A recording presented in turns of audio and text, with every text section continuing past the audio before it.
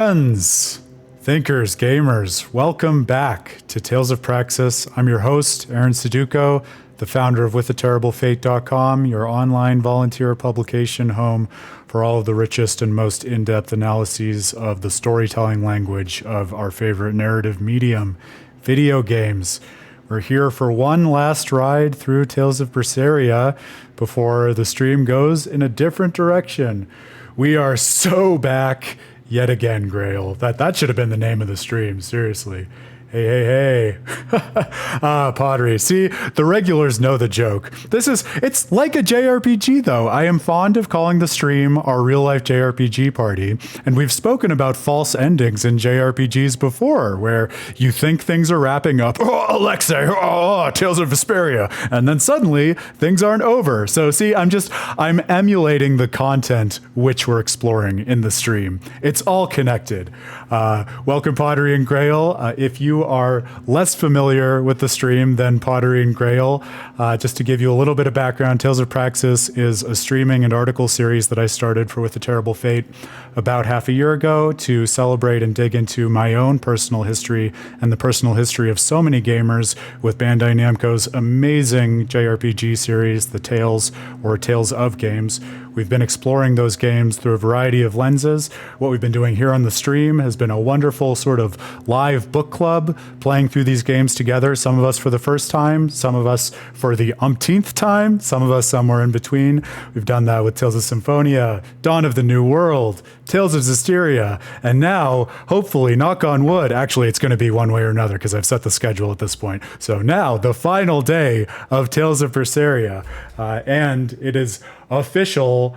I put a flag in the ground and announced it on the site's socials. You can check it out right here on Twitter. I'm not making it up.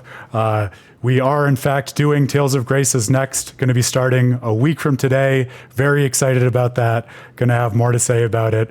In terms of the article horn of the series, while playing and working through these games with all of you fine gamers, one of my goals as a philosopher of video games and an analyst is to take the time to reflect on and study these games and publish my own views on them. Ideally, hopefully, eventually, all of them. So you can find a range of studies celebrating the games that I've worked on so far. Not all of them, but I'm catching up on withatterriblefate.com.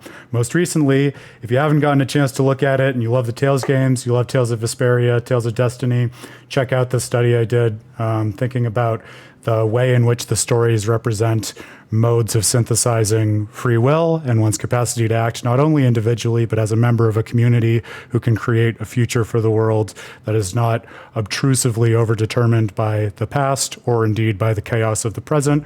Also a fantastic model for what I'm most excited about moving on in Tales of Praxis, this idea that not only are we celebrating these games, but we're actually cultivating a kind of literary gaming community where we can work through our own experiences with these games in conversation with one another to synthesize new views on them. And you'll see if you look at that, it's not only an intertextual work, it's also a mixed media work in terms of combining my views with the wonderful conversations that we've had, in fact, on this stream.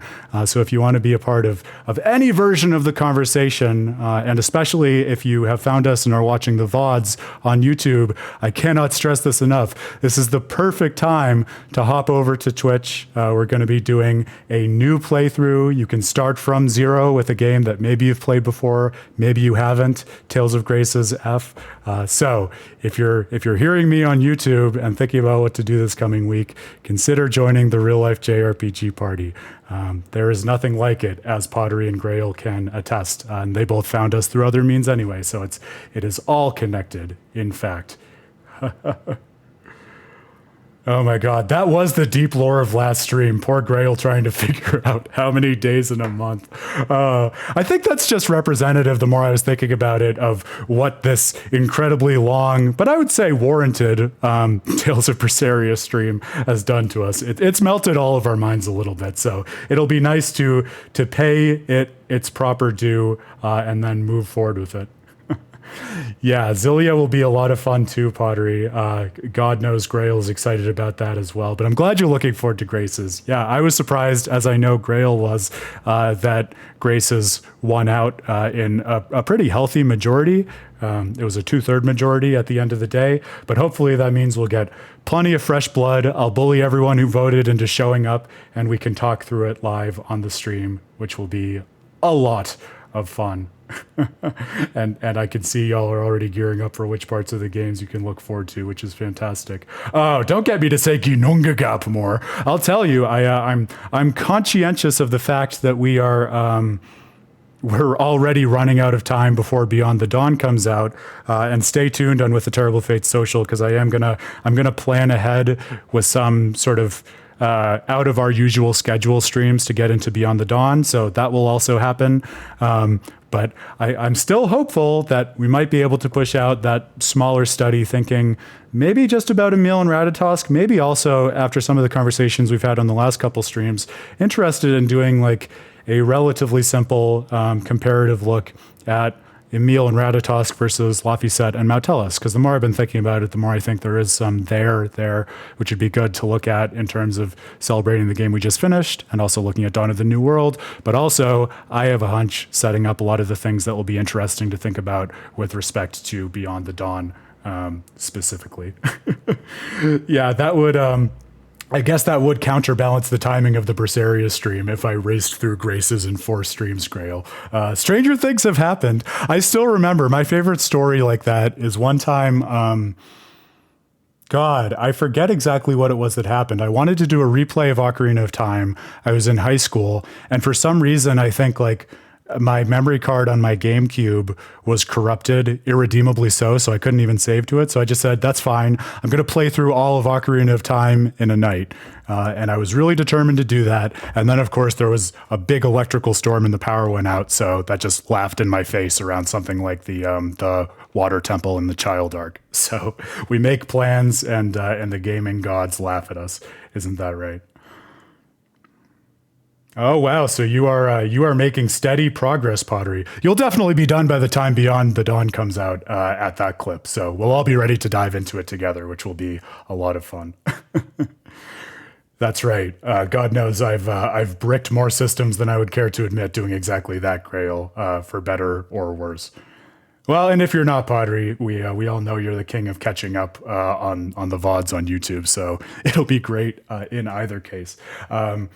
For those of you who know where we are in Berseria, have been following this crazy journey, you know that really we just have one more thing left to do. That might make this stream short. It might make it a little extended. We're going to give the EX dungeon, the Heavenly Steppe, one more old college try. We've been totally rekitted. The arts for Velvet and Eisen have been respec'd with the inestimable help of Grail. Thank you again for that, Grail. We're at a bit higher level across the party after doing yet more side content. So I'm cautiously hopeful we'll be able to get through it. If not, we can lick our wounds and say it is what it is. We'll move on. And if we end up having extra time, I somehow doubt that, but if we do, I figure the only thing that's really left to go back to is some of the Code Red demons that we didn't get through. If we have time for that, great. If not, I'm okay with letting that fall by the wayside. So that's the game plan. The one other thing I wanted to do, so I mentioned we're going to be starting Tales of Graces next week, a week from today.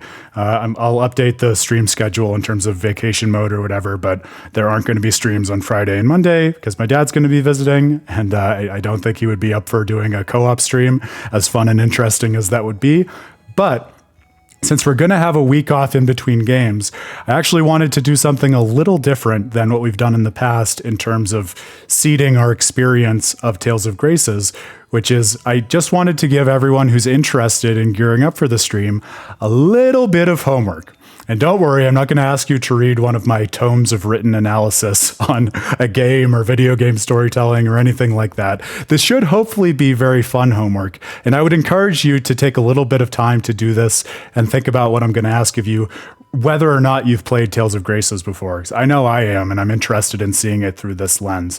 We've been in a lot of places in the last few games that are largely abstract, oftentimes ontologically concerned, sometimes cosmologically concerned, thinking about things like what is it to act well as a human, and what does it take through gestures of purification and eventually morality on top of that to achieve political and individual well-being in the world of the desolation.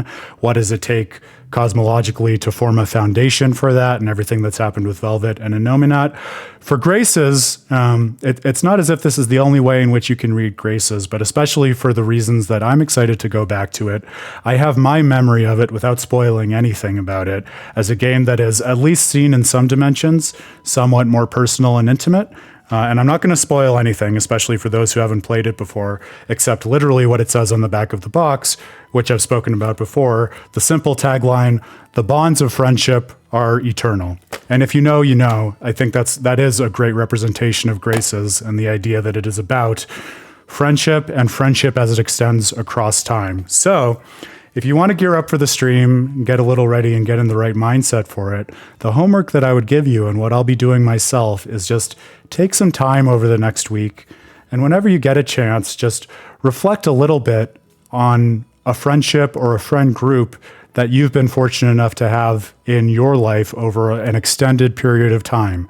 Maybe 7 years, maybe a decade, maybe 15 years, maybe even more. Right? It doesn't have to be one that has always stayed the same. In fact, thinking about the ways in which it might have evolved or even degraded, I think could be really interesting and insightful. And just asking the question of, wow, given my bonds of friendship, how have they changed and evolved as I and the other person or people in that friendship have changed over the years? And I would encourage you, especially in this age of social media, as uncomfortable as this might be, I think this would be part of what would make it really rewarding. And I'm going to try to do this. Make your memories of the friendship as vivid as you can. So if you have something like Facebook memories or old photos in your phone reminding you and needling you about these adventures that you went on with people 7 or 10 years ago, take the time to look at those pictures. Think about the context back then. And if those people are in your life now still, or even if they're not, if you've drifted apart, think about those changes and just the narrative arc of your journey with those people. And I think if we sit with that, whether or not we end up wanting to talk about those particular personal, intimate experiences on the stream, I can almost guarantee you it'll give us an interesting context in which to situate ourselves as a real-life JRPG party as we move forward and venture into Tales of Graces, which I think will be a lot of fun. So that's Aaron's little bit of homework for everyone, and hopefully that can be exciting and interesting as opposed to something that's overwhelming or feels like a chore.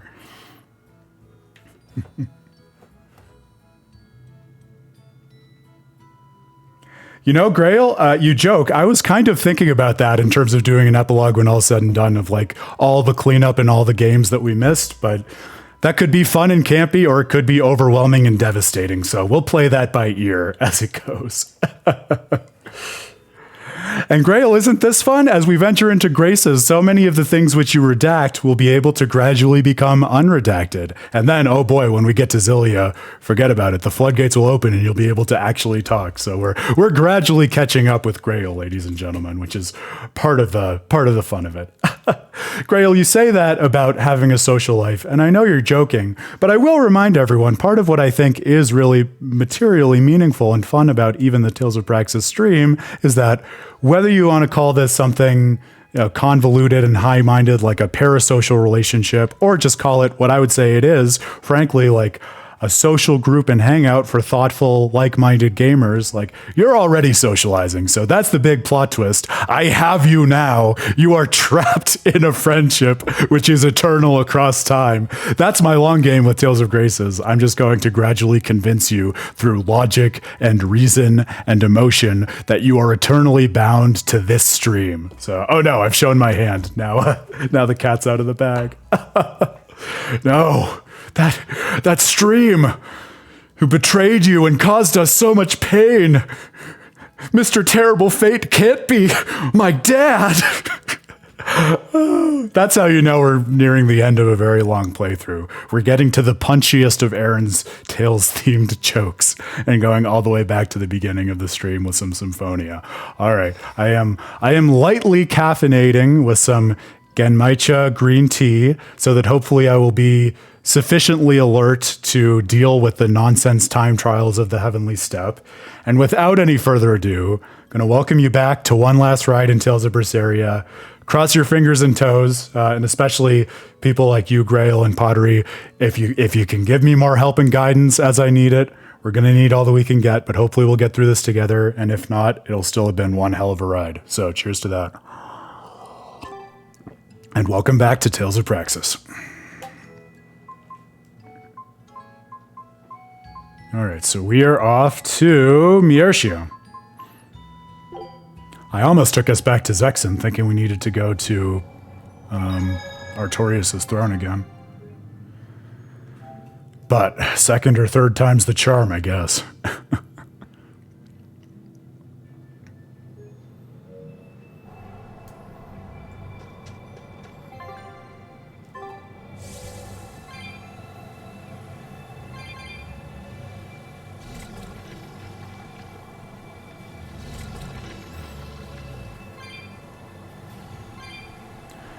I'm not going to talk about it too much because God knows we already have enough Tales games in our RAM, and we're gearing up for another one, which is not this.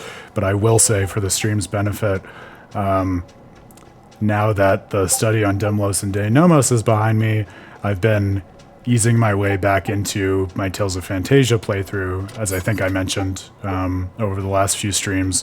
And oh boy, have I been really enjoying it.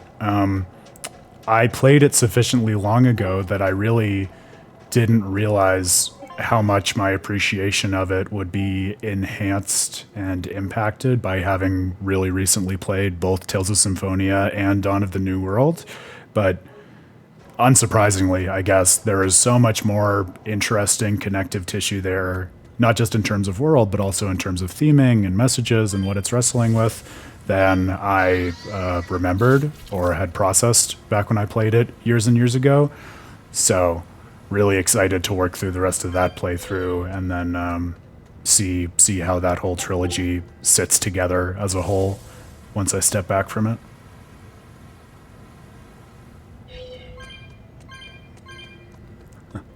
Dense is a fair word for it, Pottery. I really appreciate you reading it all. I'm glad that you enjoyed it for all its density. Definitely happy to talk through it with you when you've had some time to process it. Interested to hear what you think. I'm sure since you clearly watched the VODs, you heard me shouting you out in appreciation, even though you weren't there at the time. But now that you are here, I will thank you because it really was.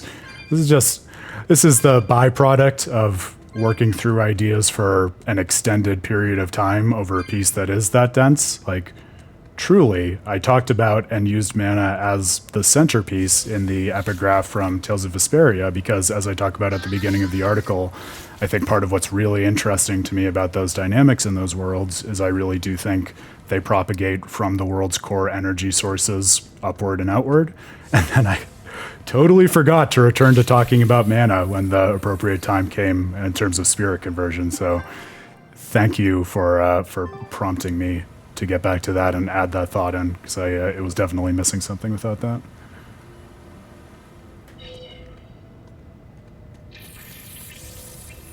Well, and when you do, when you find the time and bandwidth to help me figure out those technical aspects, Grail, I'll be grateful for those and be eager to dive into those wonderful versions of wonderful games that never quite made it over here. So we can just think of that as like, well, speaking of epilogue or bonus acts to Tales of Praxis, that could just be the extended second season when we go even the deeperer into the Tales franchise, which you both know I am more than down for on any occasion.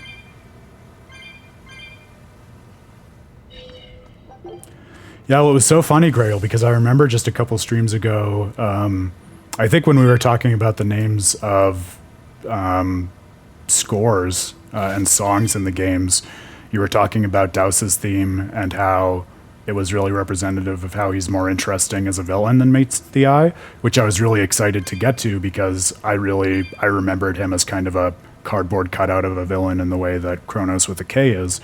And then, like, right after you said that on the stream, I got to the part in Tales of Fantasia where Archie starts being kind of suspicious and saying, like, man, I'm not really sure what Daus is trying to do. Maybe it's not as straightforward as we think it is.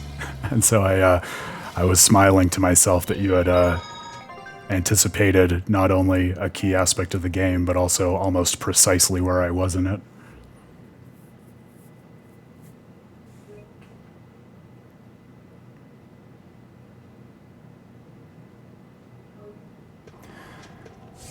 Pottery, I so appreciate that comment. And thank you for noticing the ways in which I did gesture at it. I will just say, for the benefit of the stream, I 1000% agree with you.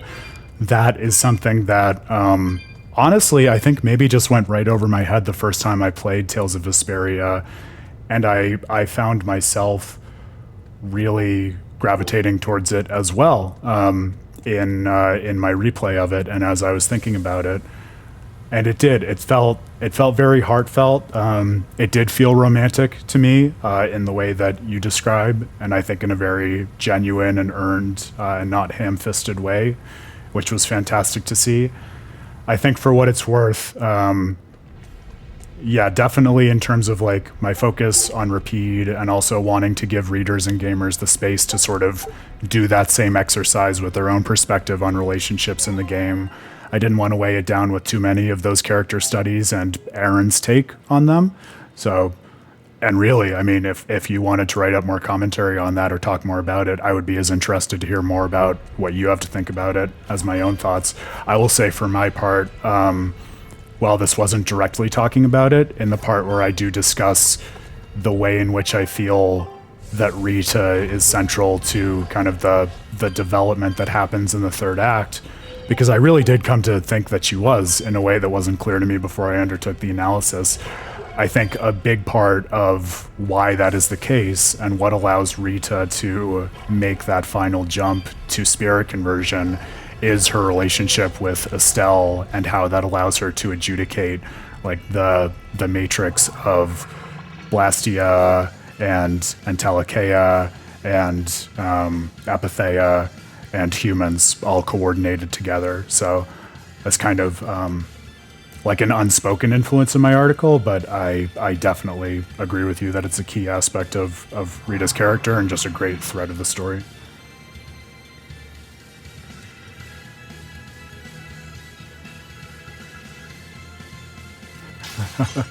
Grail, you are amazing at foreshadowing my real life. I gotta say, that concerns me a little bit that maybe you are the real-life JRPG villain or traitor in the midst of the real-life JRPG party, because they tend to be the best at doing that.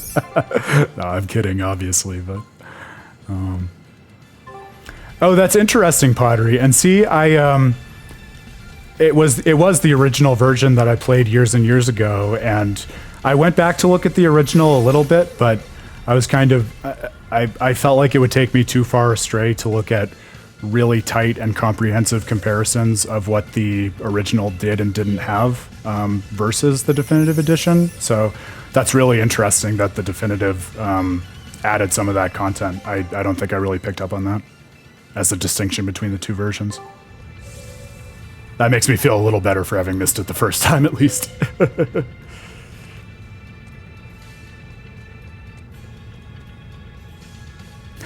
Grail being super not sus in the background. Oh yeah, and see, Pottery, I didn't realize that side quest was something that wasn't in the original, so there you go.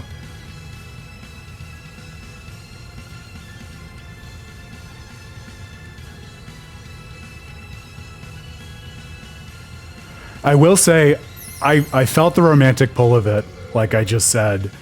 I think the other thing that's interesting about it, if you think of it from Rita's perspective, in terms of what Grail was saying about how it could go either way, is we have to remember Rita's still really just a kid, right? I mean, not as much of a kid as Carol, but she's a kid who has really like shut herself off from the world and human relationships. And so perhaps one sense in which it could go either way is, I think one way in which I might want to frame up the relationship between Estelle and Rita is that it's a relationship that is really just opening Rita up to the idea of any kind of intimacy with another human being for the first time, which is really special and cool, right? And I think because she's discovering what it means to be intimate with someone at all for the first time, when I think of it in that way, I could also see it going in a variety of directions where maybe a romance could bloom between them. Maybe they could just be really close friends. Like, part of what would be exciting to me to see evolve, after all of the events with the Edifagos, when they're able to spend more time together as they resolve to do, is, given that there is a maybe insufficiently defined intimacy between them, what kind of story would they want to tell about their future together? I think that could be really special. And the idea of it being just so pure and honest that it affords a number of different possibilities depending on, what they want to do with it going forward is very of a piece with the kind of agency that I think they have earned and enacted for themselves by the end of the game.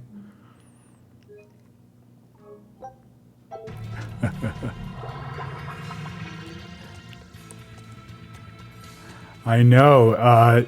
Y'all can be my guide, speaking of foreshadowing. So obviously, as you're saying, Vesperia is on the early end of the spectrum in terms of having tons of missable content, and Berseria is on the very recent end of the spectrum in terms of virtually nothing being missable. Can you remind the stream what we're in for with Tales of Graces, if I dare ask? Is a lot of that going to be missable stuff that I need to keep an eye out for, or is it a lot of stuff that we can do cleanup with at the end? Or maybe somewhere in the middle?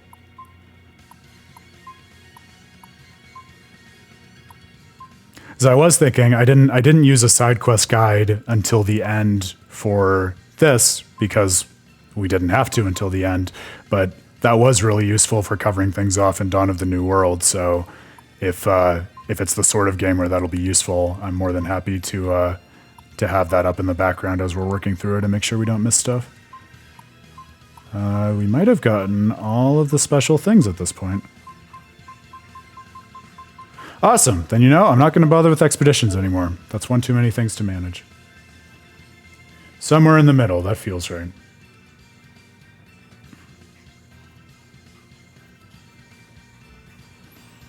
Well, in Pottery, as you know, having read my article, that commentary of yours on the relationship is totally in keeping with what I think is the most special part of Vesperia. Maybe not the most special part, but one of the reasons that I really felt compelled to write that study, because I think it does thematically and ontologically give its story the infrastructure to justify you as the player, like, choosing to read into whatever narrative you want that empowers the characters in the ways that are meaningful to you and that you think merit support. So I would be the last person to talk you out of that. I think it's wonderful that you do have such sentiments about it. All right, yeah, well, somewhere in the middle sounds about right. I'll do some research and find at least some kind of guide that I can keep up in the background then, because it would be a shame to miss out on cool side content if we can avoid it. Yeah, maybe it is worth stomping them down beforehand, since they gave us so much crap last time. I am interested to see how our time to completion compares now that we're much better kitted. I'm hoping it's a dramatic improvement, but there's only one way to find out, isn't there? Oh, you know what else I was going to do? I was actually going to make a concession and go to semi-auto, because my thinking was, as much as I was telling Grail last time that I'm stubborn, and I am, especially if we're trying to get the best time, I think we can't afford to miss as much as poor Aaron does on manual. So hopefully that will also help. I can't imagine it would hurt. I can't believe I played on manual either, Padre, but here we are. The funny thing is, I think it got set to manual at the beginning of my playthrough on accident, but then once I had started it that way, I felt committed and stubborn, like I was saying, so it was hard to go back. But yeah, we'll see how much it's improved by Aaron actually being able to hit things now.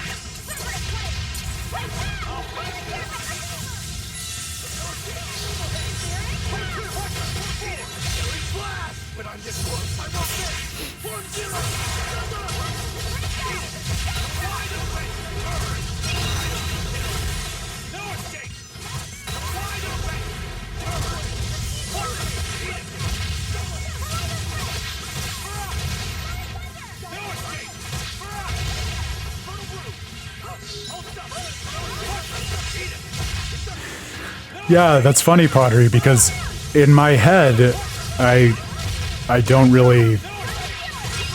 I don't think about that distinction, but when you say it that way, I totally see how that would be interesting or surprising. I'm trying to think if I have a good explanation for it. Here's the thing. I think the best explanation is that I really do. I mean, I like the challenge in the gameplay as much as anything, and I think especially growing up with Miyazaki's games being a big part of sort of my formative experiences with games and their stories that got me to think about them at another level. Like, I do see a value in difficult gameplay that can oftentimes reinforce or at least contribute to the meaning of the overall narrative. So I don't think they're totally distinct. I make the concession on the stream because, as I know I've told you all before, it's a little harder for Aaron to... Did I just miss one, or did it regenerate a spike? That was annoying. Anyway, the end of that thought was it's harder for Aaron to manage the difficulty when he's also managing the whole stream. I don't know if that's because I'm splitting my attention too much, or performance anxiety, or maybe some combination of things. But yeah, I mean, everything that everyone's ever said about like the difficulty of games like Dark Souls and Bloodborne's being a core aspect of narrative, I think is accurate and meaningful to me. So, not that every game needs to do that, but especially with a lot of these JRPGs that are so concerned with characters making the effort to overcome impossible odds, I do think there's something to be said for having to face and endure a certain kind of challenge to achieve as the player guiding those characters, and have the onus on you similarly to master the combat system and be able to actually achieve at the level that's expected of the party. Now, granted, we haven't been able to do that in Tales of Berseria, but speaking theoretically at least.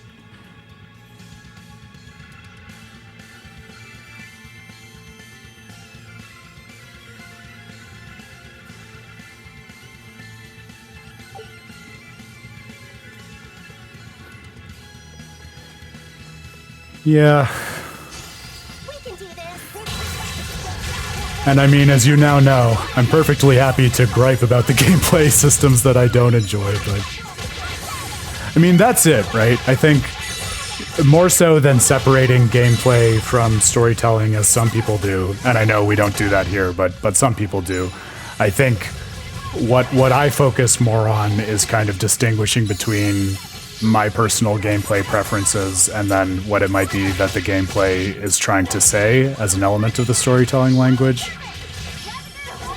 But granted, it's not always easy to do that, and especially when player response to difficulty or gameplay is part of the narrative package, where again, Dark Souls is a great core example of that. It can kind of be, even at a conceptual level, difficult to achieve that distinction, but you know, I think as much as anything for me, it's an exercise in recognizing not every gameplay system is going to be meant for me personally. So many people look for different things out of gameplay, but it's still nice to be able to appreciate it if you're able to assume that the creators of the game were trying to say something with the game as an overall package. Like, it's nice to be able to appreciate that for what it is, even if it isn't the package for you.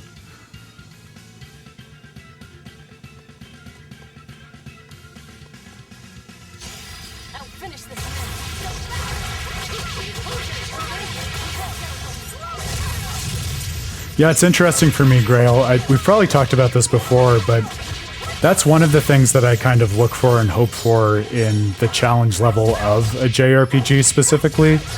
And sometimes games do really nail this, which leads me to believe that developers will oftentimes think about it and design it in this way. I like the idea of a game that almost starts out relatively simple at the point where, you know, you don't even have access to the full combat system, because the world of the characters is relatively small and they haven't had a lot of experience yet, so they don't even really know what's out there, and so it makes sense that the world would almost seem easy for them because they have a distorted perspective on it. And then as they go out into the world and actually see everything that people have to deal with and that they have to try to conquer, it gets more difficult and harder to manage for both the characters as well as the player. And then once you do all of the second act development and insights and resolve, moving into the third act and into the post game and beyond, ideally once you gain that facility and resolve, it's nice for me when the game becomes comparatively easier again. That feels triumphant and earned in the context of the story. I feel like, at least in terms of the way in which I play them, not to say the X word, but I do feel like one of the things I really respect about the Xenoblade Chronicles series is that they do a really good job of that cadence. For me and my play styles, at least. Not every game does. And of course, every player is different, so I doubt there's a game that does that equally well for all play types.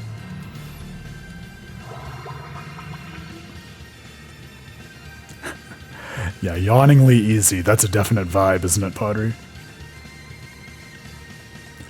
There is a sweet spot, though, for me at least, with Tales of Arise, and I know we've had sort of differing opinions on the stream about Tales of Arise gameplay in the past, looking at you, Grail, but there's a sweet spot for me where it is really just satisfying and fun, even if it's not the hardest, just like really feels like a nice mind meld between character and player in the way that we were just talking about.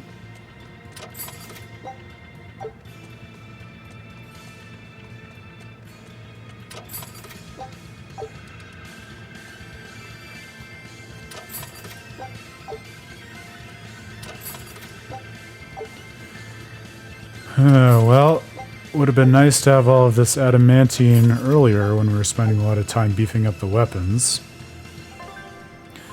I don't know. A couple of characters who didn't have adamantine stuff just got adamantine weapons dropped, I think, so we might as well check if that's better.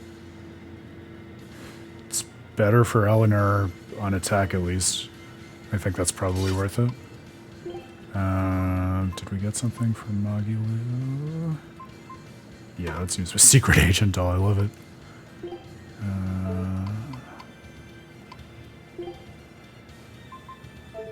Yeah, I think that's a strict improvement.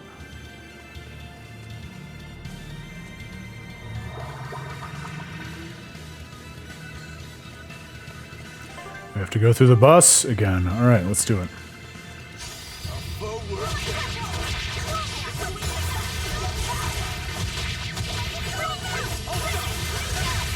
That is a great question, Pottery. I had defaulted to Asbel just because back when I first played it, I was still in the mode of just maining whoever the putative main character or character through which the narrative is focalized was. But now that we're playing it in the context of Tales of Praxis, and I'm trying to open up my repertoire a bit, I really don't know. I feel like it would be really fun to try out Sophie. There's a character, you all will know, I'm blanking on his name, but the blonde who isn't Richard, if I remember correctly, he's voiced by Jamieson Price, who, in my humble opinion, is God's gift to voice acting and maybe my favorite English voice actor for Japanese stuff, so I might main that character just because I like him so much. Malik, thank you, yes. So those would be my guesses. But I definitely want to try to go into it with open-mindedness and also flexibility. I really want to try them all out, like we ended up doing with Tales of Berseria, right? That was a lot of fun for me. I wish I had done it more with Zestiria. I don't know if I could have done it for Dawn of the New World. But yeah, we'll give them all a good go before we settle on someone or another.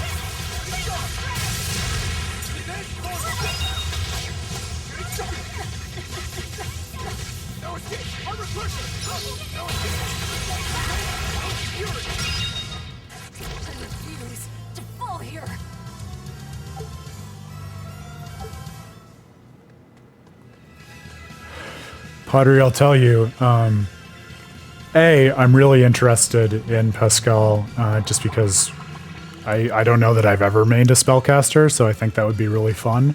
But also, I'm interested in her narratively, because as I was playing through Tales of Vesperia again for Tales of Praxis, I I don't know that this is true. I'll know after we do Tales of Graces, but I feel like I had kind of subconsciously blended Rita together with Pascal in my head and sort of homogenized some of their arcs. So it's going to be fun to disentangle those, especially a few like magic areas that are core to the two games. I feel like I had kind of mismatched in my head without realizing it. So it'll be fun to go back and clarify for that. Yeah, maybe the playstyle is some of it as much as anything. Yes, Blade Roll is forever ingrained in my head after that playthrough. Agreed.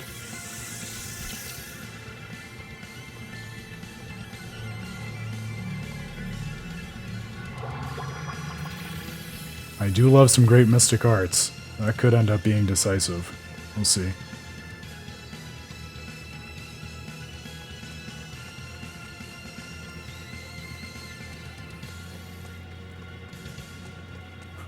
Pottery, I know you didn't quite get the Rita Estelle relationship study that you would have loved, but as far as the repeat character study went, how did you find that? Did you enjoy it? Did you find it valuable and interesting?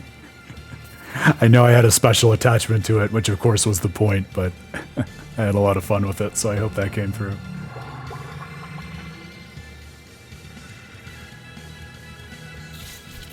Damn, that's a bold move, Grail. Maybe I should be the kind of person who does that, but I can't bring myself to. I want all the characters to have full optionality in terms of their moveset. I feel so dirty taking choices away from them, you know? Oh, maybe I'm in the minority.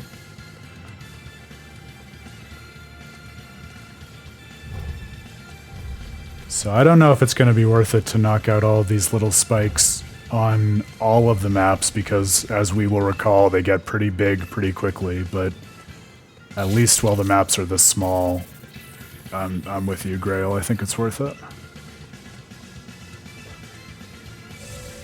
Oh, I keep forgetting I can do this, although it is, of course, minimally helpful in this contained space.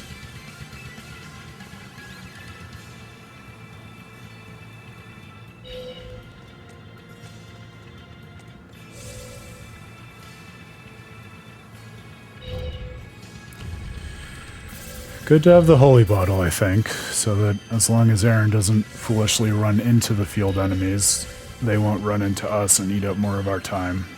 Alright. Caffeinate.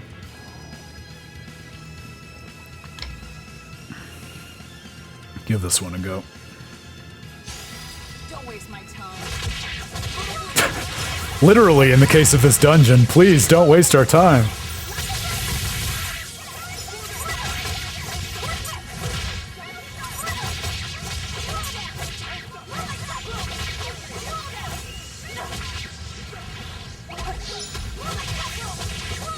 Oh, I'm glad you liked that, Pottery. Thank you.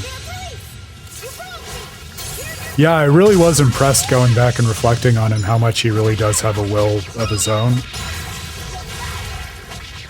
Because it is easy to think that Yuri is kind of just speaking for him and being a direct translator, but I think the game wants us to take Yuri seriously when he says in several skits, like, no, I don't actually speak or understand dog. I'm just saying whatever I think Rapide might be saying, but Rapide, like, clearly demonstrates that he has interests that, while they oftentimes align with the parties, are not identical with them.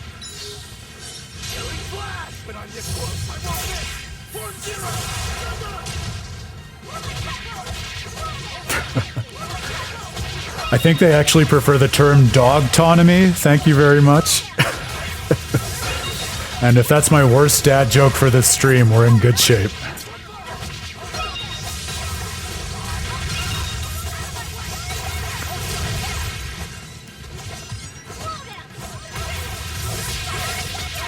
I'm afraid I don't have a fancy explanation. I'm just saving the world and doing the Nagig and uncovering the ancient secrets of my people because I want to.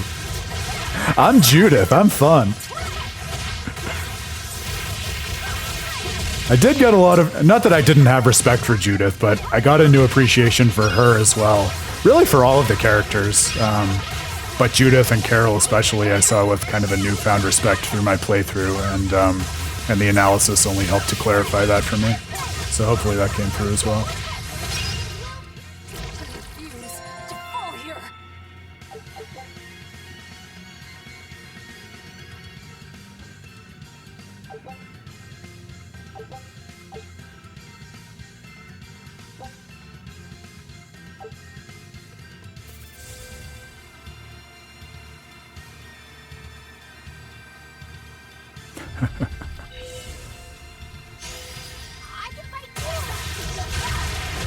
That is a little bit of a regret of mine with my particular playthrough of the definitive edition, because I ended up being really interested in Patty, and that was why I gave her the attention that I did at the very end of the piece, because I do think that people are too quick to dislike or dismiss her as a character. I think there's a lot of interesting stuff going on there, to be sure. But I think I was too quick to dismiss her as a party member because, like we talked about a while ago, I can easily see how she would be a fun party member to play as, and she's so different than all of the other party members, and even party members that you typically get in a JRPG. But I think it was hard for me to wrap my head around how different her gameplay was. So don't think I gave her a chance. Oh well, just another reason to spend another 120 hours on a full definitive edition replay, maining Patty.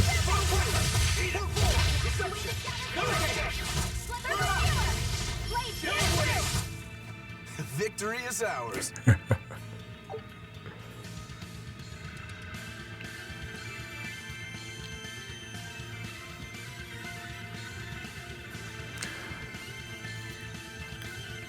Yeah, pottery. I would say that was one of the parts of the conclusion of Vesperia, actually, that I would say sits really well with me only after having done the analysis, because that was part of it that was so confusing and unlikable to me as a kid. And I talked about this, I don't think it made it into the article, but I talked about it when I shared it in the Tales subreddit and stuff like that. I really didn't like Tales of Berseria as a kid, and a big part of it was because of how just individualistic the characters were all the way through the game. It felt like it lacked continuity and alignment and a singular narrative thread. I think where I ultimately came down in terms of what it is that the characters are able to achieve, and what I try to argue in the piece, and I hope it comes through, but I recognize, as you said, it's very dense, is I think what's so special about Tales of Vesperia's conclusion is that it answers this question of, in a present tense that is so chaotic with so many individual actors, how is it possible to coordinate any kind of future action with this really cool model of a tight community focus, which I think it does have, especially at the end, but a community that is made tenable exactly because it empowers all the individuals within it to tell their own stories. That to me really helped me to wrap my head around not only the ending, but especially the one-on-one confrontations with Duke, and why I think that's actually really important as a thematic repudiation of the kind of solipsism that Duke falls into, and what it is, on the other hand, that the party members have come to represent and enact as their ethos and principle of action in the world. So it does actually sit well with me now. I think the magic thing about the game for me is it shows how individuals can create really supportive and mutually understanding communities because of their individuality rather than at the cost of it. Which honestly, if anything, it's led me to rethink how I feel about other JRPGs that are just more one-dimensionally community focused, because I think oftentimes in many of those games, if the narrative seems more unified, it's probably because the characters have kind of become a little more homogeneous in terms of what it is that they're after by the end of the game, which doesn't have to be a bad thing, but I think Tales of Vesperia at least has led me to believe that oftentimes does come at the cost of at least a little bit of autonomy, which maybe sometimes it's worth it, maybe sometimes it's not, right? So it's that was one of the things that really encouraged me to dive as deep as I did into the study and look at it in comparison with Tales of Destiny, because I think they both give really thoughtful and challenging models for what it is to act as people and relate to other people, not even just in the stories of games, but in the real world. Like, those are models for developing one's principle of action that I'm very seriously thinking about in terms of how I might want to act in my own universe and the communities in which I'm engaged, and how I might encourage others to act in theirs as well, which is why I sort of conclude the study with the real world commentary that it ends with.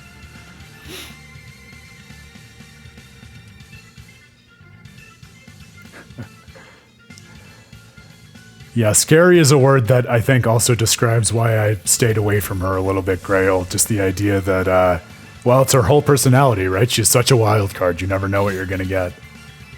At least speaking as someone who will admit he is a relatively uninitiated Patty user. So maybe once you get deep enough down the funnel of using Patty, the randomness kind of falls away. I think I made this comparison way earlier on the stream, but she feels a little bit to me like the Mr. Game & Watch of characters in Tales games in terms of her whole moveset and approach to combat. Which I recognize that can be fun, just I never play as Mr. Game & Watch in Smash Bros. Either. I can't wrap my head around that kind of character. Yes, if you like gambling, then you like Patty. There you go. Fitting for a pirate, I will say, like, the moveset feels to me thematically of a piece with everything else that she's about. Smash Player is putting it very generously, Grail. I suck at Smash. I am not competitive. If you remember my buddy who has also contributed to the site, Matt McGill, who was here for some at Dawn of the New World and stops in and chats sometimes, he is a proper Smash player with a capital S and a capital P. Like, he has competed in tournaments. He's amazing. He has actual characters he mains and all of that. I'm a filthy casual. I just like to throw it on sometimes and play the characters you would expect that Aaron likes to play as. So characters like Link and Sheik and Shulk, of course. And I lost my mind when they added Pyra and Mithra. I was so happy about that. Sometimes some of the Fire Emblem characters, even though I'm not really a Fire Emblem guy, like the Robin and the character who can turn into a dragon, whose name I'm blanking on. Those are some of my go-tos. I wouldn't say I have someone I main categorically.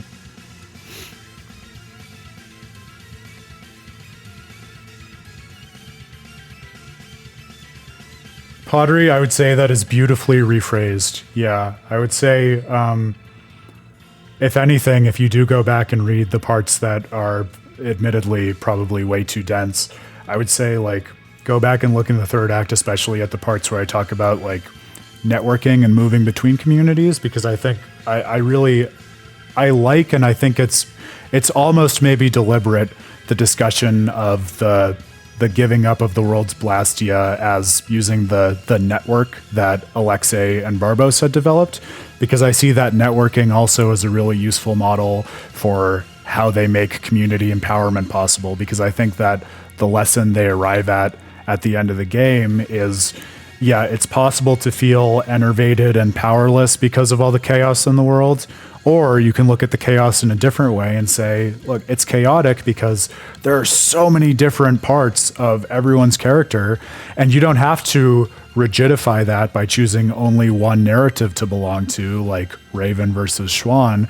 In fact, you can tell different stories of yourself that describe you as belonging to different communities, like the way in which Raven is able to help Brave Vesperia in their mission of overcoming the Adaphagos, but ultimately also, like, accept the recognition that the Imperial Knights want to give him, and live in those not as a tension, but just as these two different aspects of himself that are equally empowered.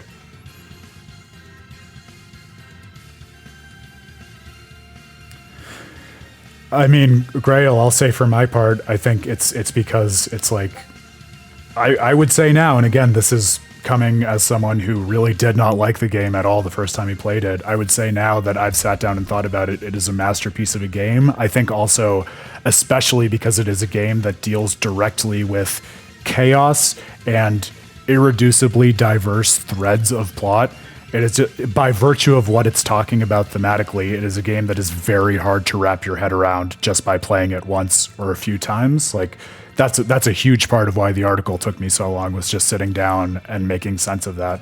But yeah, that's part of what I try to emphasize in the conclusion of the article, is this thought that the whole article is couched in terms of what is the symbology of these swords. So what is the symbology of Dane Nomos?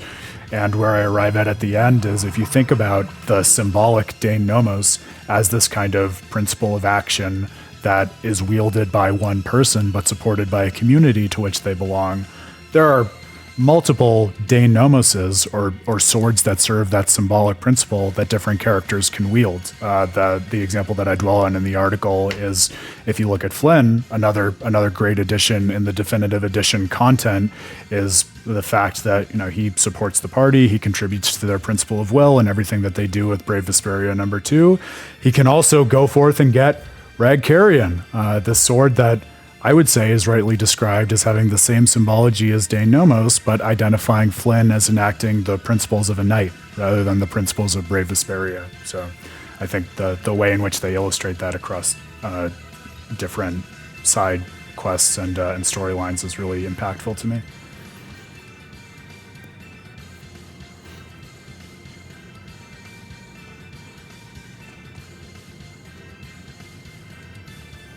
Yeah, I feel you, Pottery. I think for me, like, that nagging tension is part of what encouraged me to study it and analyze it. And I think it's one of those tensions that, as I read it, is a good one, because it is a tension, right? If you just think about like the idea of what it is to belong to a community, but also to be the captain of your own ship, to paraphrase our boy Eisen, like, I think those two concepts do sit in tension. But that's part of what has led me to be so optimistic about the take of Tales of Vesperia, and to see it as something that is so empowering in terms of like the praxis it encourages in the real world, is that while that is a tension, it's a tension that can be resolved and actually bring together groups that don't sacrifice people's individuality.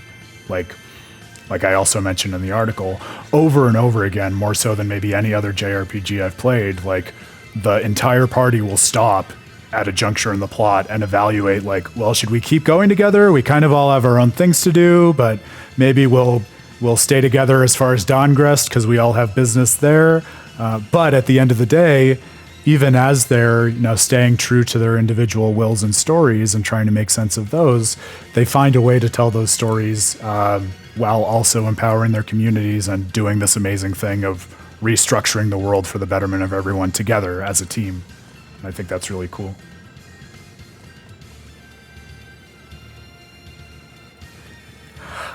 I really wanted to do that. And if I did go back and look at OG Vesperia or extend the article, that would definitely be the main thing at which I would look, because, as much as I didn't go back and do a side-by-side comparison of everything in OG versus Definitive Edition, I definitely looked at a few scenes, like, especially even just the ending cinematic, in terms of how that plays out in the Definitive Edition versus OG, where Flynn is looking on and cheering the party on from a great distance. I think it definitely tells very different stories and strikes very different notes.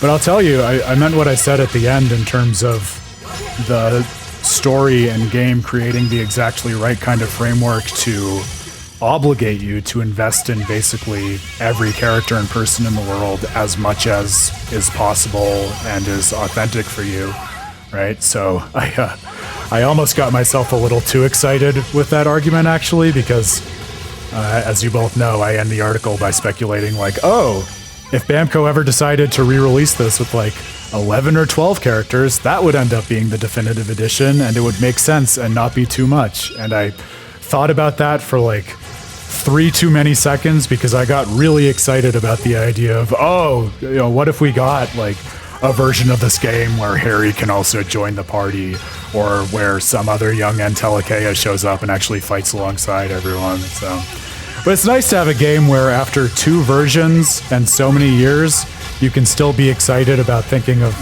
different variations that could logically extend it. and everything that they do with Flynn and with the addition of Patty, I think, just is demonstrative of that. Zodia and Witcher, yep, another great example. That would be really cool to see. Playing as the Spiral Draco.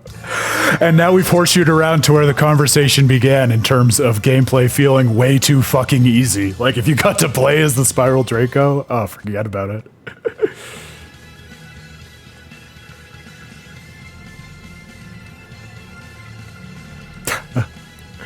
I would not argue that point, Grail. Definitely, as much as I love the concept of it, the redubbing and the new dubbing technically doesn't make me as excited at the prospect of it. Yeah, that difference between Witcher and Rita strikes me as resonant, Padre. That feels right. Because Rita did similarly, hack a lot of magic on her own in terms of what worked for her in isolation in a similar way to what Yuri did back when he was more of a vagabond and a vigilante than someone contributing to a guild or anything like that. Looks like we might have just gotten a better weapon for Laphicet too, which I'm excited about. Grail, stop, you're burying me in ideas. Tales of Destiny Director's Cut versus OG Vesperia.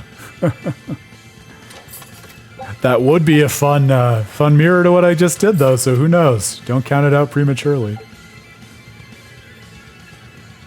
Yeah, Jaeger, Nan, and Tyson, that would be cool.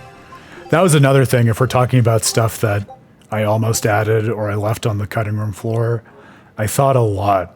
I spent more time than I would care to admit sitting and going for walks and thinking, should I talk more about Nan? Because I think we can all agree there is more to say about Nan.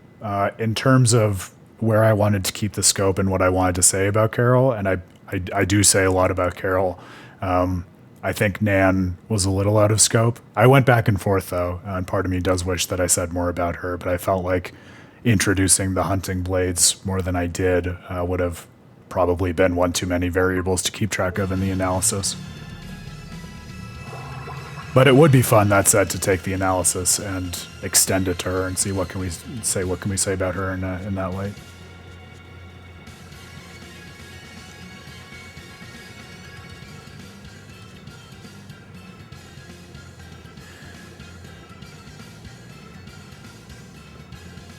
Yeah, I would go with your second instinct there, Pottery, personally. That was part of what I was wrestling with in terms of trying to make sense of the conflict that evolves between Zodia and Yuri. I think they struggle with pretty much identical issues just from different vantage points in the world, and which to me is why Yuri is able to ultimately help Zodia overcome her own misgivings and challenges with her relationship with Flynn and how she wants to interact as the Flynn Brigade with the rest of the world, because Yuri has pretty directly been there and can help her to see things sort of from her own perspective in her own language. Okay, I'm gonna stop and make sure that I have the map of where we're going pulled up, because we know this is where I fucked things up last time, and I want to make sure I have a map of where all the little shadows are.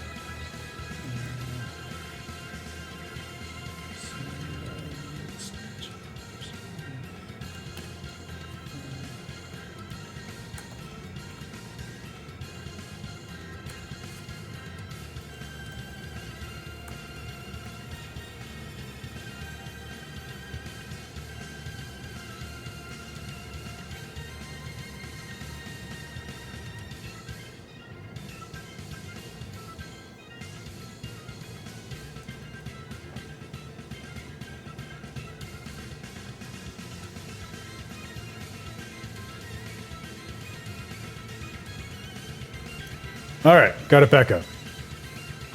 I made the foolish mistake of closing out of the tab, but thank God for being able to search through my own history efficiently.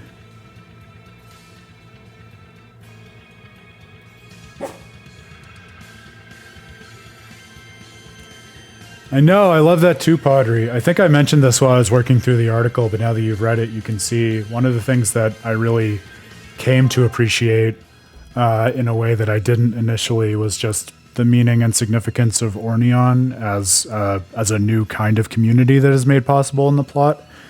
And I really did feel like, as much as that's representative of everything that the party has gone through up to that point in Act 3, it's also like very directly a consequence of the way in which Yuri is able to help Sodia and overcome her own conflict and the conflict that they've had, which I think is really just quite beautiful.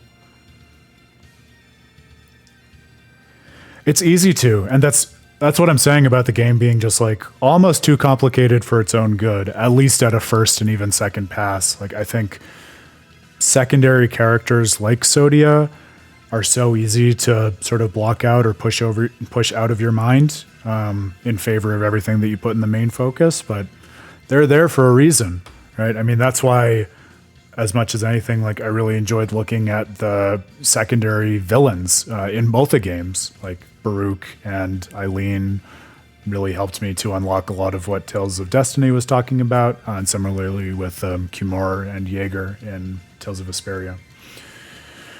All right, cross your fingers and toes we do it better this time, my friends. You'll be rust on my This is the decider.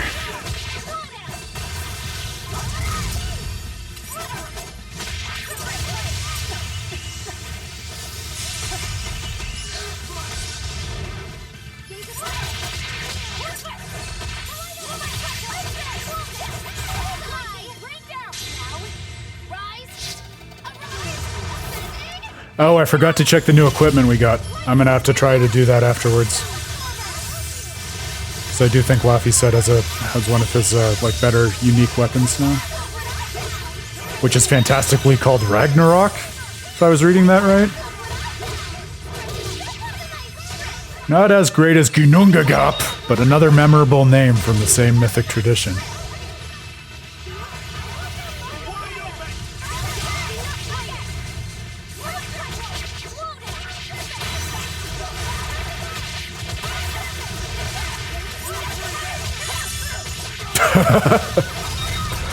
Speaking of foreshadowing, this is how you know we're moving into game number 5 on the Tales of Praxis stream. Also, like the layering and intertextuality of our jokes are reaching previously inconceivable heights. For better or worse, but I'm gonna choose to say for better.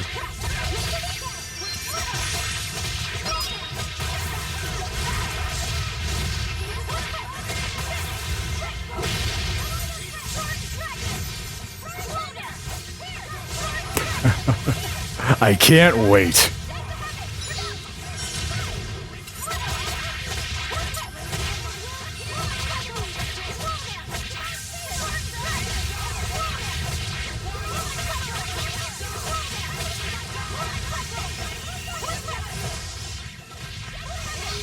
Are these idiot trees healing themselves?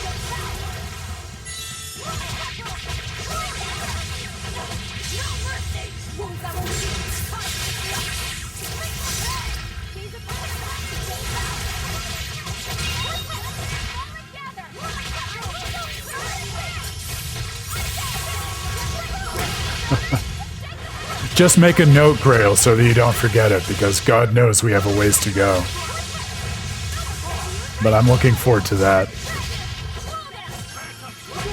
That, as much as anything, is interesting enough to spur me on to complete Tales of Praxis, because, God, the idea of a joke that only makes sense with every single one of these games under our belt. It sounds like it could be the mother of all jokes.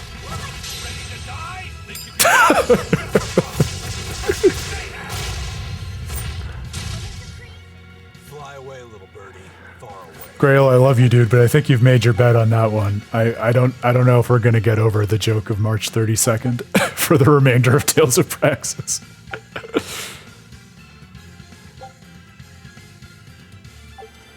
All right. Oh, and I didn't get rid of any of the little evil dark urchins, so hopefully I'll have better time of not running into them this time around. We'll find out.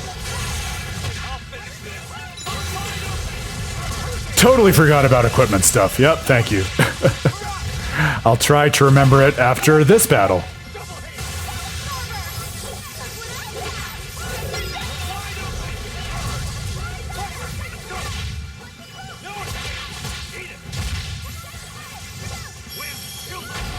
I feel like March 32nd is also just a great joke because obviously April 1st, right after March 31st, is itself a joke, so... See, it's all connected. It was intentional. That's what Grail was going for all along. Oh, wait, this is a... Oh, no! Oh, fuck. I was gonna say, this is a modern Tales game. We can reassign equipment on the fly in battle, but then I remembered that because the developers are great, they left the time running when we're on the pause screen in battle.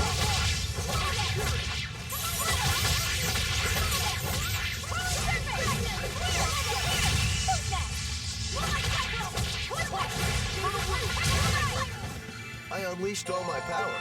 Maybe I overdid it. Alright, so, but it doesn't... I don't think it keeps going while we're here. That would be really mean if that were the case. I have no way of validating that. Oh, that's so much better. That's fantastic.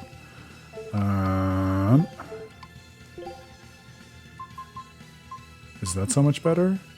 No, that's not so much better. It's new, it's not so much better. I don't think that's worth it. Alright. I would believe it, Grail.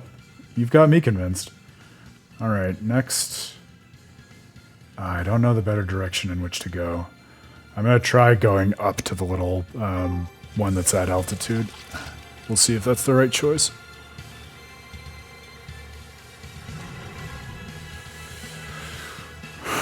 So far, I'm feeling pretty good based on that first battle, but I won't lie to you, my friends. I am nervous.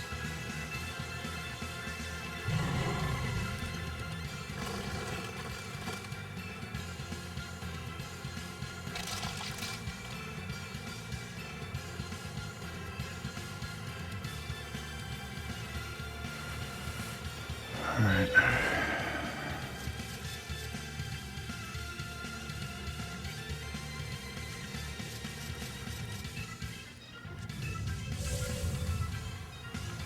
Forget about the Geo board. Give me the jet boots. Where's the fucking thing? There it is. Right in the middle of the monsters.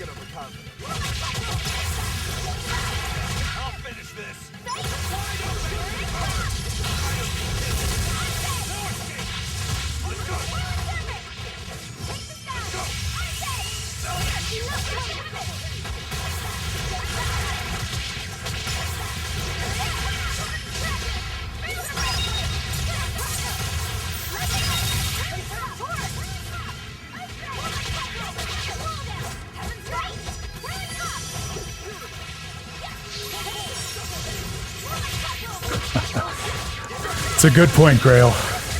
It's nice to be a little bit fresher.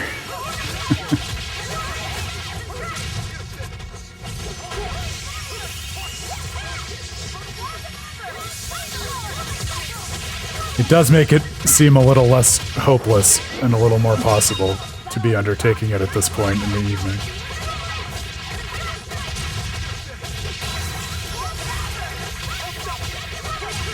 I feel like Velvet is just a perpetually spinning top with this art combo that you set for me, Grail, which I love.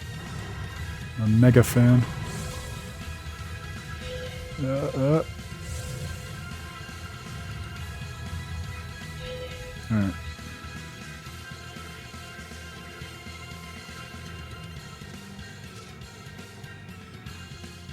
Alright. I just can't let them get me on the way back.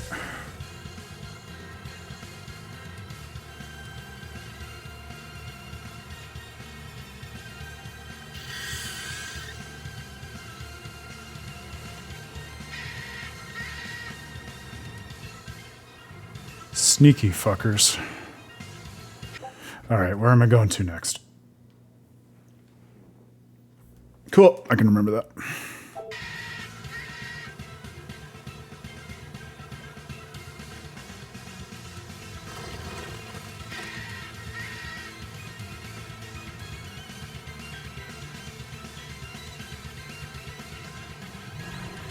I suppose you can spot them from decently far away on the map if you know what to look for.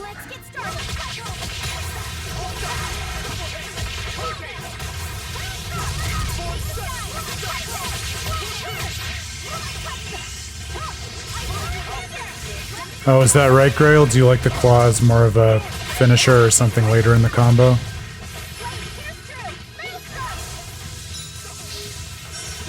I just feel like it's a nice way of plowing through and getting a combo started with a guaranteed finisher, so it's kind of just my go-to move.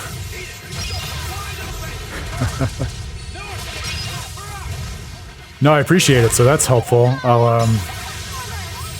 I'll try to hold off on it then.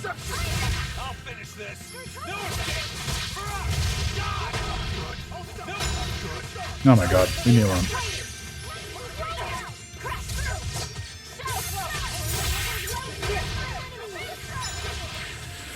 Well, I do run out of souls pretty consistently, so maybe that's part of the problem too.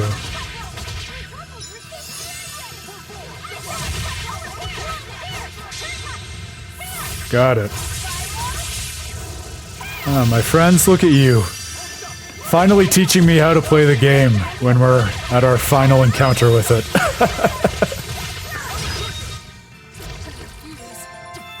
I'm feeling good though. I'm hoping this doesn't jinx us, but I would say it does seem like we passed the minimum threshold for being able to progress through the step here.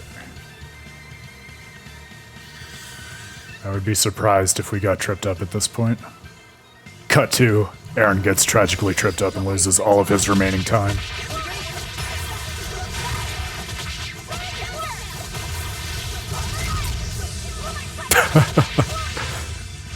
Fair enough, Pottery.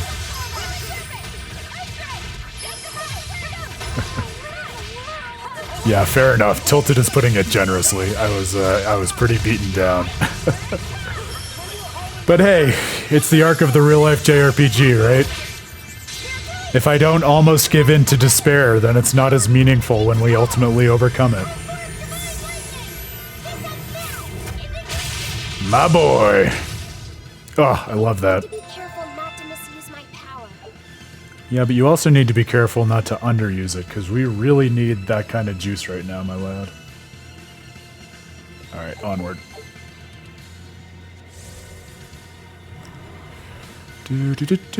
Oh my god. Fuck these controllers, dude.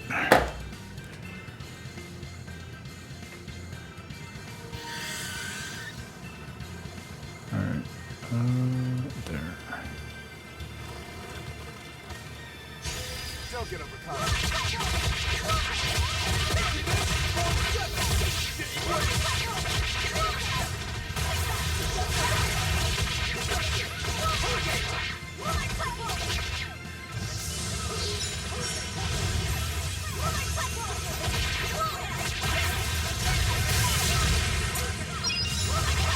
Yeah, I get what you mean, Pottery. I kind of felt the same way. I think in Arise they probably feel like they can get away with it because the combos with the two characters, the proprietary name of which I'm forgetting, are kind of Mystic Art adjacent, and you're using those all the time, so it's not like you need to rely on Mystic Arts to make every battle or every other battle really cinematic, since you have something else in the design language for that. Boost strikes, yes, thank you.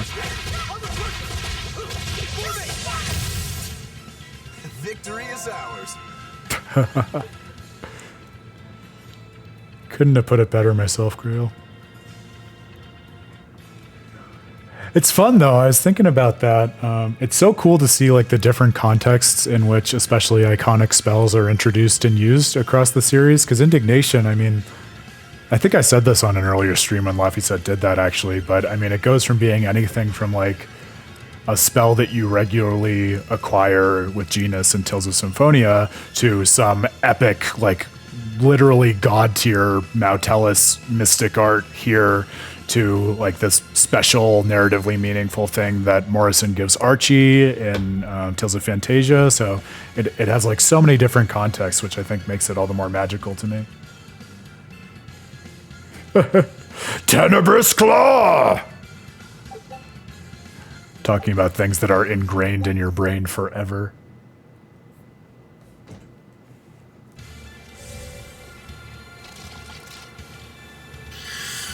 Speaking of de nomos, that is the one true law in Tales of Arise.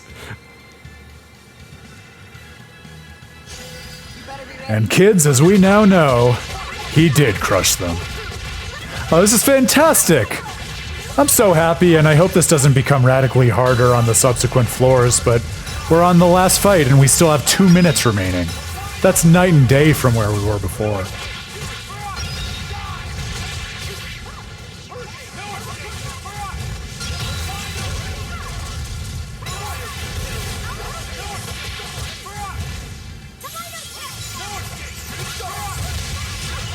Yeah, that's always felt more natural to me too, Grail.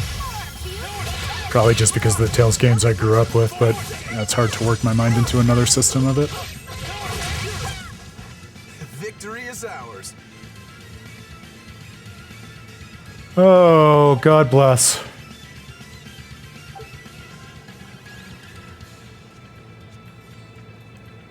The Empyreans were kind to us today, my friends. Let's keep it going. We will find the door into heaven.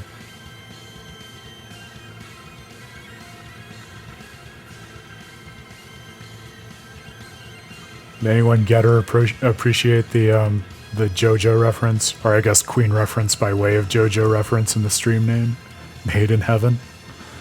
It's the best I could muster for a stream about the Heavenly Steppe that's, you know, centered on an alleged doorway to heaven. I felt pretty good about it.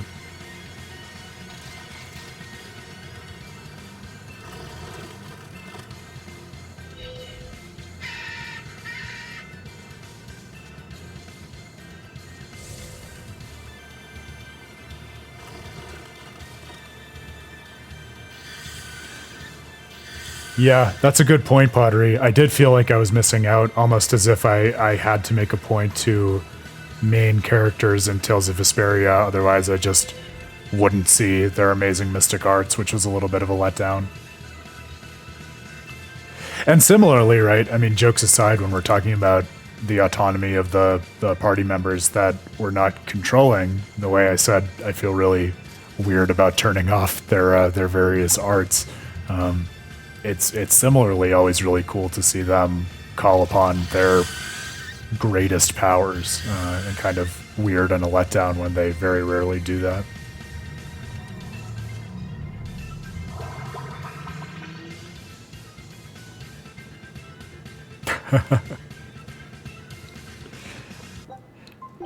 Grail, the selfish party leader.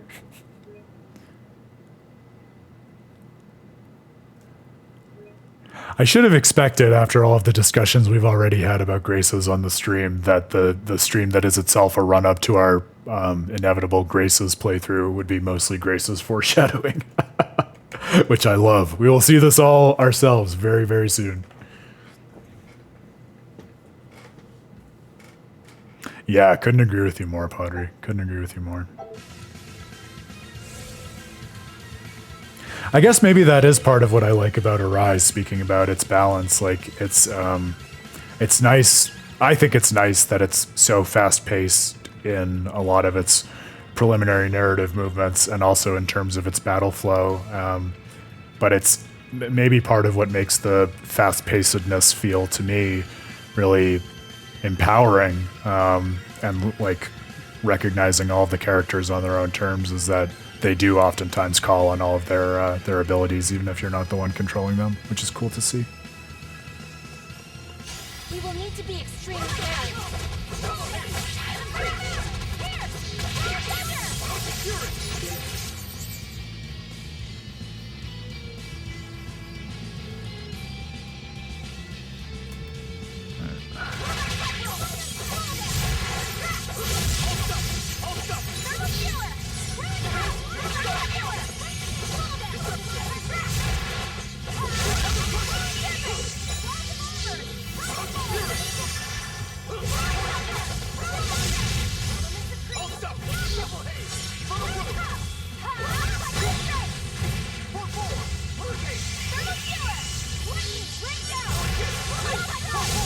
Yeah, I did feel like I missed out not doing that with Patty, that's fair.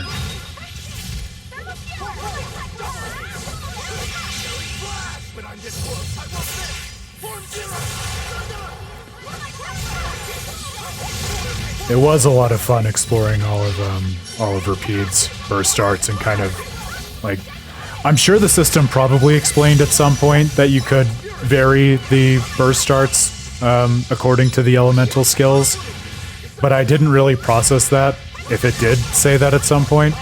So I just felt like I was naturally discovering it, which made it all the cooler to me. Oh, there you go. So reassuring that I didn't miss anything given all of the time I spent with that game and with that system. I did find myself wishing, and while we're talking about it, tell me if this was just me, but I kind of wished it felt like it should be the sort of system where you could master all of the different elemental variations and then you get one like super burst art that combines them all or can only be unlocked after you've done that for all of them.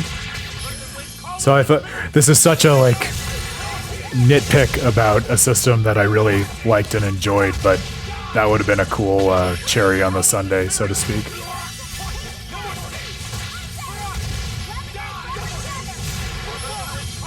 Oh, we have a meaningful name. Uluyankas. Look at you looking stuff up for us, Grail. Thank you. Alright, so in Hittite mythology, Uluyanka was a serpentine dragon slain by Tarbuns, the Hittite incarnation of the Hurrian god of sky and storm. It is known from Hittite cuneiform tablets from the former capital. The contest is a ritual of the Hettian spring festival of Peruli. Amazing. And I feel like that's definitely not the first time we've seen a mythic dragon from some different mythology brought in. I think that happened in Zestiria too, if I recall. I love that. Thank you for pointing that out, Grail.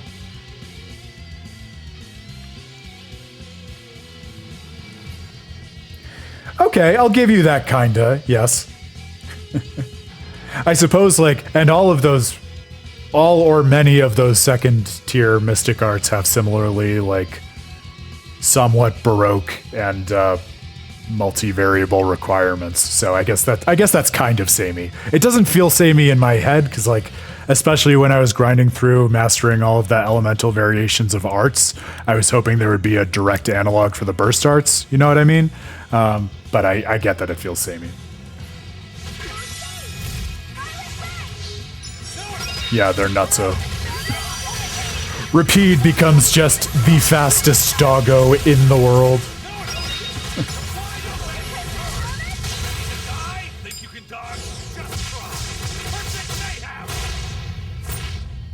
Oh yeah, I think that's how we got onto Douse during the stream a couple times ago. I'd forgotten that.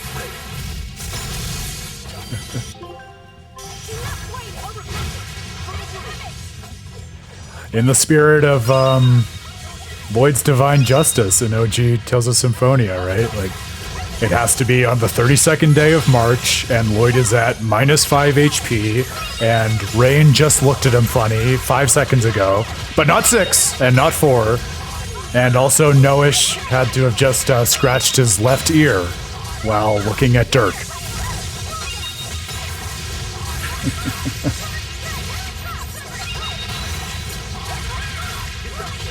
It is fun. I can appreciate that too. I have to imagine that's how people who are serious Pokemon fans feel about all of the special requirements for evolving certain Pokemon, which I always just find very obtuse and difficult to remember and hard to execute, but I guess to each their own, right? Because I do recognize and respect what has to be the same design philosophy at work in these Tales games that we're talking about.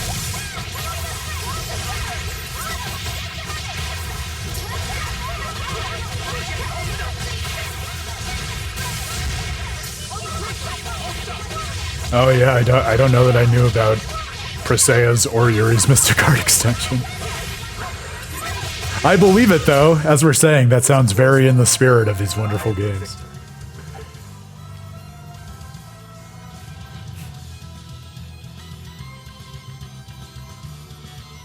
Yeah, I think that's right. Killing Duke with a Mystic Art is the last special mission. I don't think it has to be Yuri's, just a Mystic Art. Speaking of Mystic Arts, got the one for Rokuro and Aizen.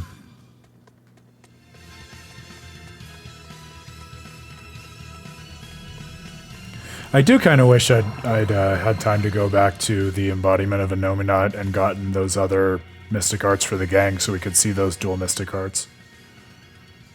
We found you, cats. You better be a good little. Not a have to have, but would have been a nice to Of have. course.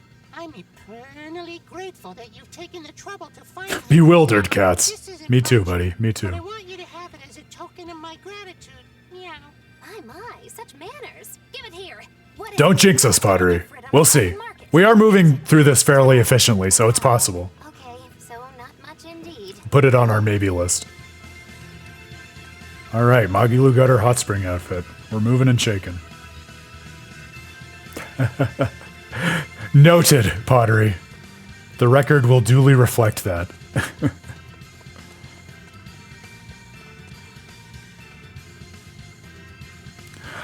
I think I've said this on the stream before, but not in a while. I do love those moments like what you were saying, Grail, in terms of feeling powerful, killing Duke with a Mystic Art, where just there are certain found moments of storytelling in boss fights in the Tales games that you couldn't engineer, you couldn't contrive if you tried, but sometimes they just happen. Like my favorite example of this for me in my Tales history will always be on my first playthrough of Arise. And I guess I'll give a spoiler warning for Arise if anyone's watching and hasn't played it. Just skip the next minute to minute 30 seconds. But on the first time fighting Ganabelt, I was on hardest difficulty. He was pummeling the party, and we had winnowed him down to a pretty low amount of health. And you might remember, speaking of indignation, Ganabelt's thing is spamming indignation at the end of the fight to just wipe out the party.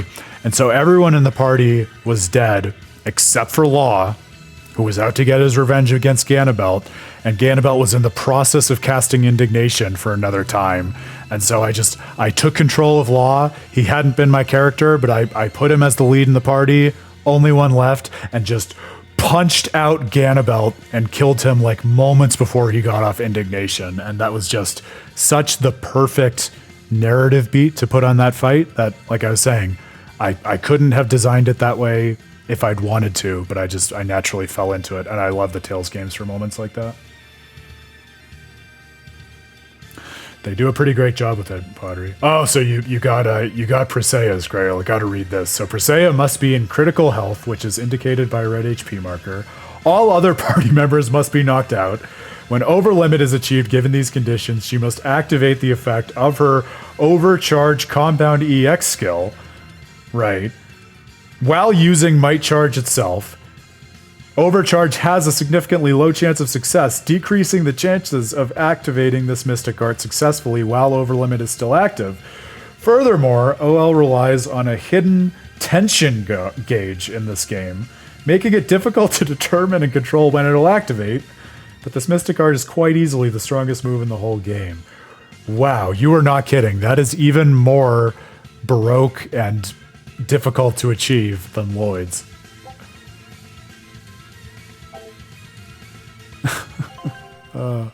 But you gotta love the games for stuff like that. It does lend them a certain kind of magic. And remember too, like, because we can just look that up so easily now, but think back to playing that as a kid and just maybe not discovering that, because it would be amazing to just discover that. But to that point, like, imagine discovering that, or I'm sure we all have moments of discovering similar secrets or things that the game doesn't tell you about like that. And they're such a special magic to that. And it was really that kind of magic, I think, that was a huge reason on account of which I was encouraged to play and replay the game so many times. Man, I just really love the Tales games, you guys. This is a good vibe to have as we're wrapping up a playthrough and getting ready to start the next one. Ooh, I don't like the looks of this. Not one iota. Maybe they're just walls, actually, as I'm looking at it. No, they're not just walls. So what the fuck are we supposed to do?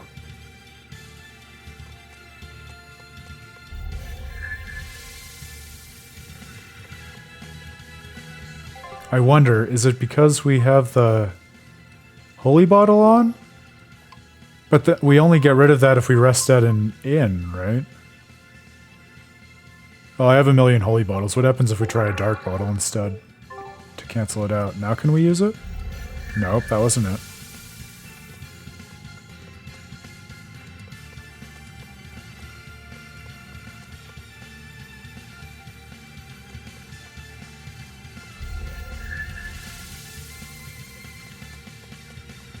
Do we just have to hug the edge?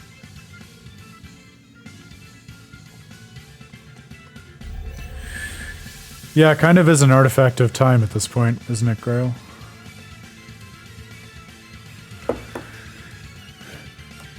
Okay, well, I can look this up unless one of you has any idea what's going on, because honestly, I'm a little lost.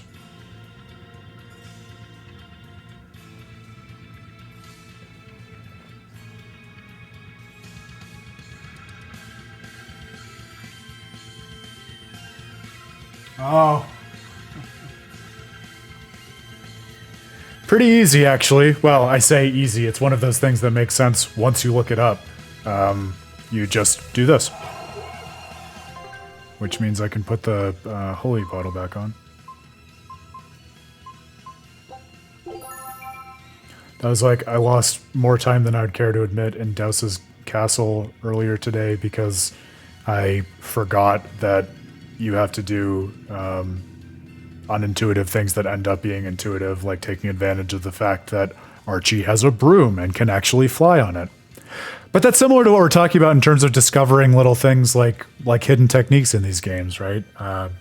For all that I was griping in the moment about the geoboard, like it is nice to have those moments of discovery that aren't totally handed to you, and you kind of uncover and solve the puzzle or discover the hidden ability as you go.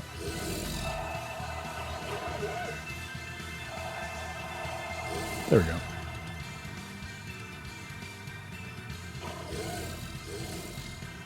So the key here is we also can't touch the walls, or that will similarly punt us back to the beginning.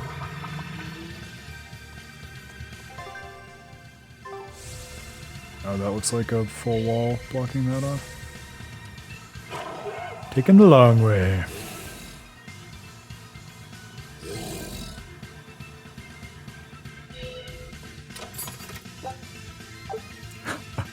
That's not new. That's not new. I've said that this is growing on me. If you're referring to repeat snowboarding, then no, that never grew on me. But I think it was in comparing this, in fact, with repeat snowboarding that this boarding grew very marginally on me. I know. It's because I think my boy Rapide deserves better than being made a mascot for a wannabe snowboarding company. Spoken as a dog owner and a snowboarder, I might add.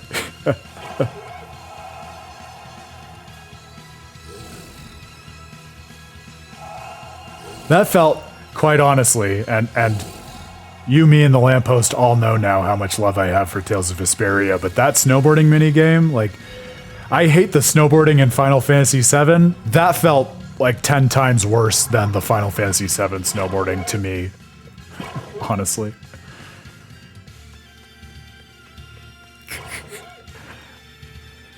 It's a good point, Grail. Yeah, if we show up next week to do Graces and I'm totally refreshed and back in Aaron's normal mindset, then we'll know that it was just the tail end of Berseria that frayed at my sanity. No, not totally divorced from the content of the game.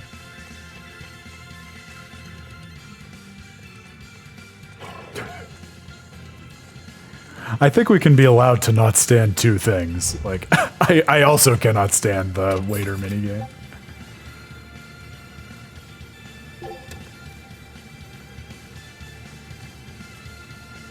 I can deal with it sometimes. And 3 guesses which Tales game I'm alluding to when I say that I can deal with that waiter game sometimes. But yeah, it's never one I'll go out of my way to undertake. Because I was so invested in Rapide, I did really try with that snowboarding game. I gave it the effort. I wanted to be able to do it, but I felt like I was trying to play like a Flash game that had been rendered in MS Paint. It was felt like such a disservice to my boy.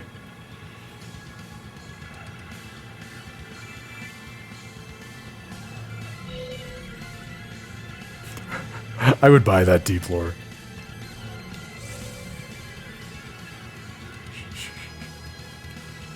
We're Duke on the inside, but desperately trying to be Yuri on the outside. Oh, isn't that just the sad, sober portrait of humanity?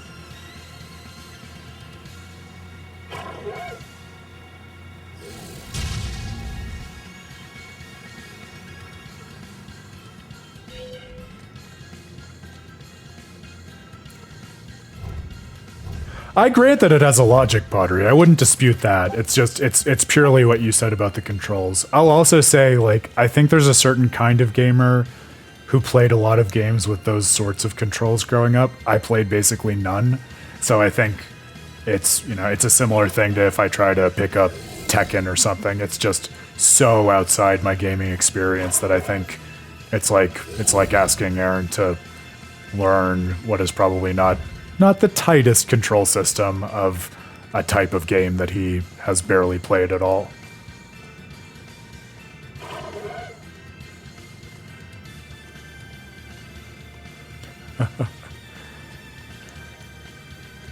Pottery, I know you haven't played Tales of Destiny, but I talked briefly in my article about the Tower of Knowledge that it has, where it features like a bunch of texts that actually explain things about the history of the world.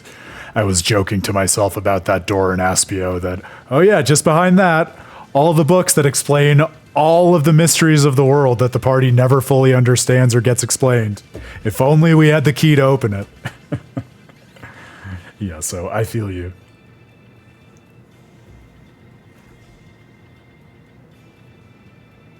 I don't know if you can call dibs on more than one person from Graces being just like you, Grail. I also don't know if I can speak. We can tell we're nearing the end of this playthrough.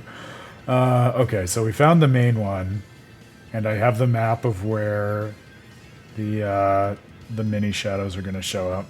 Let's do it. Hopefully I knocked out all of the little spikes. I tried to. And it looks like this is a little more straightforward of a map, although I worry that's also going to give us less time in which to navigate it. So it's only attempt one. We'll see how it goes.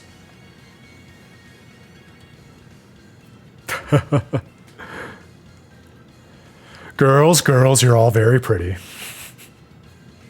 It's an old Dan Hughesism. Who do I get to be then?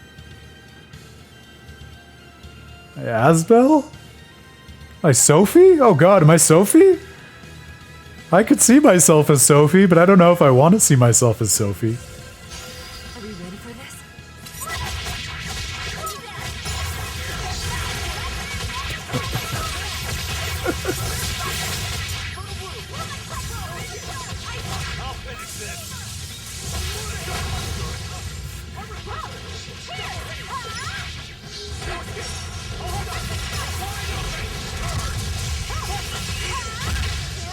I don't want to make any Sophie jokes because I don't want to give spoilers for the game before we dive into it with everyone, but...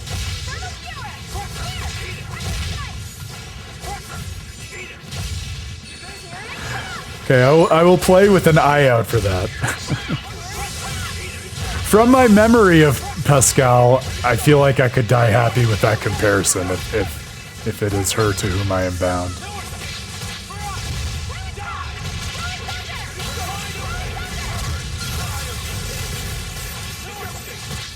Oh, shut up, Pottery. Let me be Pascal. Let me have this. Grail's already claimed all of the other characters, and you're already in dispute for Malik, so I can't fight for dominion over him.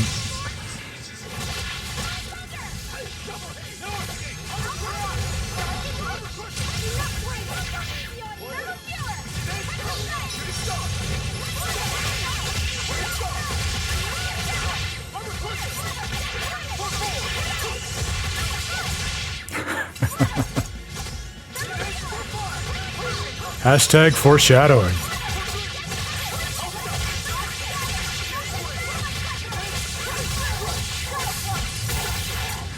Boy, I know I spent a whole stream intro talking about this a while ago, but for the official announcement, I used that beautiful art for the cover that North America never got. Oh, it's just feels so good as a way into the game and got me all the more excited about it. Why do they almost never let the US have nice things? I shouldn't be complaining. I'm very grateful that, you know, Bandai Namco could easily have decided not to take any of the Tales games overseas, and yet they have shared most of them with us. Like, I should be happy with what we have, yet I am ravenous like a Nominat and demand more to devour.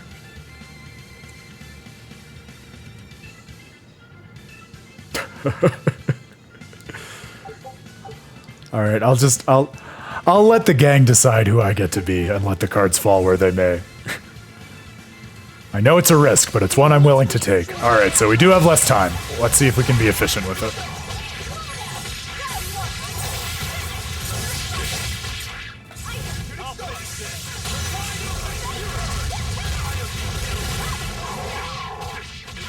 Oh my god, leave me alone.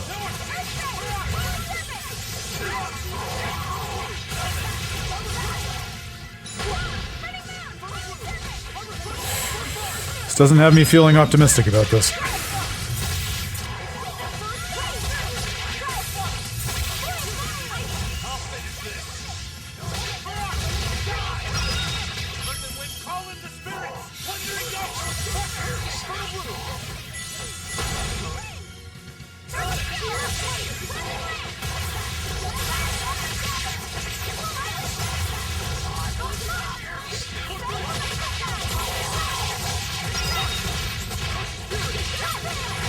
Alright, that seemed better. That seemed better. Got a little bit of rhythm.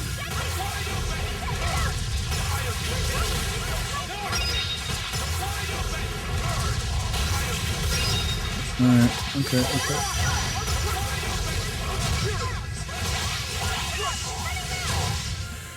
That was a considerably powerful enemy. Yeah, you're telling me. Okay, I think we want to go right, and then we'll double back.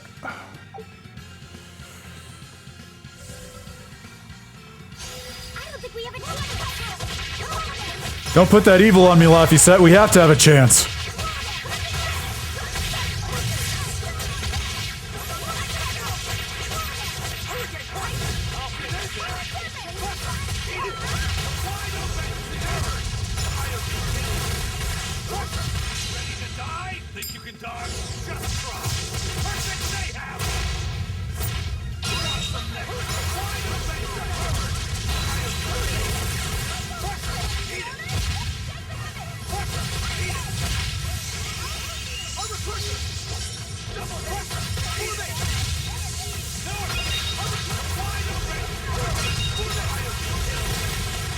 Aizen seems like a good fit for taking these guys on.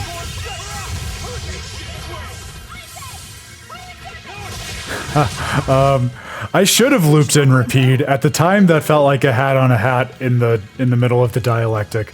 I do talk about the distinction between Yuri and Flynn and the way they think about their arts. Yeah, that does factor in there.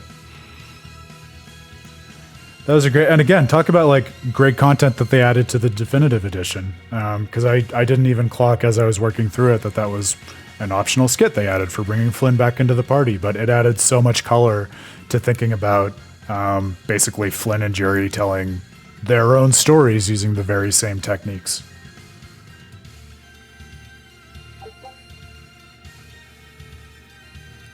Yeah, I think I didn't add in Repeat just because those selfish humans leave him out of that conversation when he easily could have been included in it, but brother had enough going on. He got his own whole tribute that could have been its own article, so I don't feel like my boy was left out too badly.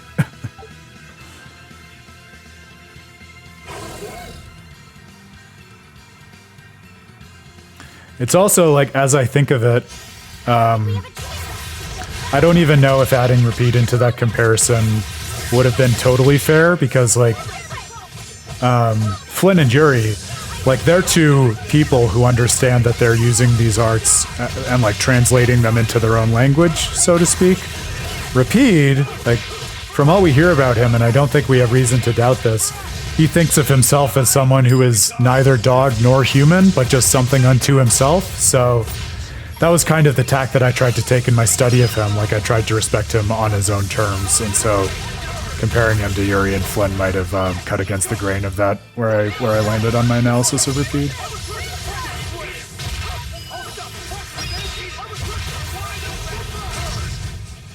It's over, right? Alright, we have 3 fights left. I'm anxious about time. We might have to redo this one, but we'll see. You're sneaky about it, Grail. There's no doubt about that. But you were missed all the same.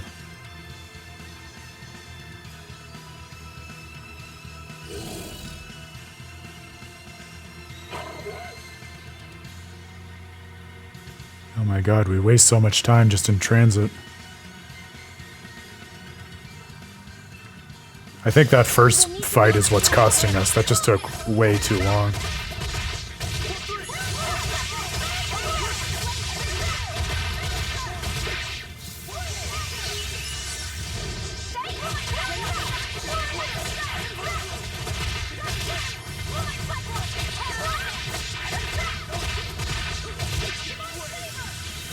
Yeah, I think that's a totally fair point, Audrey, and that is consistent with where I landed on Rapide in terms of him going his own way and being very independent, like everyone is, but also, like everyone does, learning from the stories and techniques of the others in order to develop and actualize their own narrative, like I talk about with all the other things that Rapide goes through. So I really like that reading of his techniques.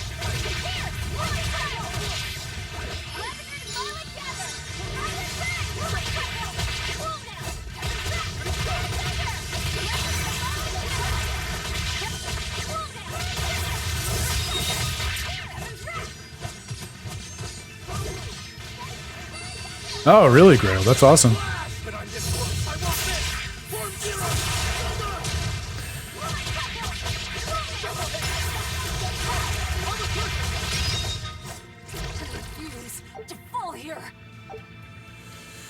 Uh, 1 minute for 2 fights. I feel like we might have just missed it, but that makes me confident we can probably overcome it once we know where all of the little points are more intuitively.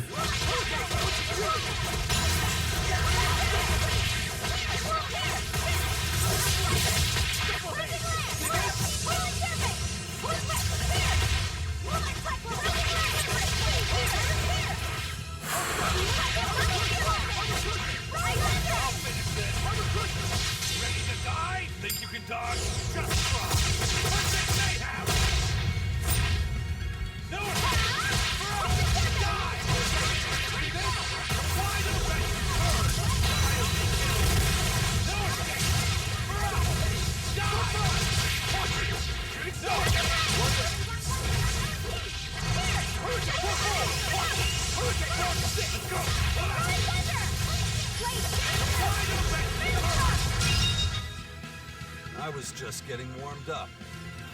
We are getting some pretty sick combos. Ugh. So demoralizing. We're so close. I don't think we can pull it out.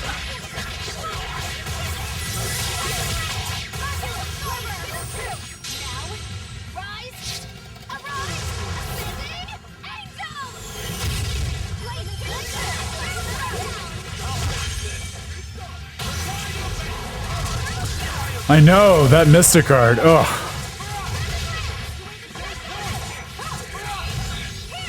And that fucker has 5 blast gauges filled too. Come on, man. Did my PlayStation really respond to fucker? Is that what it has come to?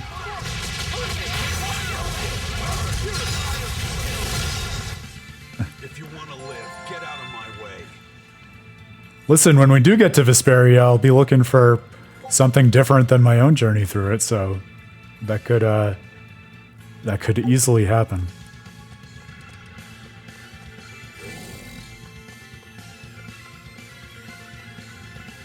I did get a lot of appreciation for Judith as a fighter, even though I didn't include her in my main party. I think, as we've talked about before, there's a ton to recommend her. But I usually stuck with, unsurprisingly, Rapide and Yuri and Estelle and Rita, which is great for my kind of party, and also, as we've been talking about on this stream, actually quite thematically nice in terms of emphasizing different relationships that are networked together in nice ways. All right, take two.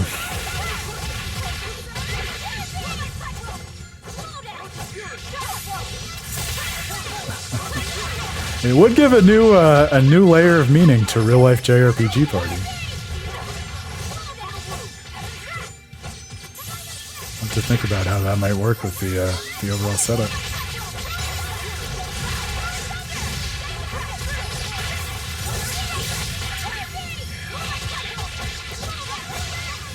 I'm really shocked and saddened that they took it away at all, Pottery. To me, I mean, as we've seen when I've had friends / co-stars over during Tales of Praxis, like that local co-op was always one of the really special and distinctive things about the series for me. And so it felt really like a shocking loss when it left.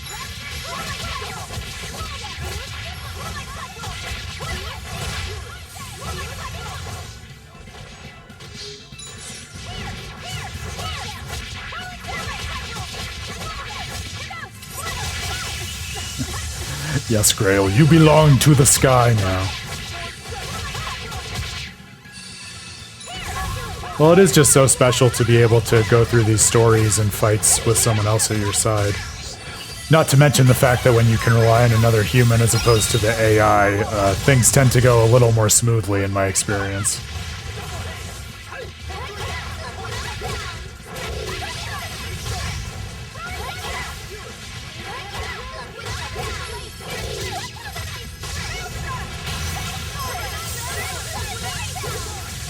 Yeah. Sad all the same, but I would buy that as an exclamation, Pottery. I wonder, do we know whether they ever said anything about it by way of explanation? Because that is just such a radical change. Like, I feel like they would almost feel compelled to account for it, give some explanation of it. Oh yeah, I completely agree, Pottery. If anything, like, think about the themes in Tales of Arise. I feel like it would almost be the perfect Tales game for letting humans get involved together in the same party. I was bummed at the time because Tales of Arise was Dan's point of access to the series. It was the first one he played, and he was playing through it on release at the same time that I was. And so I was like, oh, here's the great thing about the Tales games. We can just work through it together. And then I looked and I was like, wait, you can't do it in Tales of Arise? What the hell? Big letdown.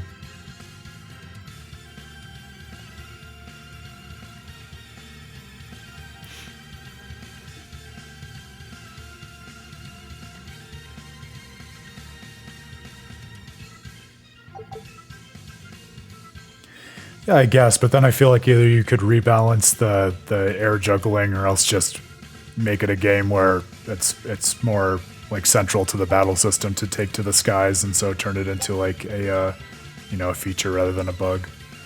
I take the point. I just wish they could have found a way around it. I know we're all in that camp. All right, remind myself of the points. All right, one more ride. I wonder. Actually, I'm going to try a different order. I feel like a different order might slightly save us time, and that last one was really on the margin. Let's start in this direction. It's so mean to have that right there.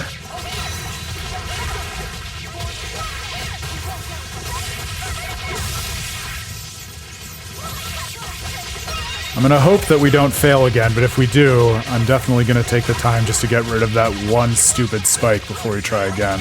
That's cruel.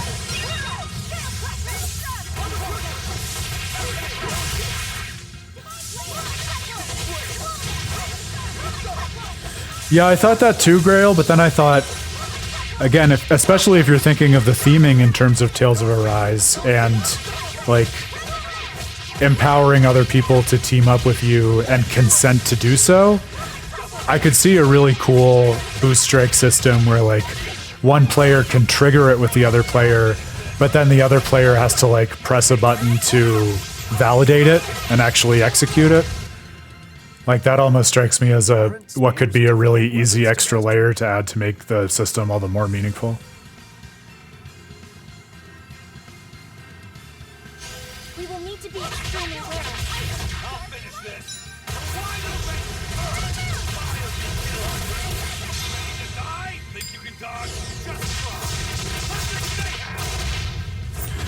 Yeah, I think that's fair, Grail. I mean, we were praising the game for making the battles very cinematic, and I suppose it does feel just intuitive that having a single player makes it easier to control the sort of directorial elements of battle that are conducive to a cinematic experience.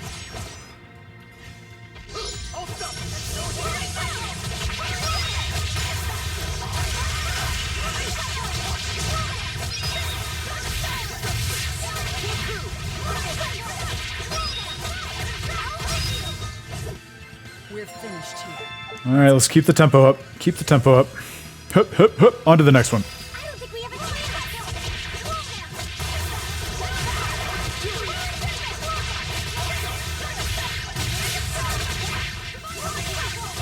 Oh, split screen. Yeah, that would have been interesting. Except tragically, basically everyone in the industry is moving away from local split screen, which I hate, hate, hate. I still remember all of the joyful times I had with my college roommate playing split-screen Halo multiplayer, and now that's increasingly impossible with most games of most genres. Breaks my heart.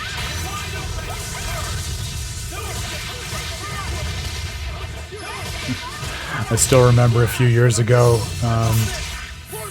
during one occasion when I was hanging at Dan's house for a while, we wanted to, this was when we were getting ready for our lecture on the oeuvre of Miyazaki, and so the really fun thing that we did as research for the panel was we had played all of his games before, but we said, let's co-op them all together on fresh files, and so we started that with the original Dark Souls. We didn't go all the way back to Demon Souls, we started with Dark Souls. But because it's not a local split screen, we literally had just two systems in the same living room with two TVs side by side. It was like, you're not going to give us local split screen? That's fine. We'll just jerry rig it ourselves.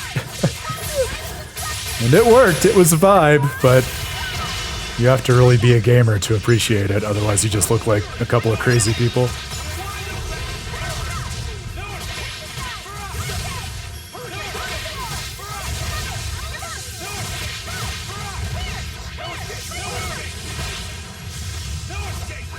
Yeah, and I'm sure there are reasons, Pottery, but also, like, it was a standard and normal for a long time, so I don't believe that it would be beyond the pale for them to do it if they really prioritized it and valued it. They just being the collective video game development lobby, I guess. And we have more time. Is it going to be enough? It's anyone's guess.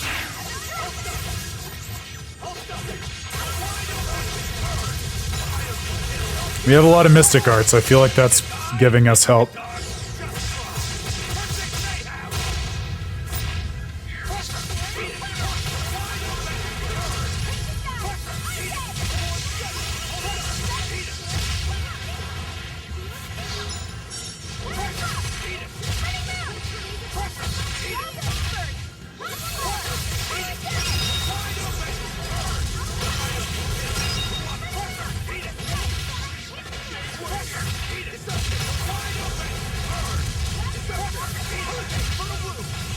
Yeah, and I mean, I would say the fact that you had to do that was like a little too bad and silly, Grail. Like fun that you did do it, but it'd be nice if there were easier ways to implement that. Risk of Rain 2. Alright, I'll have to add that to my list. I don't think I've even heard of that one. Or Risk of Rain, for that matter. 52 seconds. Oh, come on. Even this does make me optimistic, though, because in the event that we run out of time, which I think we might, I think just getting rid of that one little spike that fucked us up will help.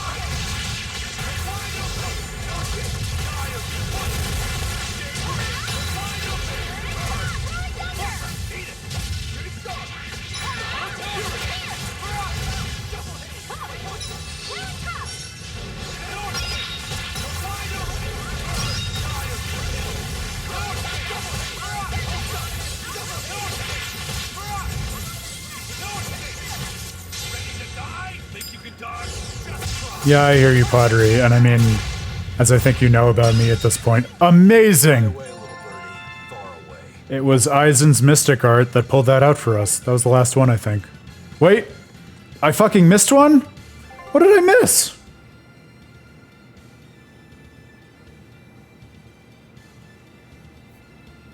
What the hell? I don't think I missed one.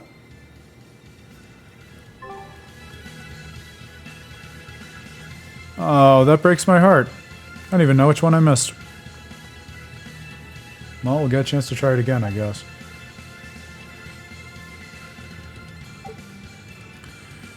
Alright, well this time I'll be extra diligent not to miss anything.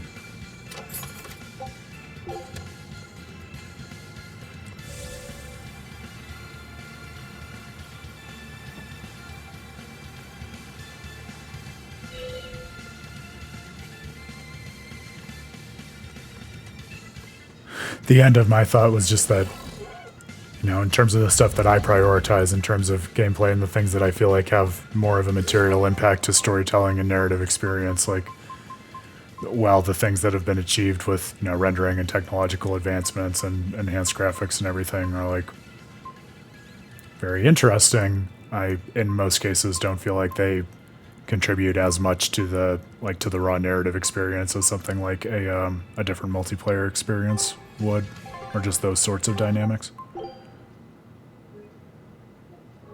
But I take your point, for sure.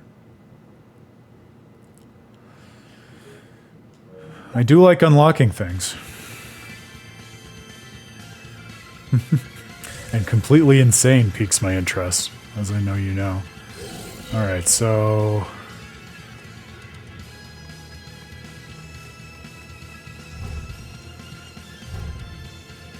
Well, and this is frustrating because it looks like that spike is not here right now.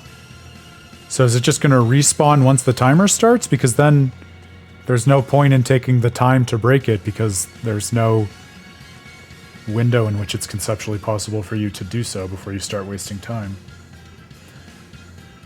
Oh, potato, potato.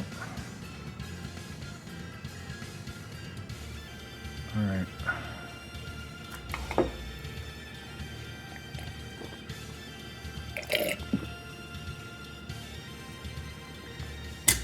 No argument from me there, Pottery.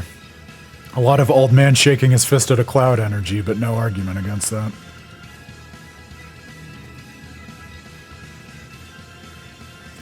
And I do feel like, in all fairness, Are we ready for this? there are cases in which, like, all the graphical enhancements and rendering can contribute unique aesthetics that do feel to me like they make a cool difference to the story. Like, I think about Returnal, which I have so much love for, as you two probably know. And I do feel like a lot of what makes its alien world really alienating and nightmarish is just the sheer overwhelming volume of things going on with all of the enemies and everything that it renders as you're going through the world. And many of the aspects of the experience that would not have been possible on older tech. So it's not as if those things never make a difference. I just miss local split screen. Just such a fun way to be able to share these stories with other people in your life as much as anything. Like, it's also nice to play through things with someone just sitting next to you on the couch, but we all know it's not the same.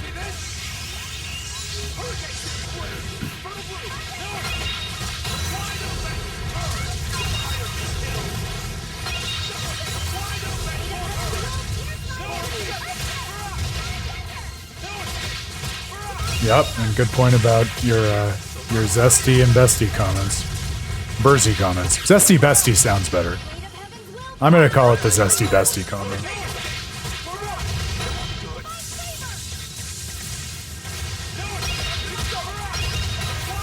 Well, and so much of the fun of the Tales series is seeing the different variants that they try.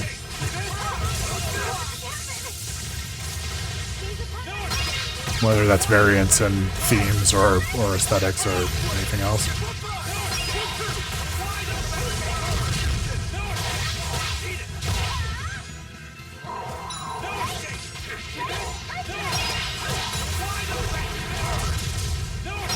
Oh yeah, that sounds like a very cool setup for a game, Grail.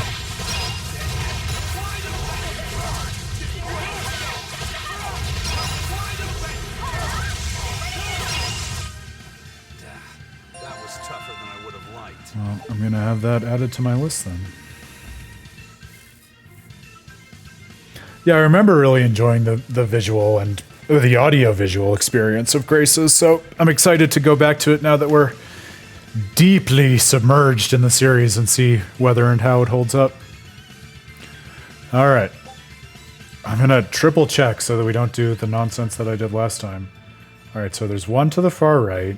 There are two down at the bottom where we are, two in the middle, and one at the top. Let's try again.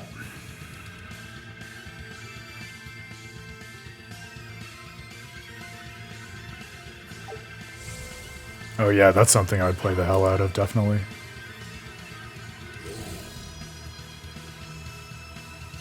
I don't think we have a chance.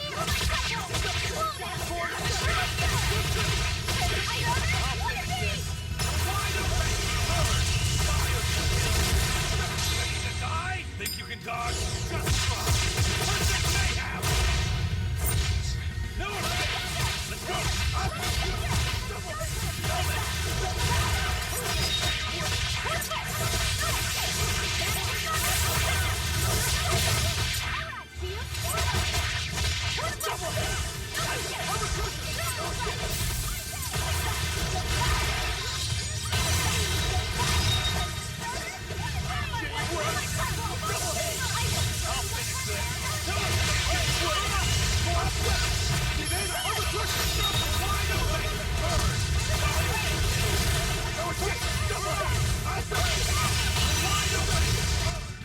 Hey, is everyone all right?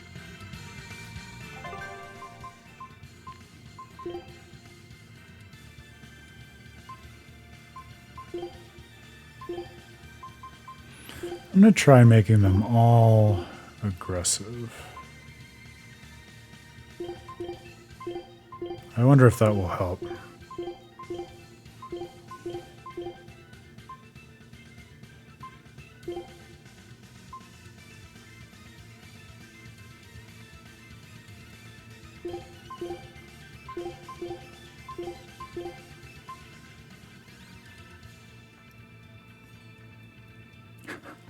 You were the one who told me to put Swallow Dance in there, dude. Maybe I'll just try a different one. Alright, this might be an overcorrection, but I don't think it's going to hurt us.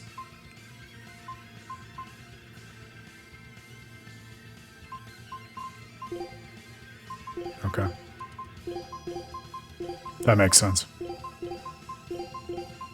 Nope, nope, nope. Almost.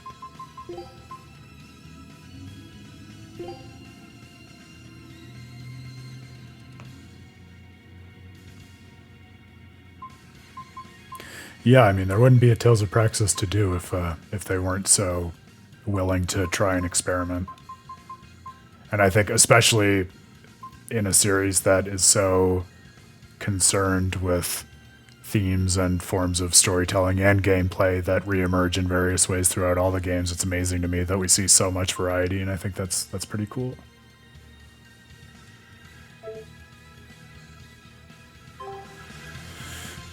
Alright.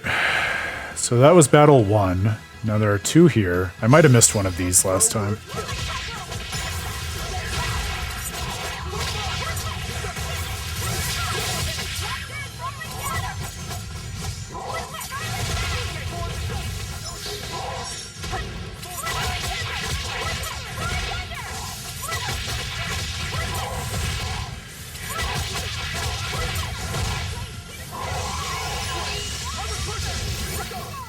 Yeah, got it, Grail. I'll try to do that.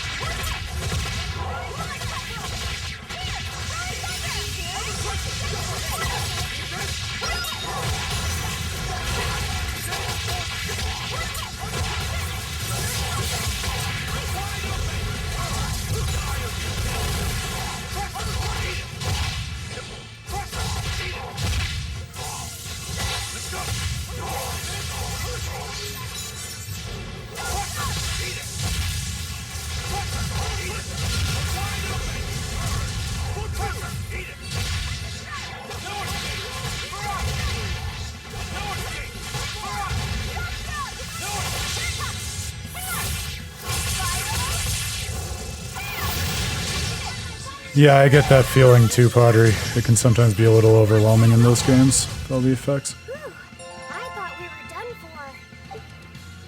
for. Okay, so that was 2. Now there's gotta be another one here. Oh, it's because that fucker is right over it. Are you kidding me? This isn't even the battle. This is an extra battle. Ah, that bums me out. Well, hopefully if we kill it, it won't regenerate at least, but that pisses me off.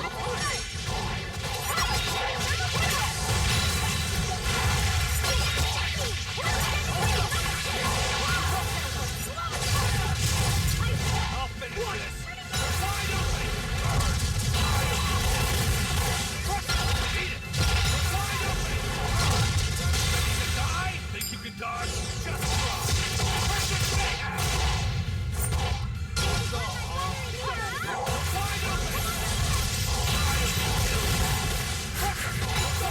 He's too good at his job, that's why I'm mad.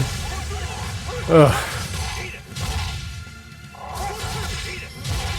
Oh yeah, I wouldn't expect there to be an Arise 2 personally. Although I kind of read Grail as just talking about whatever game comes next on that system. Or that engine, rather. But I might have misunderstood. I also wouldn't have bet on there being a DLC though, so what do I know? It'll be interesting to see where they leave things at the end of it.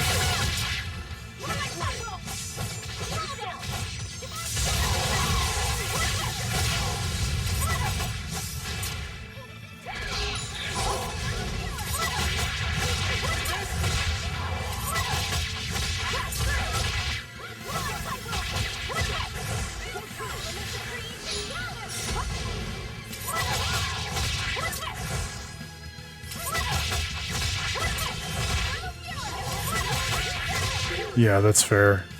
They're weak to martial arts. So maybe we just make a martial arts combo after this.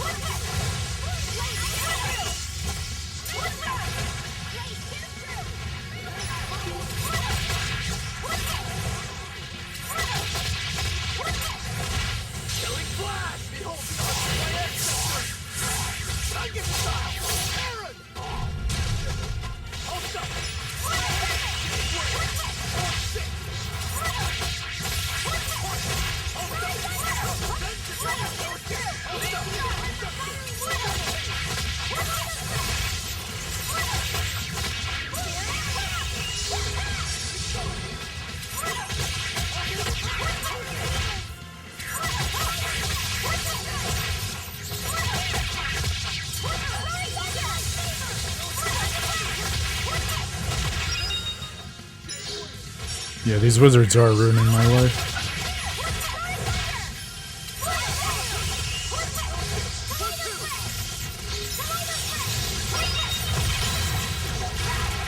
Alright. Yeah, I'll make one of those once we lose in 50 seconds.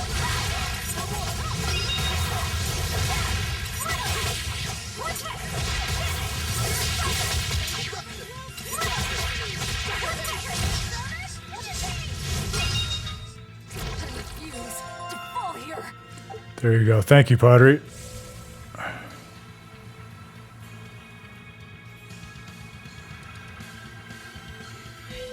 And Grail. The Grail Pottery combo. The potted Grail, if you will. Are you ready for this?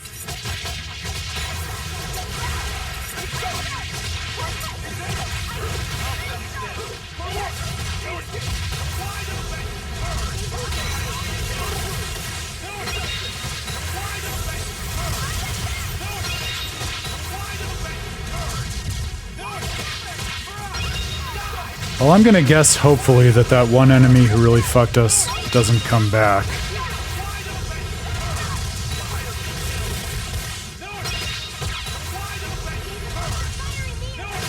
I think Grail is a form of pottery, assuming that it's one that's made out of clay or ceramic.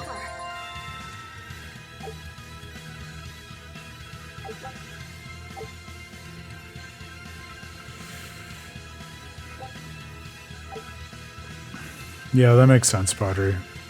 Well, let's try emphasizing that fire combo for the undead and see if that helps.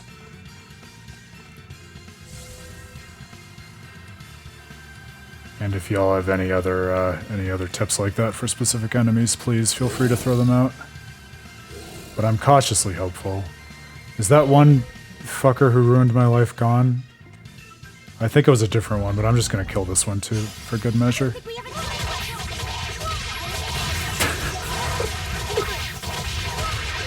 I have a lot to keep track of, pottery.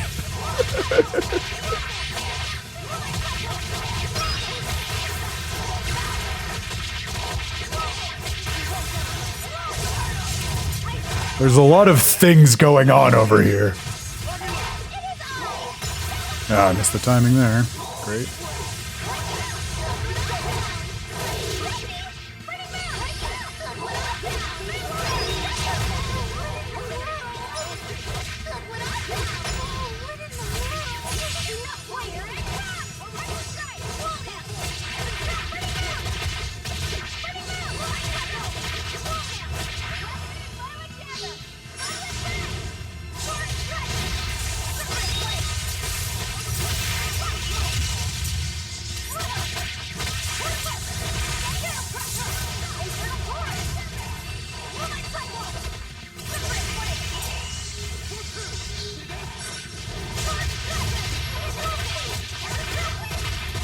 I am, it's true. I love my habits.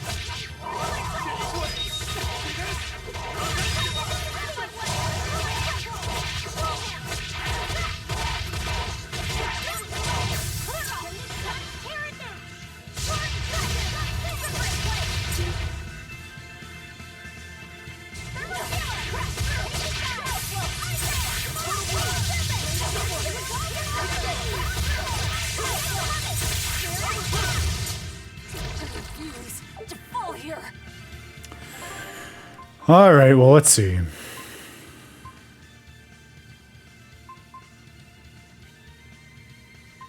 So our fire one is square. What can we mix in that has an undead type?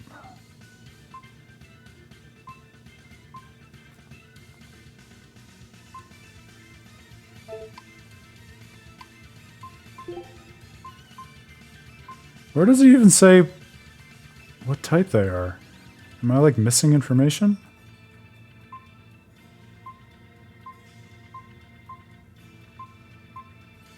Am I stupid? I might just be stupid.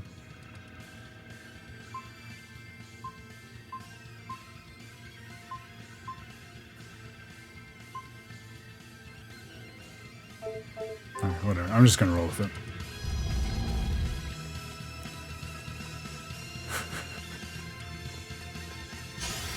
This game. Alright. There you go. We have plenty of fire to figure out. I was pretty sure it did, though. Like, I thought we optimized for types in the past on the stream, but, I don't know. All these systems I can't wrap my head around are blending together for me.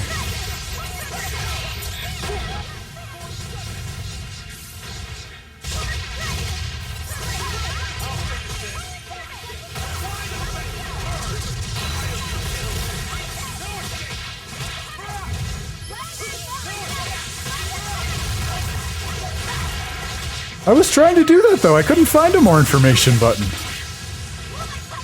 Which was why I was asking if I was stupid, but it didn't seem to be indicating it anywhere.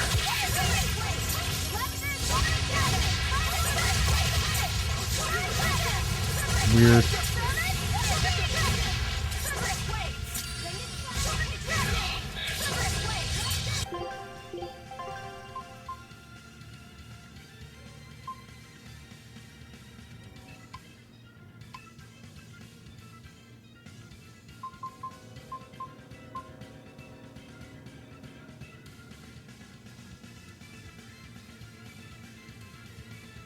Behind my... Oh. Oh, I see what you mean. No, we have confirm and back. Those are the only two buttons there. To confirm an art and just to go back to here.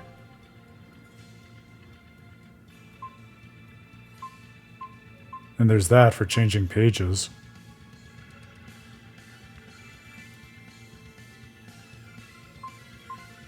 Yeah, but is there one for undead?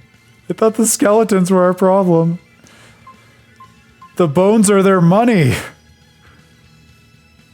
I feel like I'm taking crazy pills, you guys. Especially if it's saying that the system has them. Like, where is it hiding?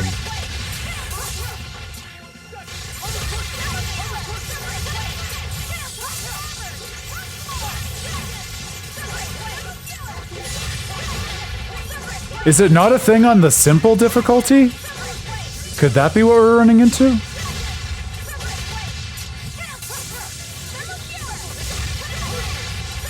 They do call it simple rather than easy, so I wonder whether that's one way in which they try to simplify the battle system.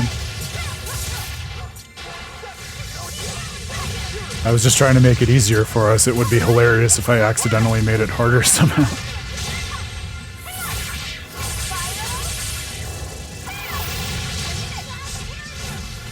Yeah, I'll bet you dollars to donuts, that's it.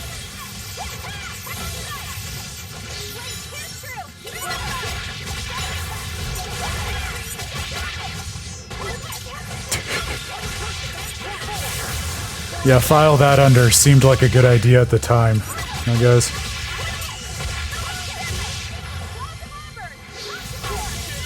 It's like simplifying Call of Duty by removing the reticle.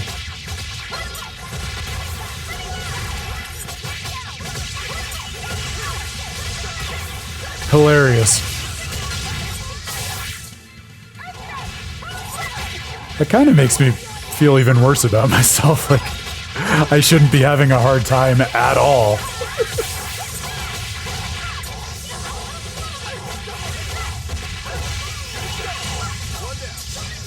Bro, I just can't keep track of which button I'm supposed to press for these different enemy types. Just give me a light spear, a demon fang, a rising falcon, a sword rain. I'm good. That's all I need. That is true.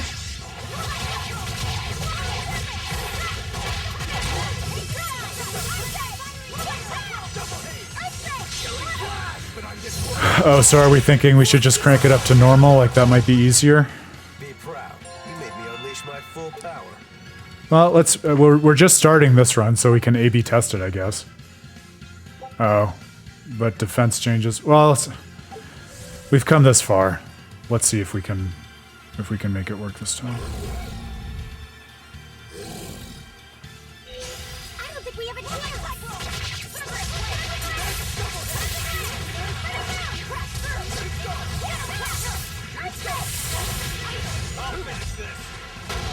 Why? Come on.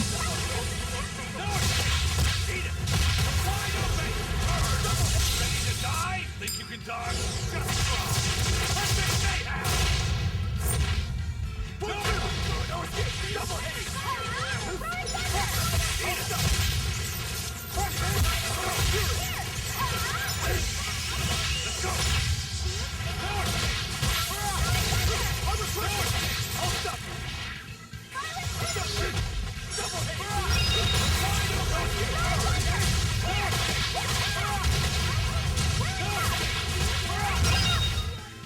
Nothing can stop these fists.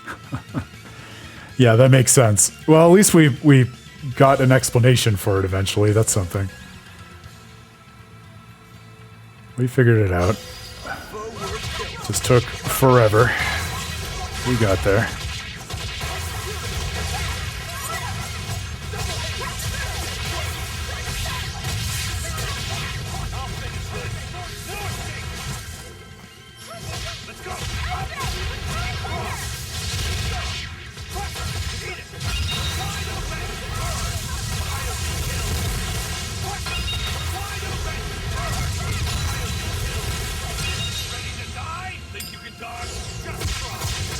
Aizen does seem to get up to his Mystic Art pretty fast with his burst strikes. I feel like that might make him more useful in these time trials than Velvet, since you don't spend time on the Mystic Arts. And they're very strong. I did good, didn't I? No, you don't get praise unless you use indignation. I think you legally have to now, Grail. Tell us. What do you have in store for you? I think you were still in the process of workshopping it the last time you were talking about it.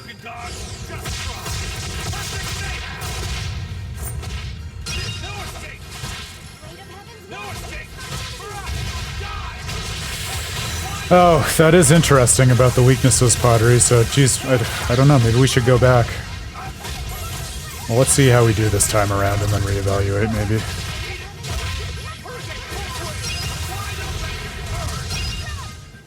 Was that supposed to be a joke? None of this is a joke. My god, man. This is very serious. I'll make sure I'm hitting them if you shout out and remind me of which are which, because if you think I'm holding that in my head, you have not been paying attention.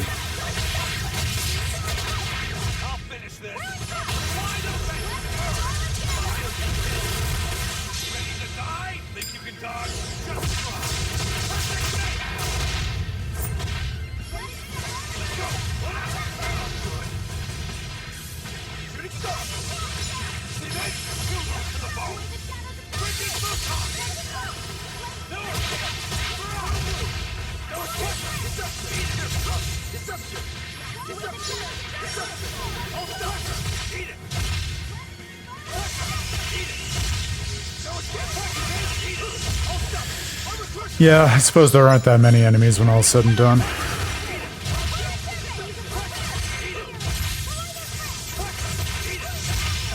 Alright, well that'll be the next plane if we don't make it through this, which is likely.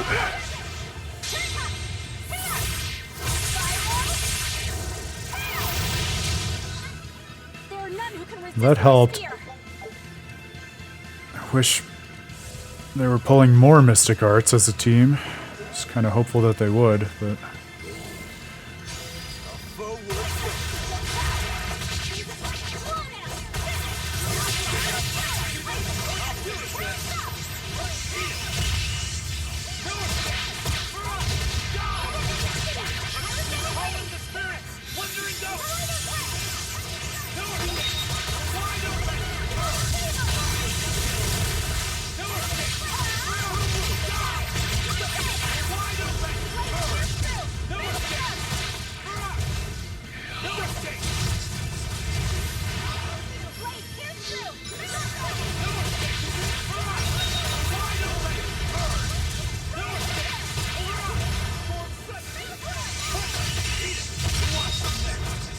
Oh, I thought that was the last enemy.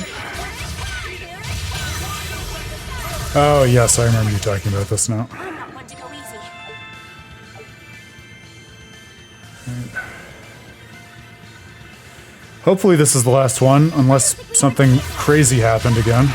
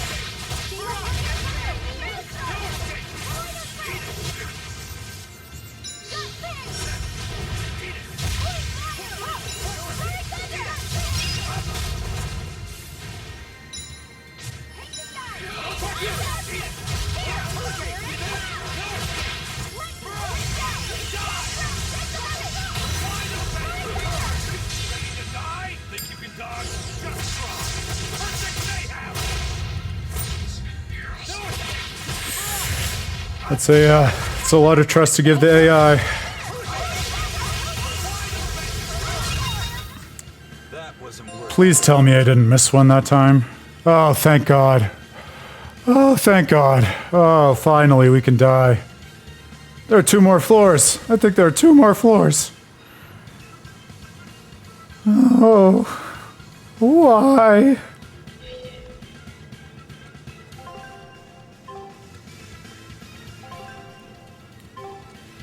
Putting a lot of faith in the dice, Grail. Not unlike our dear friend Patty, I suppose. Where's the, oh, the gate's on the inside, I think.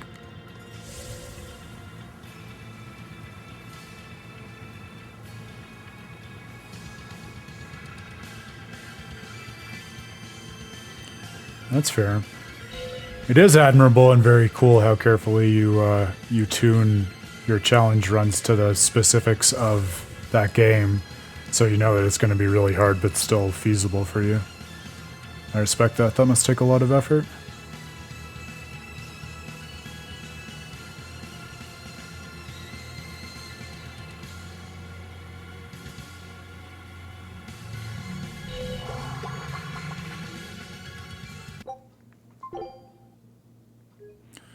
Good point, yep. Nice to push the next run to the next level.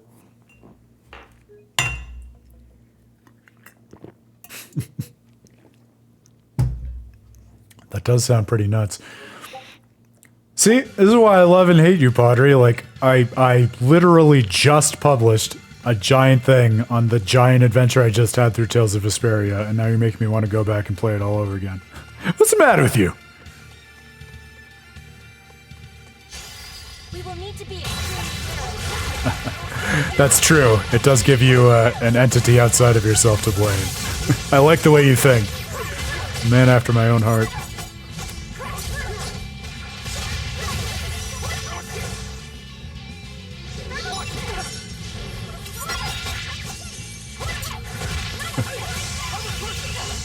No, it's not. That's true. That's true. Well, thank God there's always one more playthrough where you can fix all your mistakes, right? That's what Tales is all about.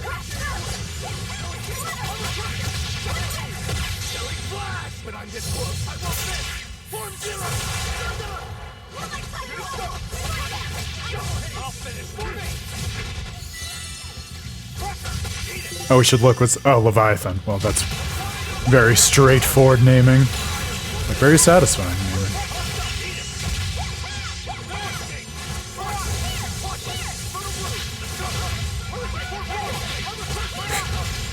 It's Leviathan the Lost, guys.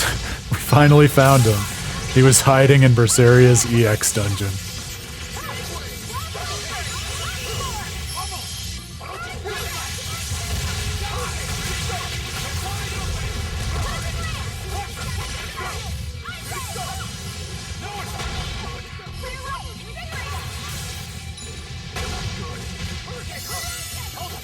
Man, that sounds like one hell of a party against Duke.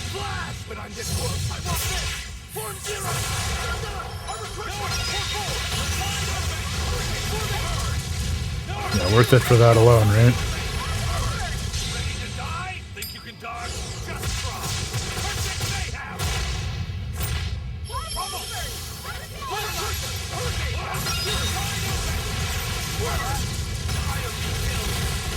Perfect mayhem.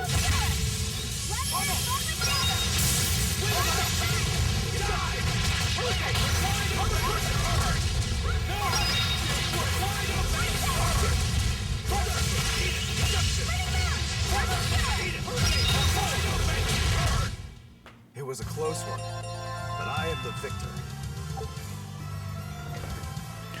Mimicking Ignicite.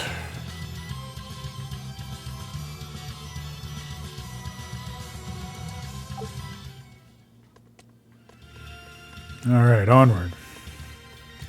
I think there are 2 more full floors. Yep. Oh boy. We can do it. I have faith in us.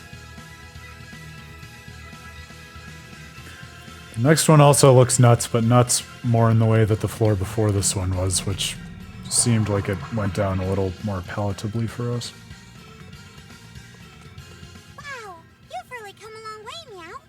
what they say.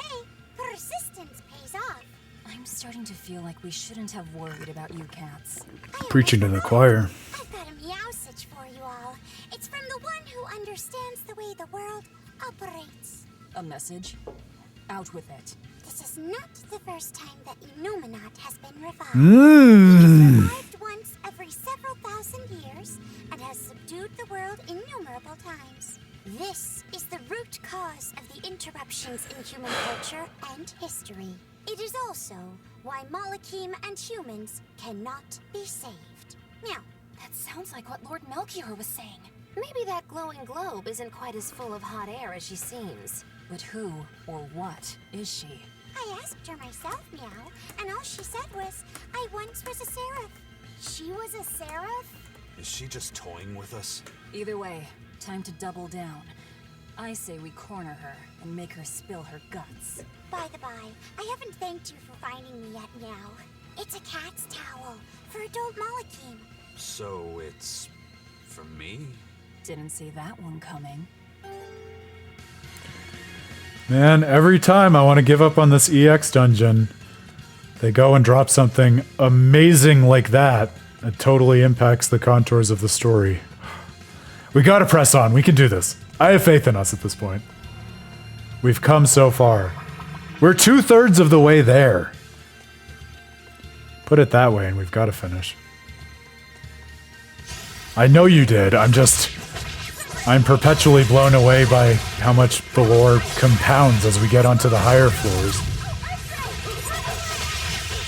It would have been enough just to learn more about the Seraphim, but to learn more about the history of Innominat and its role at impeding the progress and understanding of human history and culture? Are you fucking kidding me, game? Oh, thank you. Good call. I will absolutely do that.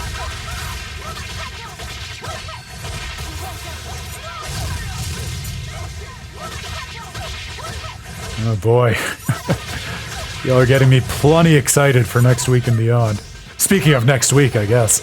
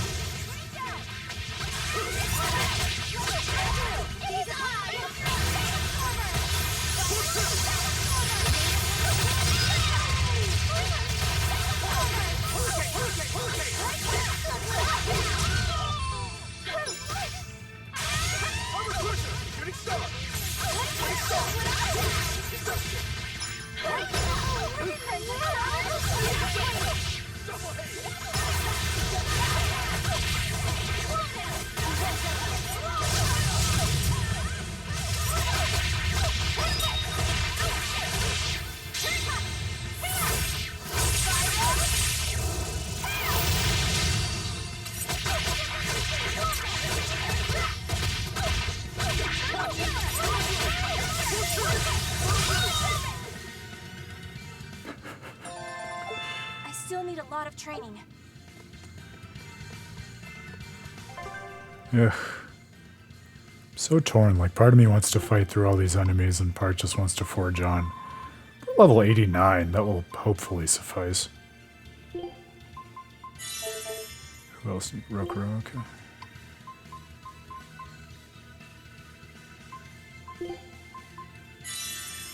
Maybe we should just juice everyone's attack while we're here.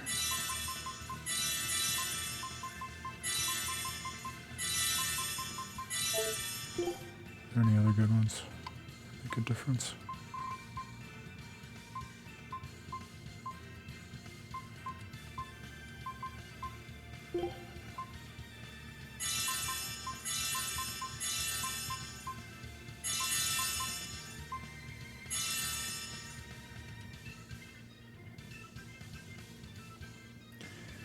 Well, see, I was saving the herbs for when I needed to heal, since they also heal the characters in this one.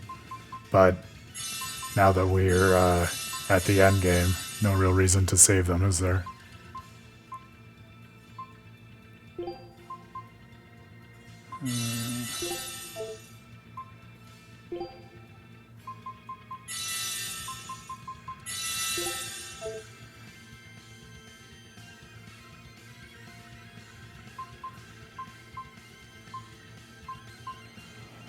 I don't know. I feel like at some of the more challenging parts of Zestiria and Berseria, it was nice to have an extra healing item.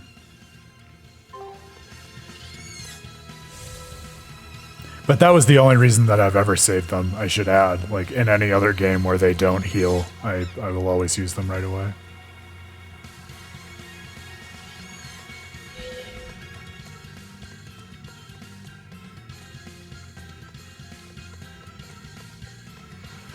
I will usually do that too. Sometimes, and increasingly these days, I will try to distribute it a little bit among the characters in a way that makes sense.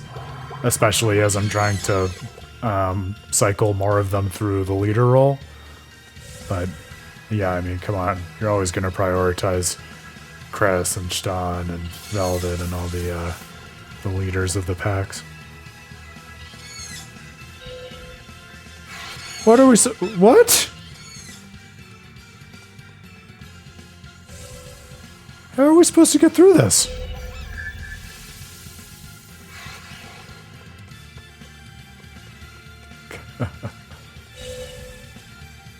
Yeah, that is pretty mad, Manny. Well, this enemy seems to have malevolence. I wonder whether that's part of it. I'm gonna look at the guide again.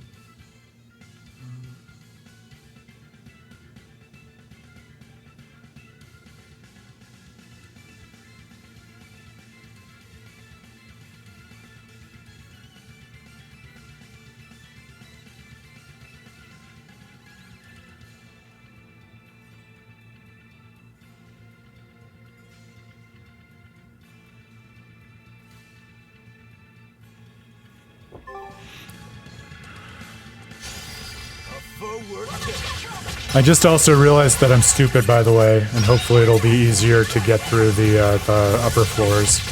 Because apparently, this is what I get for not paying attention to all the features of an EX dungeon.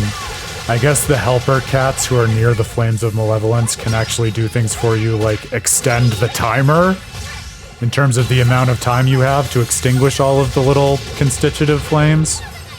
So, it only took us how many hours for Aaron to figure that out? But anyway, hopefully it won't be as maddening to get through these last two floors.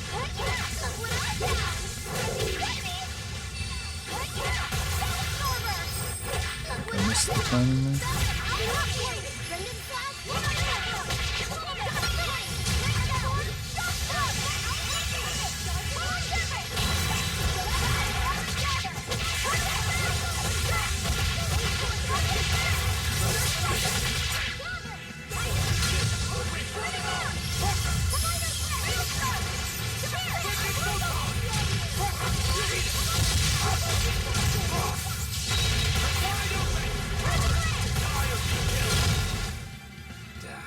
That was tougher than I would have liked.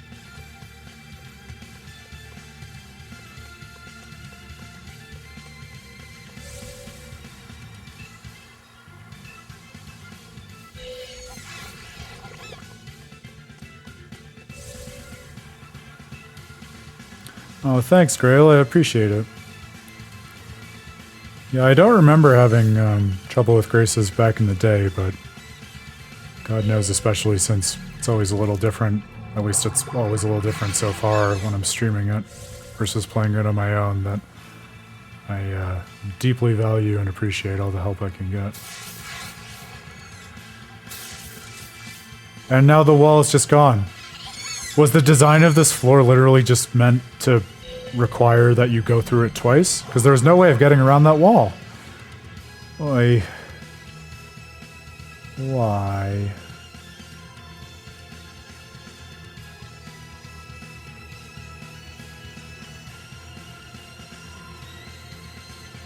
So,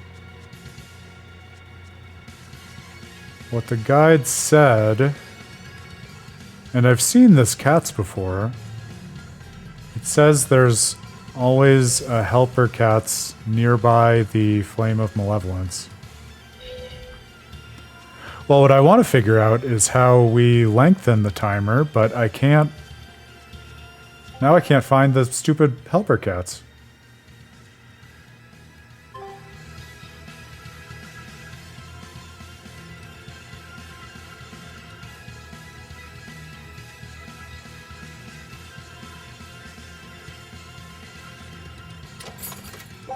I wonder if it's indicated on the map itself.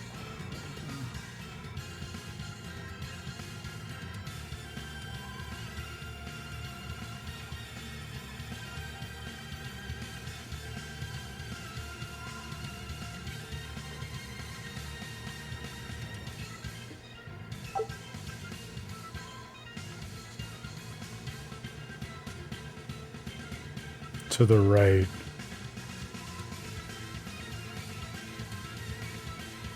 So what, over here? This is where I came in, right?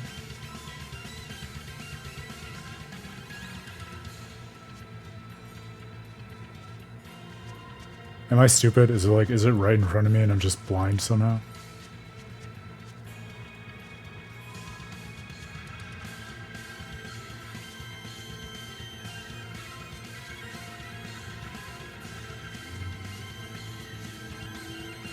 Oh, interesting. Okay. Well, it's not going to hurt to take a second to look for it, especially if it can increase the timer significantly. Oh, except I'll bet the timer won't stop while we're doing that. Well, that's fine.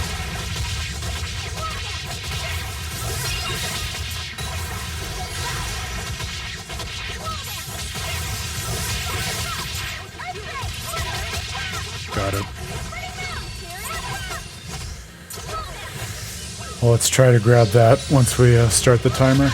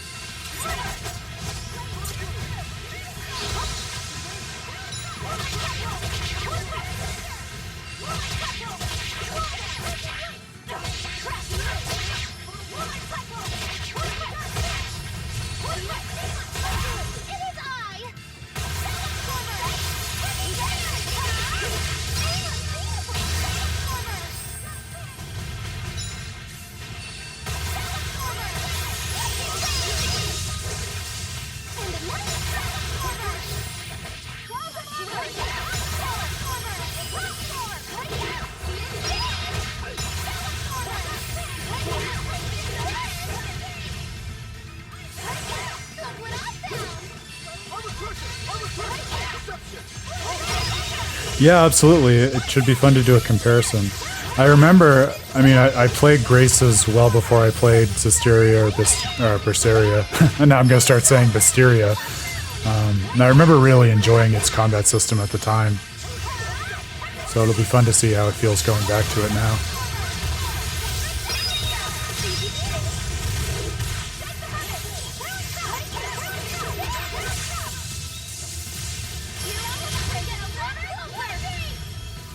I don't remember which I played first between Graces and Vesperia. That's an interesting question.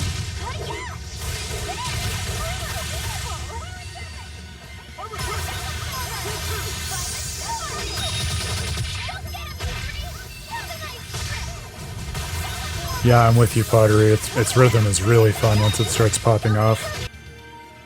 With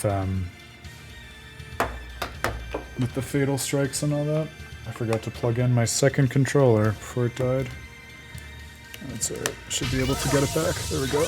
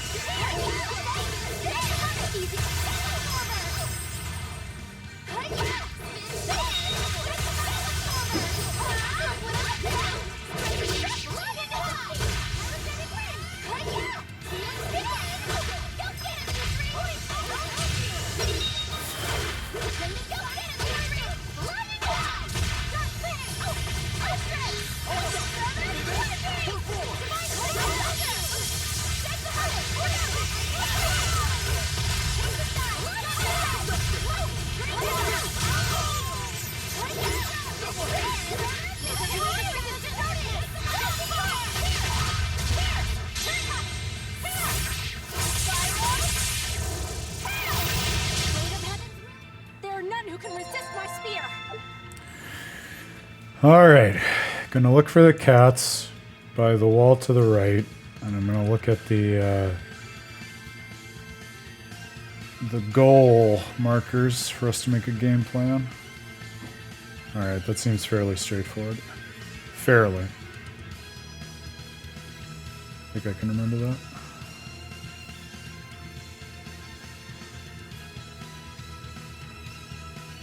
Yeah, it's definitely a slow burn for some of the skills. I noticed that too. That had not been my memory of it. But boy, it does feel quite nice when it comes together and you start, especially like, even with the slow burn, like, I feel like they have such a good sixth sense for leaving just the right gaps that when they finally get filled, it's oh so satisfying, if you know what I mean.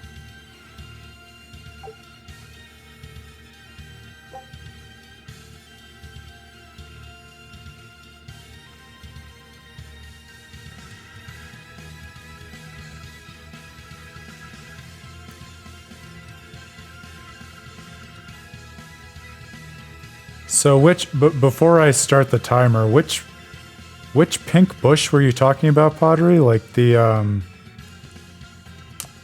is it the one over there? Like the one behind that rock? So I'm not seeing a pink bush over by this wall.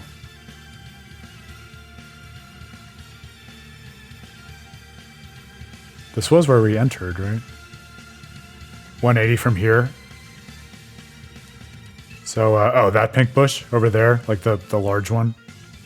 That looks like it would be significant. Got it. All right, perfect. Let's see if we can scoop up that cat's on our way.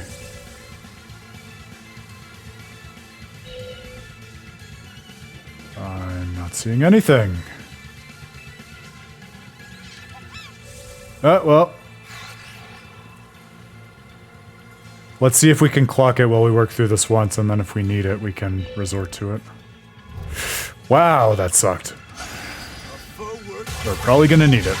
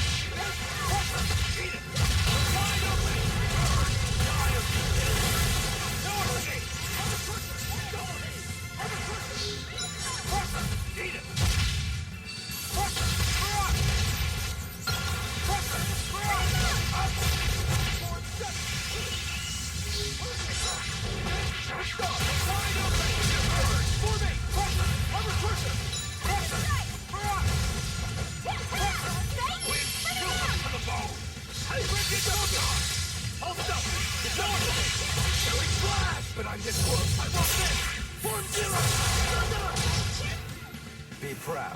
You made me unleash my full power.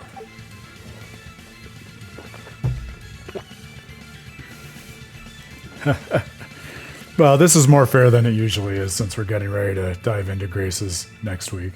At which point we'll start talking about every other Tales game, as we know. Alright. Yeah, that's right, exactly. Keep your eyes out for that stupid cat as we whiz by things.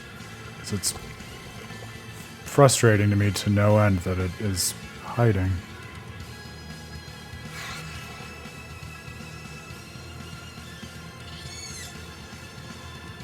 This is also frustrating to me. Are you kidding? And like more appear out of nowhere.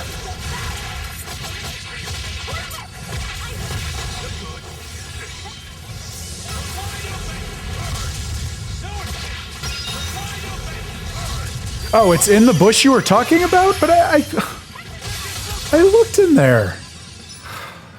All right, well, at least we know now.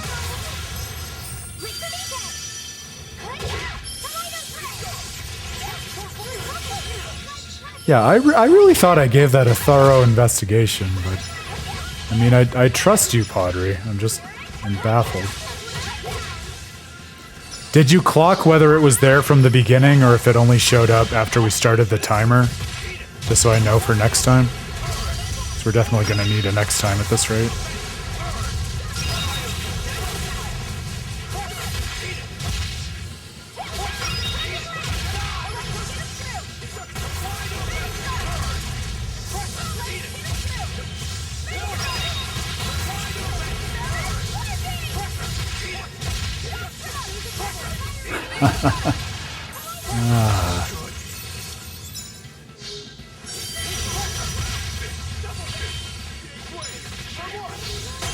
Alright. Well then, we can just lick our wounds and try that next time then.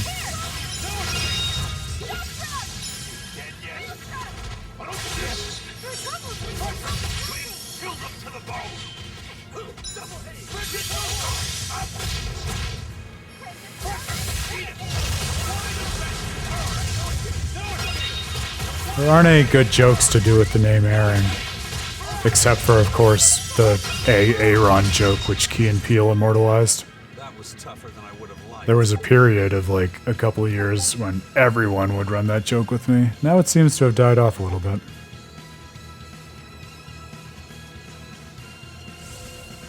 Any name is funny if you believe. Alright, that's pretty good. I've never heard that one before.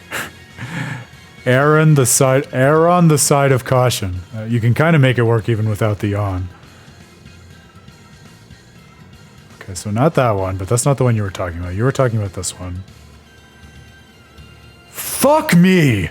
That is so hidden. Oh my god. Well, we have plenty of cat spirits. And it can do great things. Oh, and it looks like the... Oh no, the timer doesn't pause. It still goes down. But okay, we can get our shit together.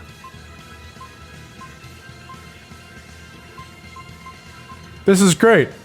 We have a game plan now. Alright, I'm just gonna run out the timer and get ready then. I know, the Cats puns are out of control in this game. They might be my favorite of the Cats jokes of the series that I've seen so far. That's like... I get that it's a higher tier floor, but look, I'm looking right at it and I can still barely see it. That's mean. That's mean. I cannot abide by that. At least it's there, though. I mean, I don't want to count our chickens before they've hatched too much, but I'm hopeful that will make a material difference to the remainder of this playthrough. So what can we do? We can eliminate all of the thorns, which we definitely want to do in this one because they're such a joke. We can also reduce the black embers. And we can detect the black embers. And we can extend the timer.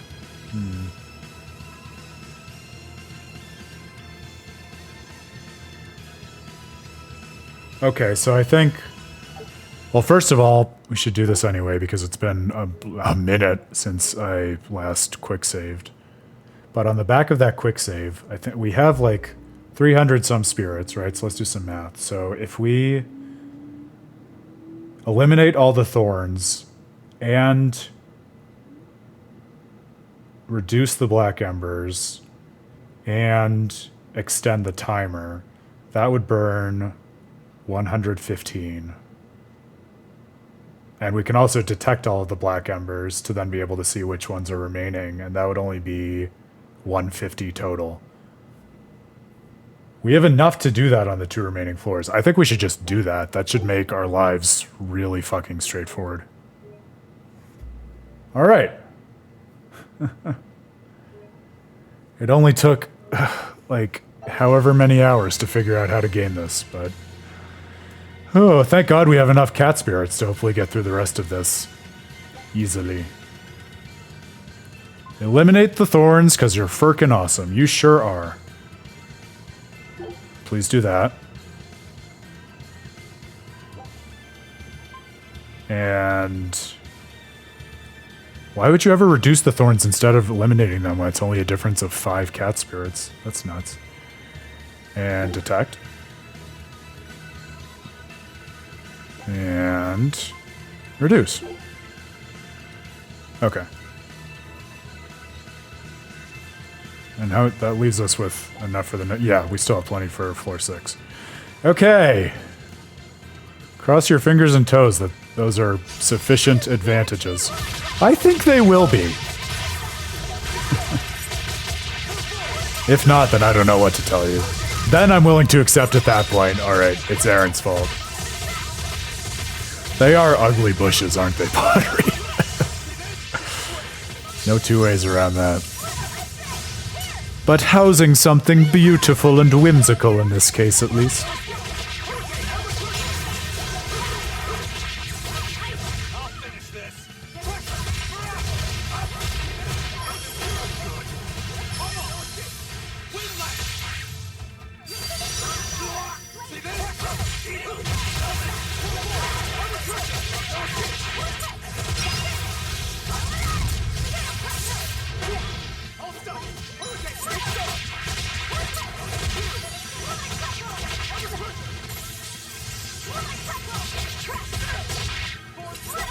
Oh, I guess actually, while we're in a battle and we're not bound by that time limit, it's probably a good time to drop some of these. Because why not, right? What else are we saving them for?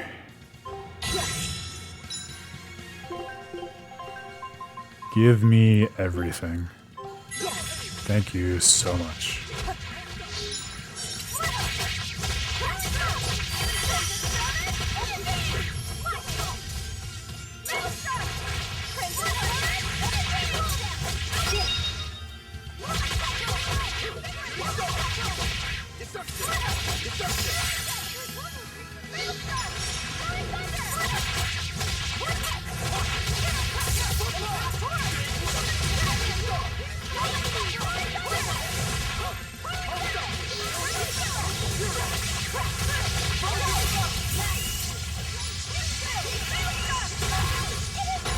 Ugh, fuck that. Come on. There we go.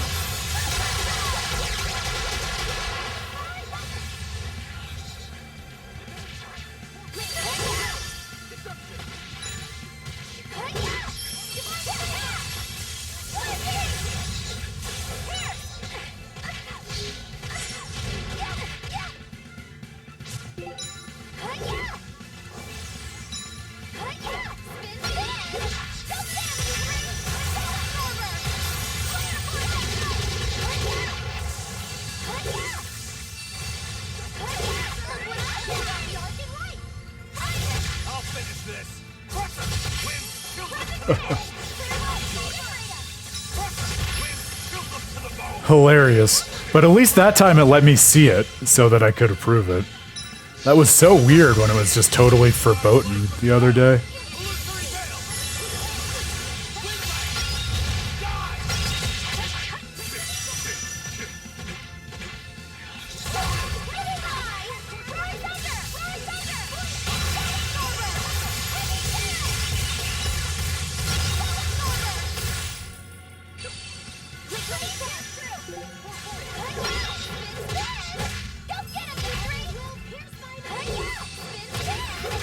They really do. They're after you in particular, Grail.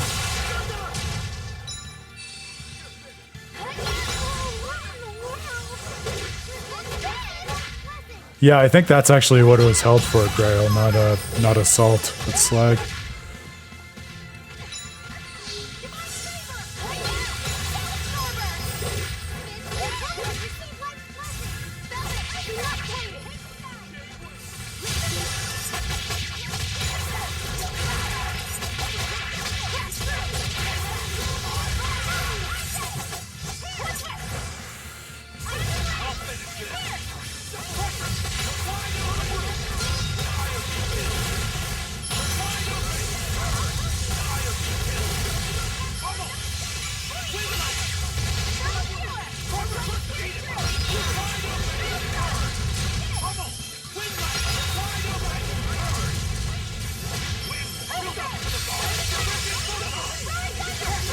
I am almost grateful, though, in hindsight, trying to rationalize my poor navigation of this dungeon, that I only discovered the helper cats at level 5, because had we taken advantage of its help earlier on in the dungeon, then we probably wouldn't have enough cat spirits now to carry us through the rest. So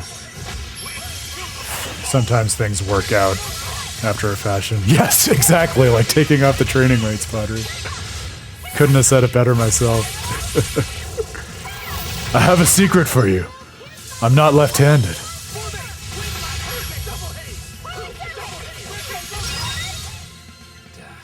That was tougher than I would have liked.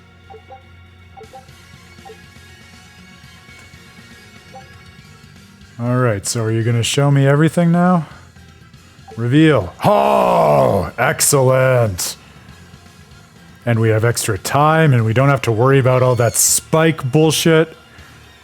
And we have one fewer to deal with in the first place. Oh, like butter.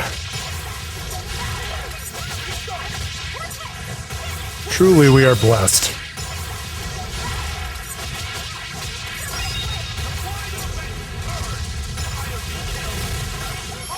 Yeah, we got there eventually. Oh, way to combo like characters' individual mystic arts off of each other? No, I did not know that. I was wondering whether you were going to ask me about that, Pottery. No, I didn't. And like what we were talking about before with Nan, I went back and forth quite a bit on whether or not to talk about Zagi.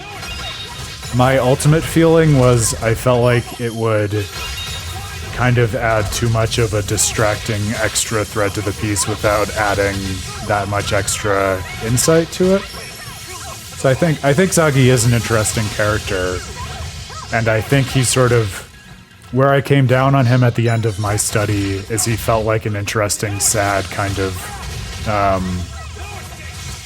like antithesis of Duke, in the sense that Duke is isolated by withdrawing from community, and Zagi, like, he creates his own community, but he does so through this antagonistic relationship that isolates him from everyone. Like, he finds a meaning and a narrative that allows him to ground himself in the world and feel fulfilled, but only through opposition to, like, everyone else with whom he's interacting.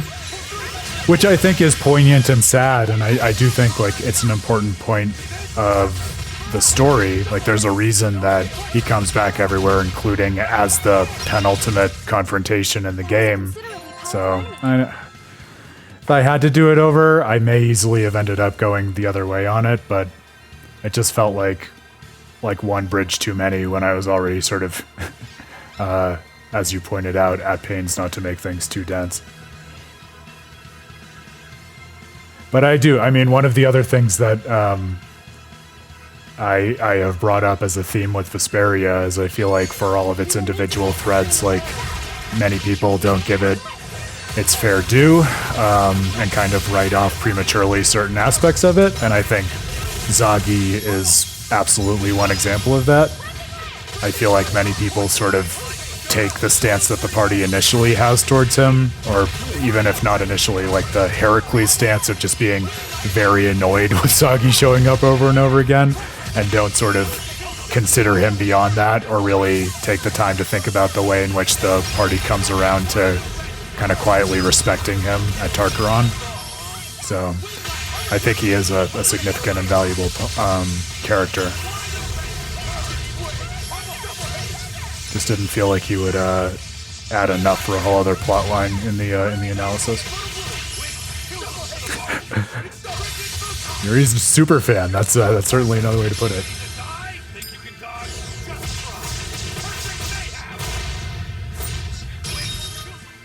Fly away, little birdie. Far away. That's an interesting take too, Pottery. Yeah, like I talk about at the end of the piece, I come out thinking of like Yuri and Duke as a little bit more antithetical to each other. But I mean, I think Yuri is a great example of someone who starts out sort of with his own pretty solipsistic principles and figures out a way to make those public and communicate with others and develop a positive community. So I think, to be fair, like a decent number of the antagonists or even supporting characters, like we talked about with Sodia in the game, could be seen as foils to him in one sense or another, because Yuri's kind of the good outcome and unique path to realizing something, according to which there are like many different ways to fail and go wrong along the way. Sort of similar to like the failure of villains and supporting villains in Tales of Destiny against like the optimism and perspective of Stan and what he's able to achieve with Dimlos. I think you could say something similar there.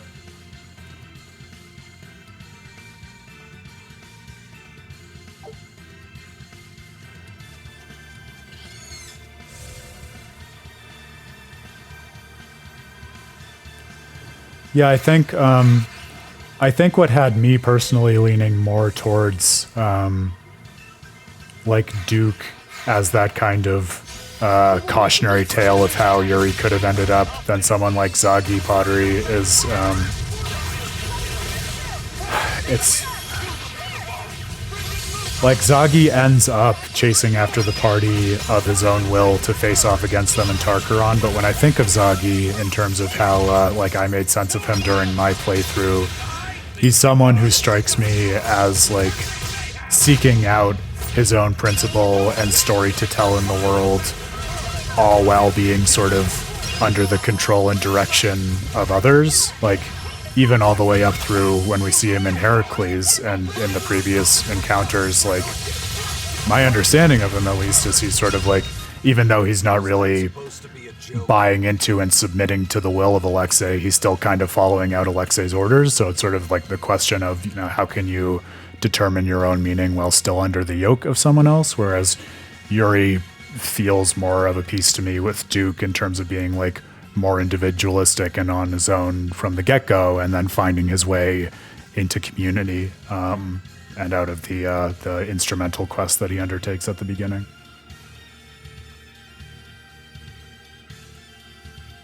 That's an interesting take, Grail. Yeah. I can see where you're going with that.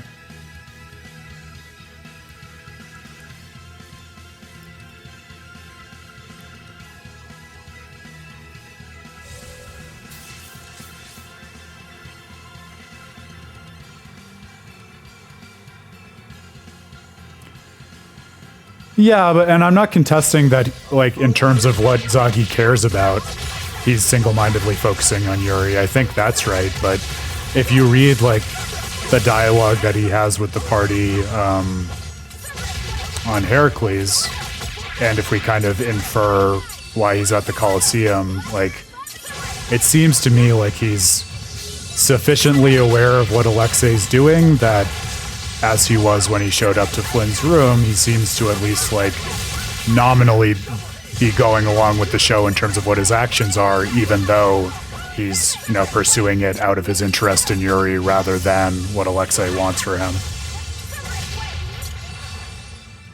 So I'm not contesting his motives, but I definitely feel like, at least up until the death of Alexei, like he's in the mix, at least as far as Alexei is concerned and thinks about him, let's say, I feel, as a tool of Alexei.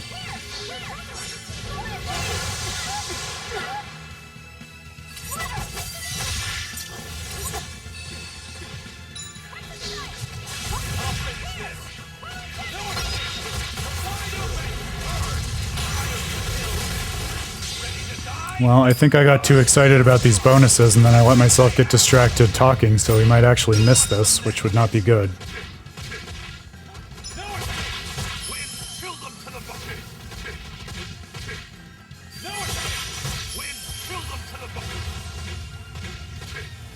Oh, yeah, so then I think we're on the same page in terms of that pottery. I would then just go on to say, and in terms of thinking of him as, like, a foil to Yuri, like that idea of like pursuing one's own purpose while being used by others as a pawn, like that doesn't strike me as especially consonant with Yuri and the arc that he goes through. I know. I wish indignation. Well, and now annoyingly, I think we're going to have to reload. Not that we'll lose that much time, but just because I want to make sure we still have the cat spirits for the final floor as well.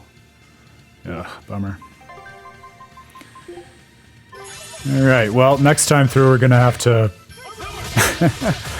unfortunately, censor a little bit of the fantastic Tales of Praxis conversation, just so Aaron can stay focused on the actual time limit.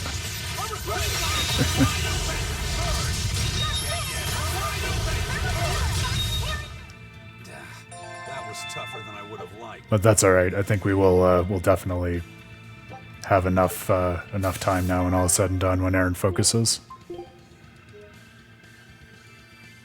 Okay. This was the one, right? We might, and obviously I hope it goes without saying, guys, but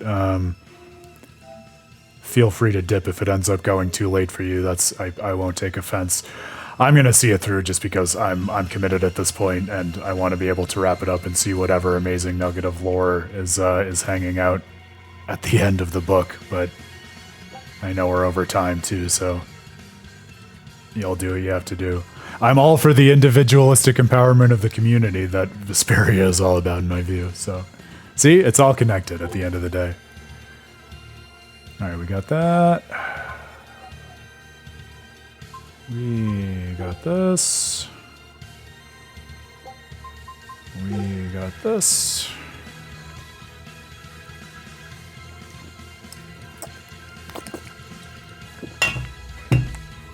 All right.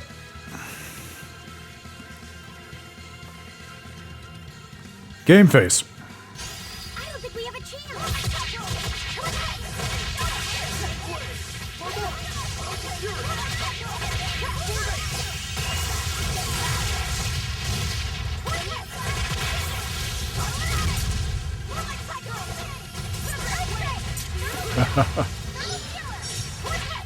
I'm willing to count your honor as redeemed, Grail, so I wouldn't worry about that. But I appreciate the dedication. It is noted in my book of memory.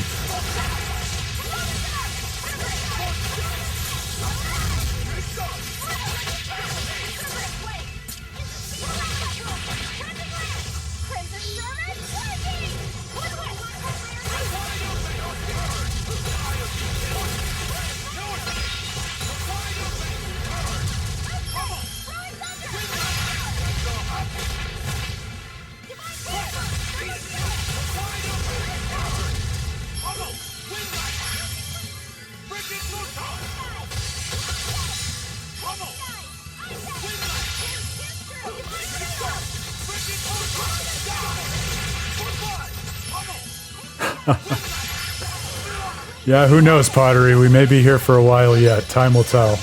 God only knows. If you don't make it back in time, I will just say, and I'm sure I'll shout you out at the end of the stream too, but a pleasure seeing you. A joy as always to be working through this stuff with you. Not only Berseria and all the streams, but of course also the riveting and really rewarding discussion and conversation about all the stuff that I am wrestling with in that study that I published. So thank you for all of that and more. And if we don't chat between now and next week, I will see you, I hope, for Tales of Graces. It's going to be a fun time.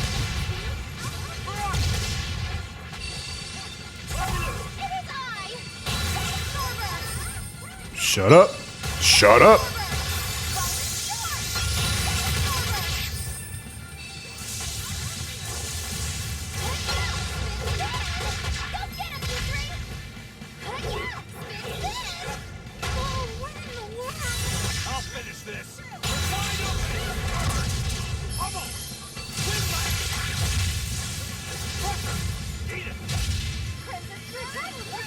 So funny, I can't believe it took me until today to realize how well your two handles go together.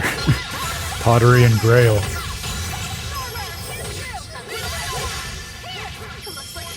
The form and the medium, as it were. I didn't like that. Ugh, gross.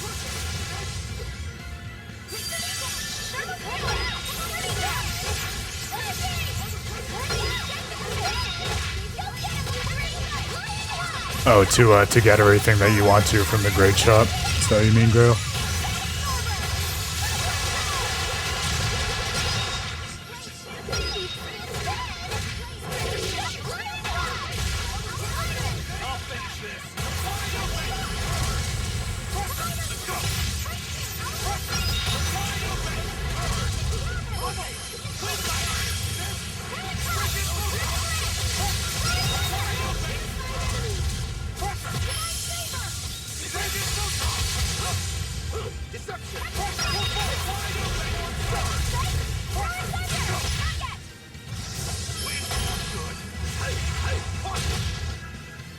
close one. Oh, you're right. I hadn't even thought of that. There are so many layers to it. Just like a good JRPG. Man, we are consistent, if nothing else. I love that about us.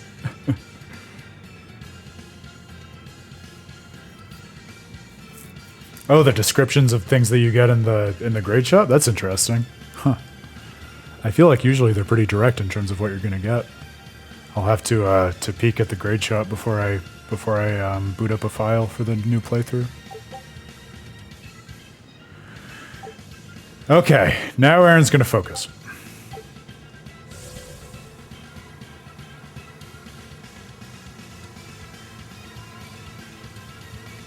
I think this is giving us a tighter distribution of them, so hopefully that'll shave a little time off at least.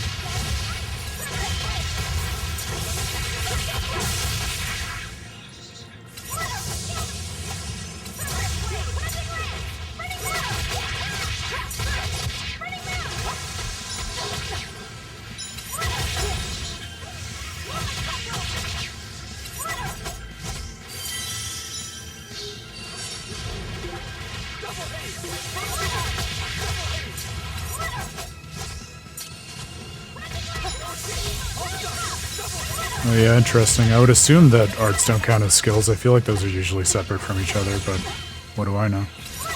Oh my god. They won't let Velvet get a fucking blast gauge to swap out. Are you kidding me?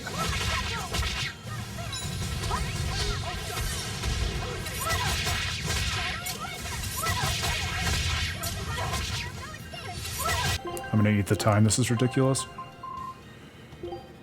That's not right. Nope, that was right. God damn it. I'll finish this. Wide open turn. Bubble. Winglet. Ready to die? Think you can dodge? Just try. Perfect mayhem. Kill them to the bubble. Good. Eat it. For two. For just double. Kill them to the bone. Frigid Photon. Wide open. Turn. Fire be killed. Porker, eat it. Die. Porker, let's go.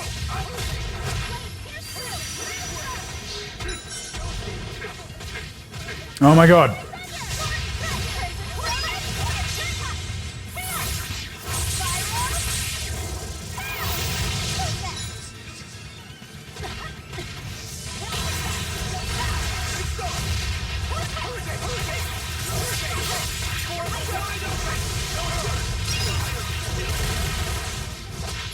Kill them to the bone. Frigid Photon. Whew, I thought we were done for.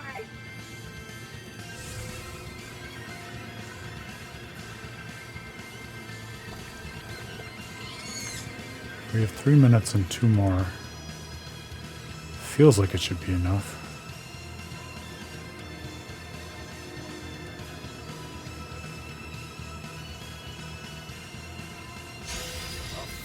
I'm begging you, game. Please, be kind.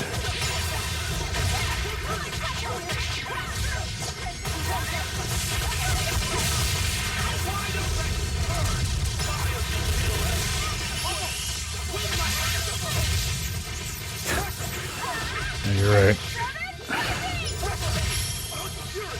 It's like asking an irrationalist to be reasonable. Oh, that's a bad example. A circle to have right angles. Shut up!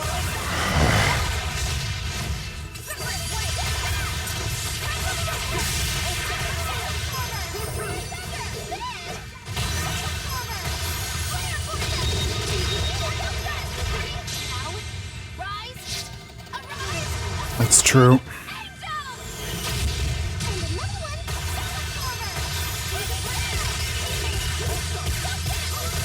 This is not a bad one on which to be using Magulu. I feel like that might help. It appears that we're finished here. Not sure how Eleanor stole that W. I feel like that was Maggie's game.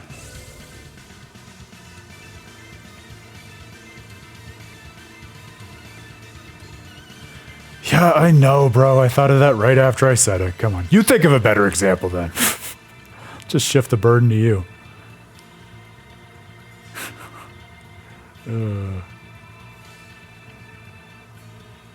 Say it's like asking water not to be wet, but then you get into that whole is water wet nonsense.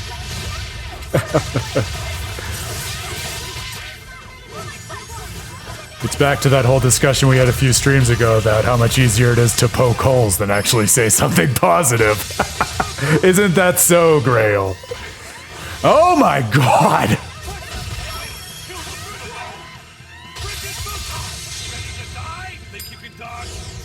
Is Mount Killerhouse fire or ice? Is it cold or hot?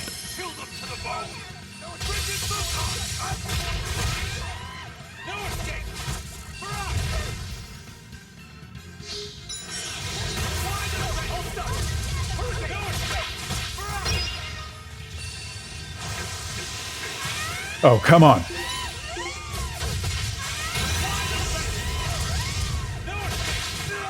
I want that soul. Give me that soul. I want that soul. Give me that soul. Oh, everyone's dead. I should have paid attention to that. Yeah. I was wondering why the battlefield was suddenly quiet in a way that was not good.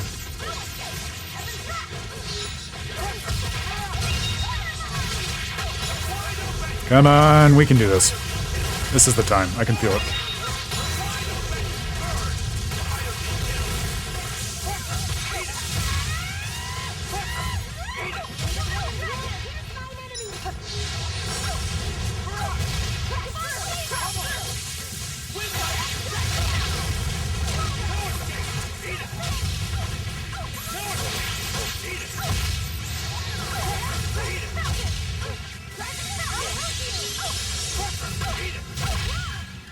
Come on, are you serious?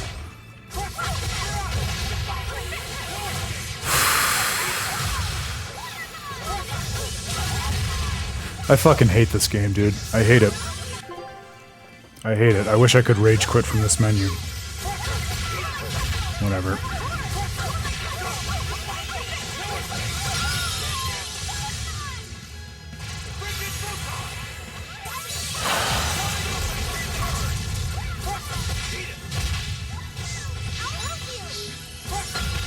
Like I said a couple streams ago, I really am I'm gonna make a point to leave Tales of Berseria, excuse me, with a gesture of love and appreciation, because there are so many amazing moments in its story and the overall experience, and it's so thoughtful, but I'm gonna be so fucking happy to be done with it too, and both of those things can be true. I know, where are all the mystic arts? I feel like the frequency of mystic arts has gone down since I went to the strategy menu and turned it up for the character's decision making. How does that even happen? I don't... Oh my god. Alright, this is gonna be it. This is the time. I can feel it. Where's the stupid bush? Am I losing my mind? Yeah, I am. There it is. Alright, one more ride.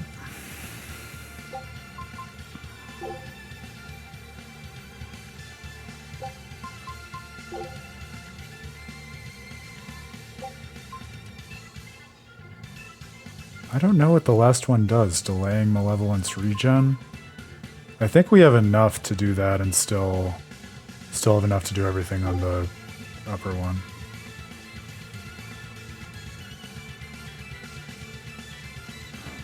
I don't think that made a difference for us.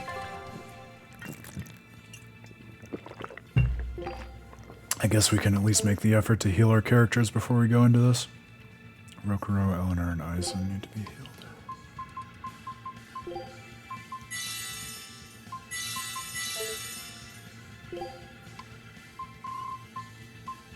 And we can't use these outside of battle, okay.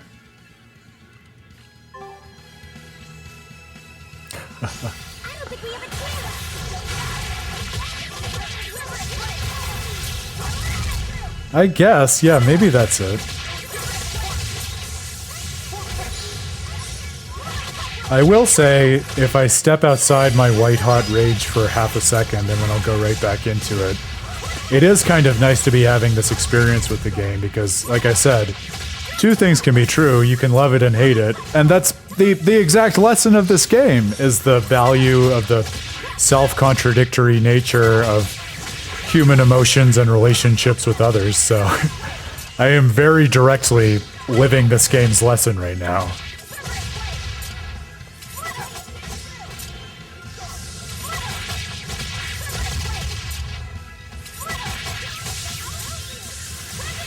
Yeah, that's a good point, Grail. I guess I can just manually switch to the characters and use the mystic cards that way. That might have to happen.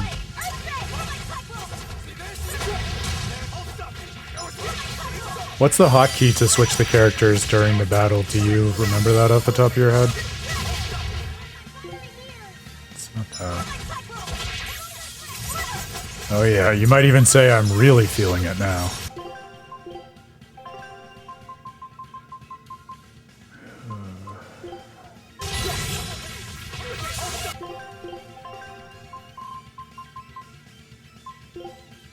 Yeah, that's alright. We can always just burn like 5 seconds to do it on this menu. It'll be worth it if we can pull out Mystic Arts. Yeah, to do it, we just go to the menu and then switch like that. Okay, that's easy enough.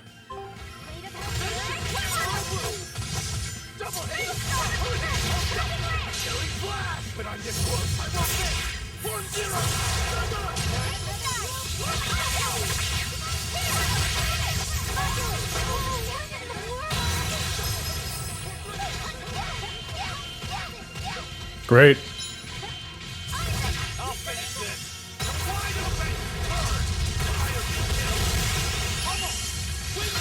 These wraiths are just pieces of shit with their status effects. Very annoying.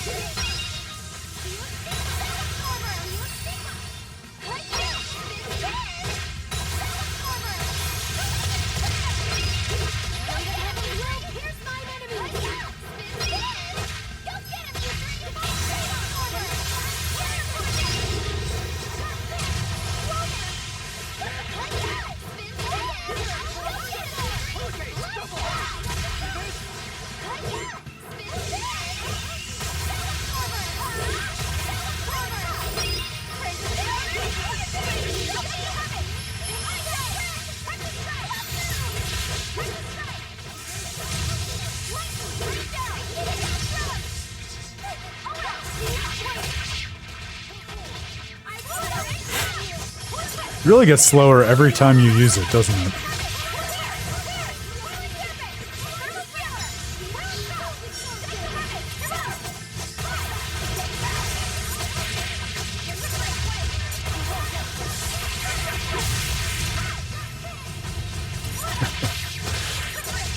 Yeah, pretty spot on.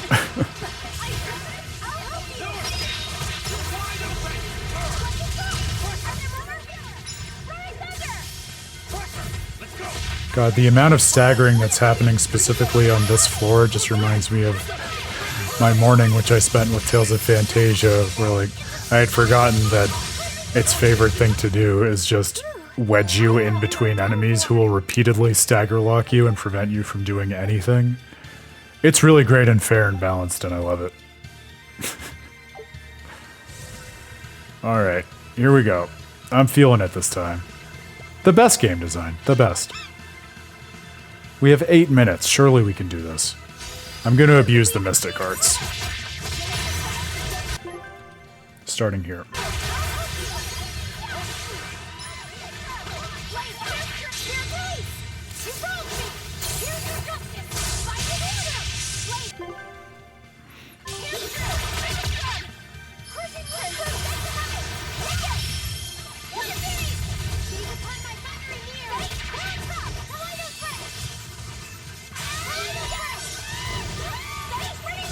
Oh my god, let me do it.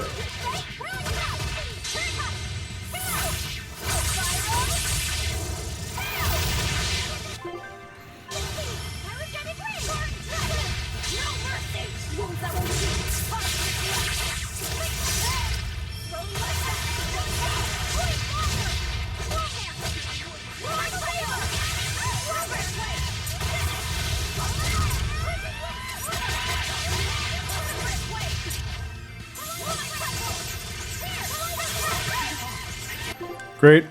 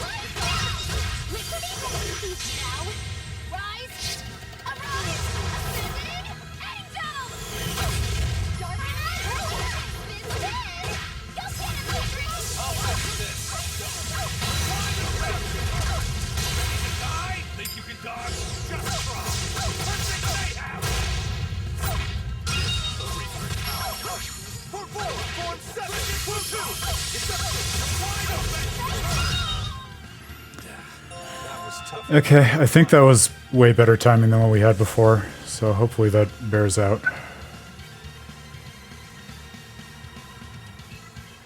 Oh, I'm so glad we discovered that cats when we did, because imagine working through this without any of its perks. You would see Aaron's brains all over the stream feed. Are we ready for this?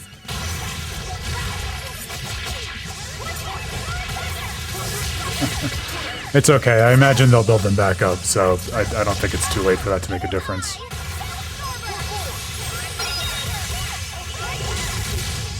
Oh! The game is pitying us at this point, but I will take it. I will fucking take that. She tetra-noped everything, all at once. Oh, Magilu. Sometimes you just pull it off, girl. Oh, but then I do nonsense like that.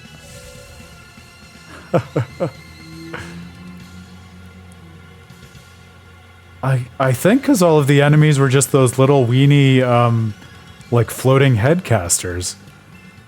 The enemies, I don't think they're the same every time.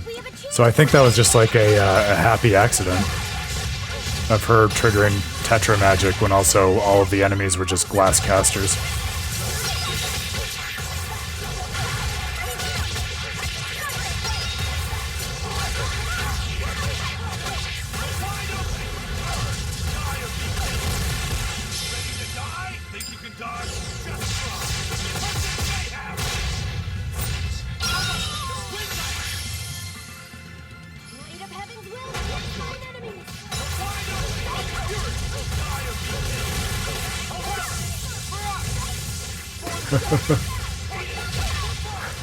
See, Grail, that's the lesson. Sometimes you just have to ask. I said, please be kind, game, and the game heard me. Said, oh, okay. Sounds like you really need it, buddy. It's providence. It's the providence that was made possible by Mautelis's blessing at the end of the game. So we're just messing with the continuity a little bit.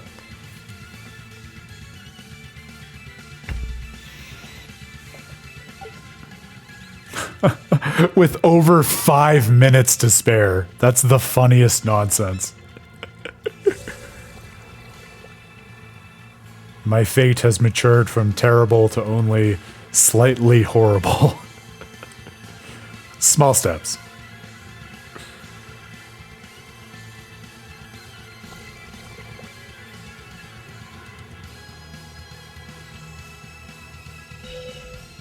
Okay, thank you, cats.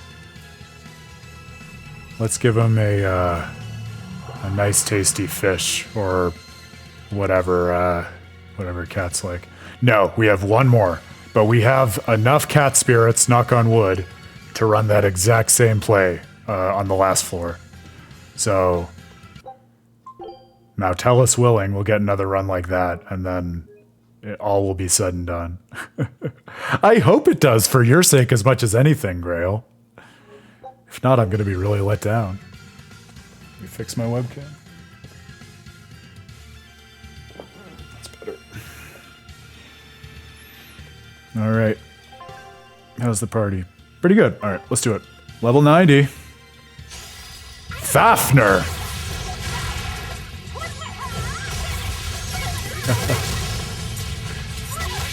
Well, he has the exact same stance as Tiamat, doesn't he? If I'm remembering correctly.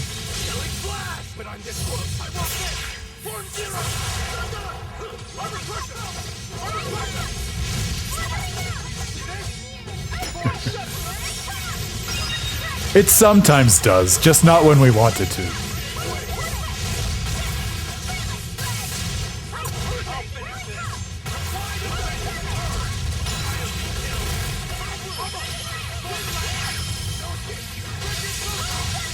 I do appreciate this idea that, oh, where were all of the dragons hanging out in Berseria's world? Well, some of them had been sequestered by the Abbey for their scheme with the Calyx, and then the rest are just desperately seeking heaven and don't give a shit about anything else happening in the world. That's a cool idea. They just could not be any less bothered by any of the events of the story.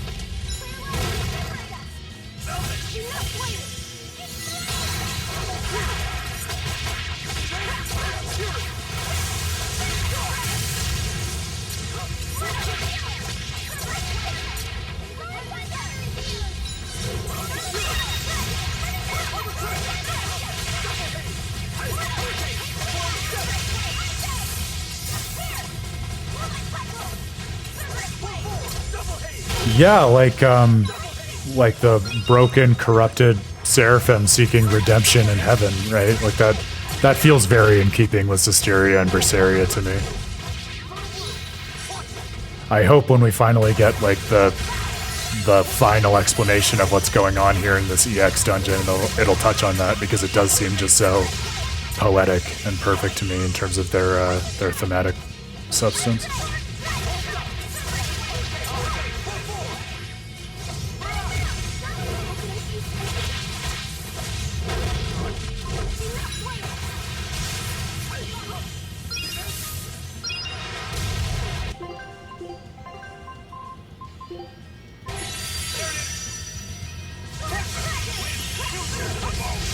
I know, that was Rose Tier annihilation that it just laid down on our other poor redhead.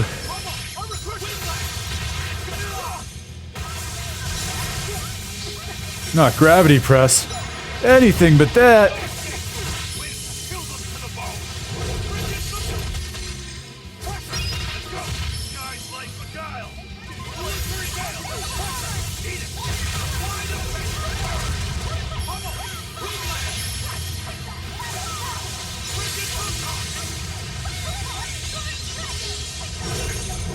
Damn.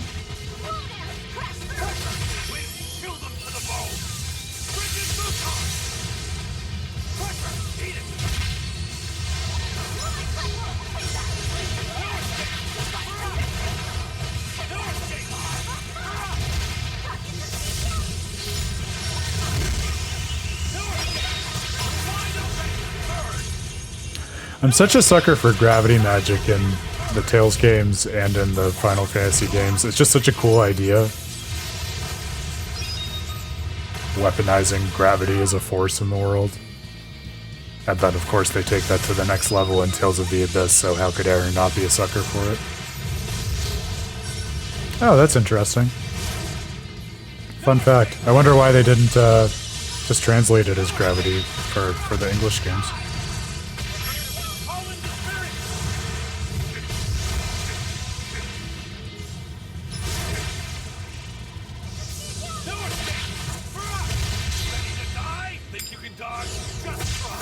Thank you.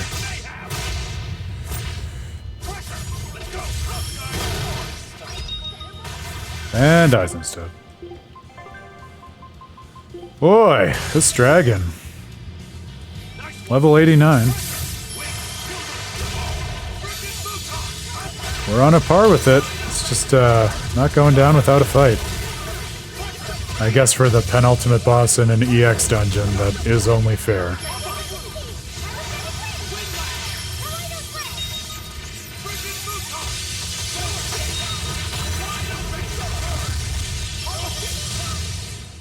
Come on, put up some fight, okay? Okay. Eleanor and Magilu. It's a fun combo. Guardian and Lance. Oh, another conversation with the light. For the information about Inominat, Seraph. I see my message has reached you then. So now you understand, correct? Inominat's suppression of your world is inevitable. To resist would be futile. Futile this, futile that. How can you be so sure? Are you controlling Inominat? Yes and no. Allow me to explain. What the fuck? Empyreans and Malakim once resided in the heavenly realm. At the time, they were known as Seraphim. That was one of my questions. I couldn't remember whether it had been established that Empyreans were Seraphim. Same thing. Essentially, Malakim are merely Seraphim who descended from the heavenly realm. Got it. And the prime lords who ruled over them eventually came to be called Empyreans. Oh, interesting. The same way that So Lila was a Prime Lord. Moloch is one who serves the Empyreans. Got it. But the real name for them would be Seraphim. It's only natural that this knowledge has been lost to you. Tens of thousands of years have passed since we left the heavenly realm.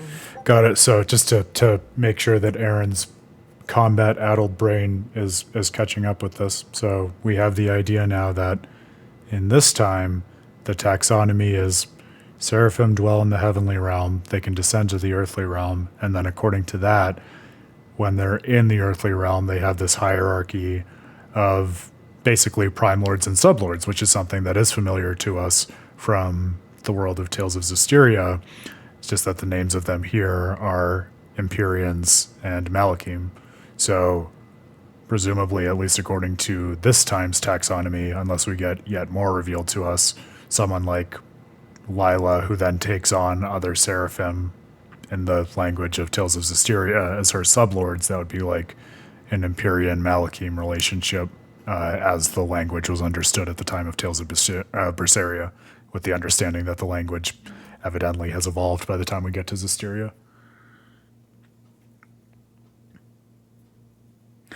Yeah, well, it sounds like it's even beyond a reuse of the term Grail. It seems like it's kind of, I feel like we're going to get an explanation of sort of bridging the gap of how we got from Berseria's understanding of these creatures to what would come to pass in the future that we see in Zestiria, which is really, really cool. Not something I had been expecting, but something I'm 1,000% here for. Indeed, nearly all Malakim on the surface world are ignorant of the oath made all those years ago upon their ancestors' descent. Oh, a founding oath? Wait, what's this oath you're talking about? I guess we'll just have to keep going. Oh my god, I am so hooked.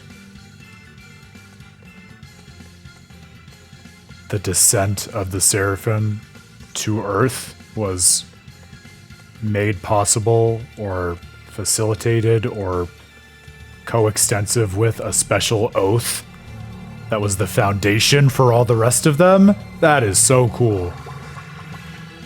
That one oath was 40 oaths? I found you now. I think that's supposed to be my line. What's my reward? Probably a cat's towel, right? Wait. Again, my line. Alrighty, here's the cat's towel. Your next line will be, "Thank you for my cat's towel." Swing you around for a while.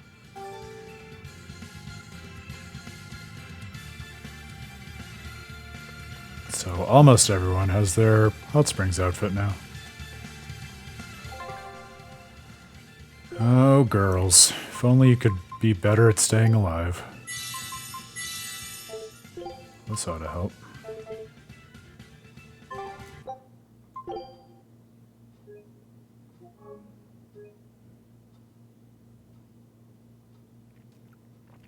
Well, you called it, Grail. It's going to be a 4-hour stream, but I can't imagine any other way to go out on this this adventure through Berseria.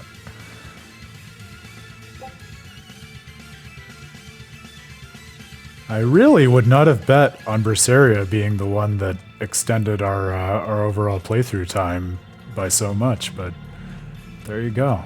Just goes to show you sometimes you don't know what's waiting in these games.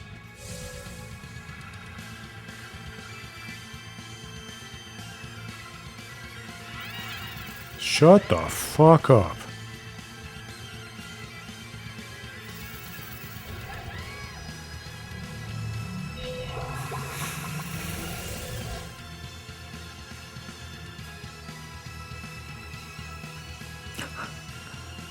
Do you really think that? Even more content than this? That would be nuts to me. I feel like the definitive edition of Vesperia definitely does. Like, that would still, by probably at least 20 hours, be my longest playthrough that I've done for Tales of Praxis. The Vesperia playthrough that I did on my own, but it's still hard for me to wrap my head around the other one. Oh, yeah, well, a fourth act. That's a good point.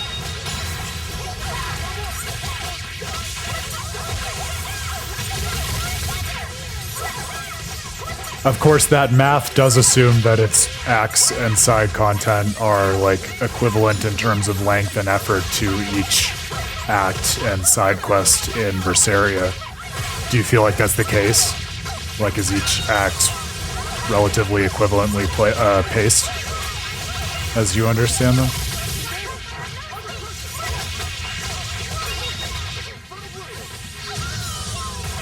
That is going to be so much fun. I know I've said this before, but really excited to do the fourth act for the first time.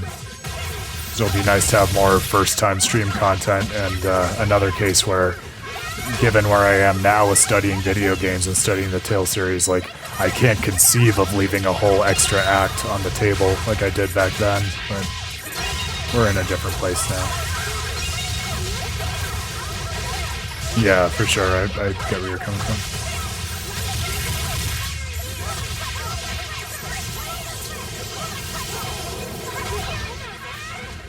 Oh, well, that'll be fun too for us to evaluate what feels like the act breaks, because they're definitely not always obvious in well, in stories in general, but in the Tales games too.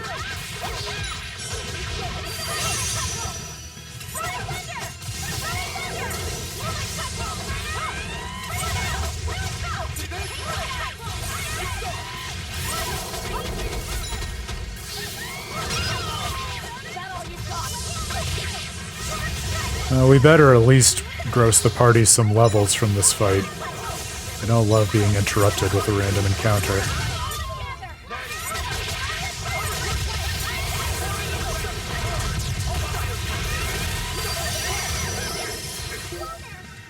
Hell Harpy! Not to be confused with the Hell Ladies.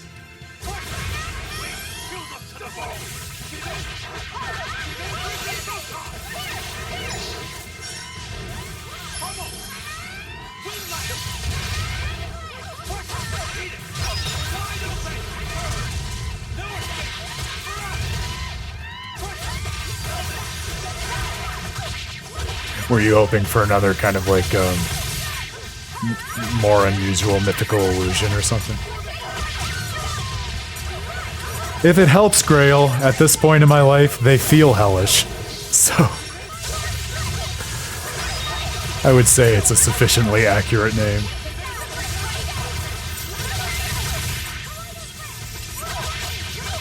I'm sure we'll get a fantastic mythical name for whatever monster is waiting for us at the end of this book.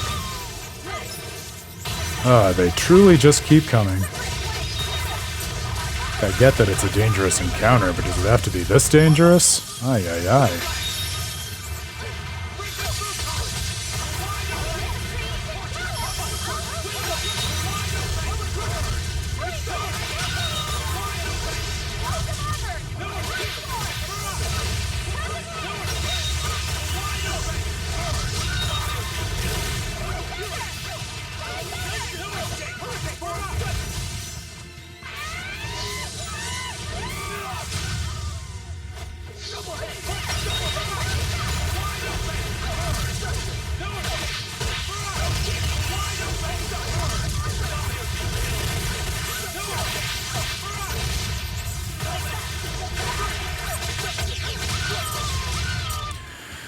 Please give me some levels. You're not hurt. Oh, thank God. No, I'm fine. That's something.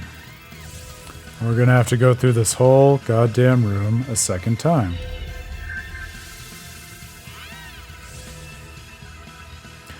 And the room before it. Love it. Live it. Love it. Oh, Lord, yeah. I am amazed that the harpies caught us while we were using a holy bottle.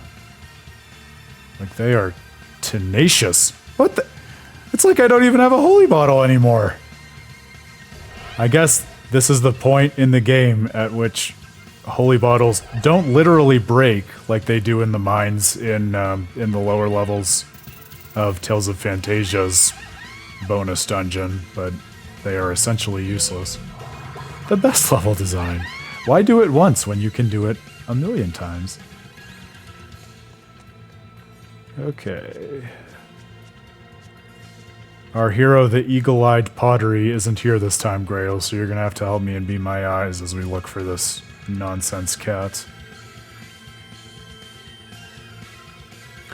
Oh, did the holy bottles only work for enemies who are at your level or below? Well, that would make sense. I had forgotten that. They always have to work slightly different in each game, don't they?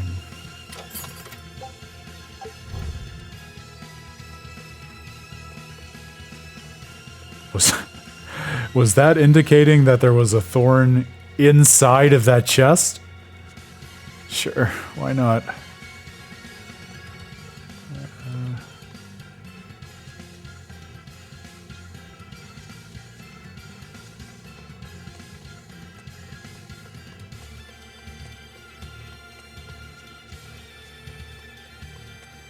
They said it's always pretty close to... Oh, look at you, just looking it up for me. That's what I was going to do next. At the top of the stairs, all the way to the far back right side, tucked in a small... That is so specific. Alright.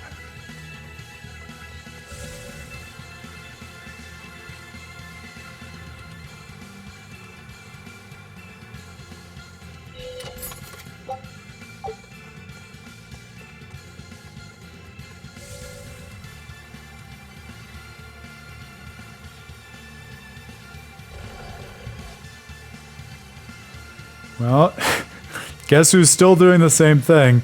Not entirely the same thing. Well,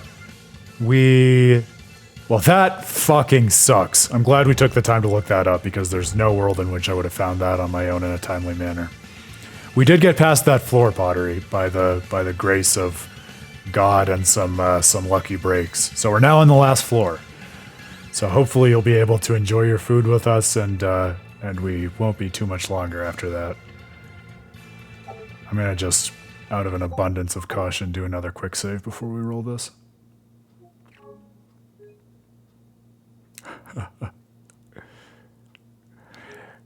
It was a Magi ex machina.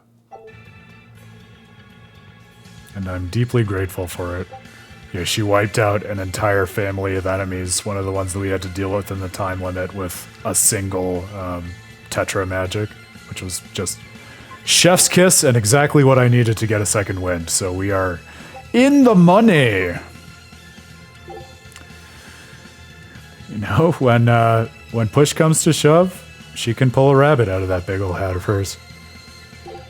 They don't call her the amazing Magilu for nothing. Magic Kazam! Alright, I don't think that last one pertains to us. Okay, so I do want to... I'm going to just look at the map here so I don't get totally lost, even though it's going to tell us where the remaining malevolence shards are.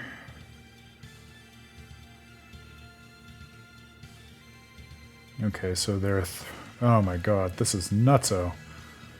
So there are 7.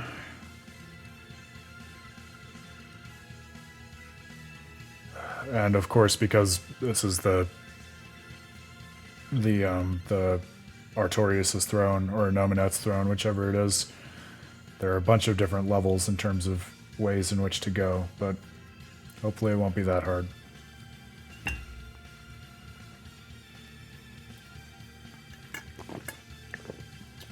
I did reduce it, that's right. So hopefully it won't be that challenging.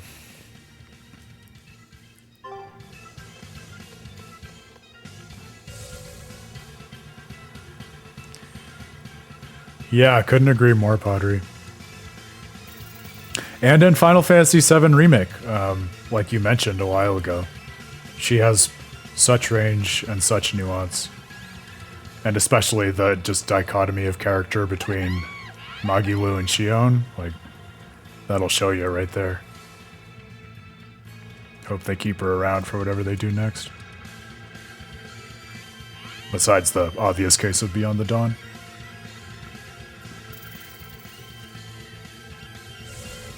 Oh, leave me alone.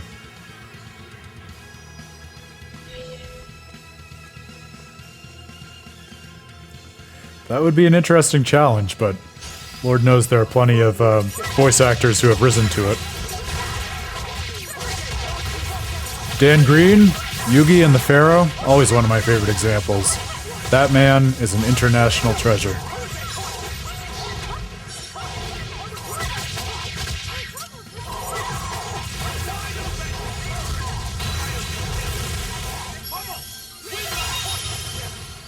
Oh, they do have goofy glasses. Yeah, with the mustache and everything. Oh, we're into the silly enemies of the EX dungeon now. Wait for the ones with Luke and Tyr's faces on them. Oh, and Norman on the back.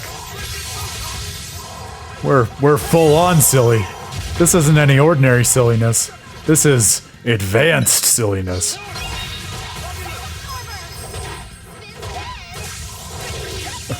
That would be fun. I would love that. Now I kind of want it. Yeah. They could make so many campy jokes in that context and absolutely get away with it.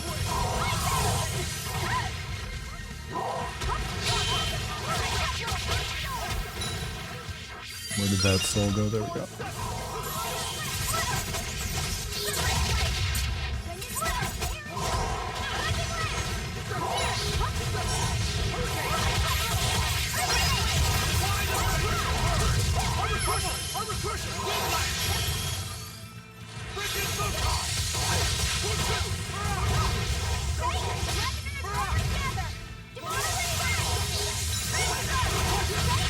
Oh, that's cool. I wouldn't have caught that one. But it's been a coon's age since I've watched any SAO, so. Why would you burn your higher tier Mystic Art on this fight before the time limit starts? Girl. And then no one's gonna use a Mystic Art when we actually need it.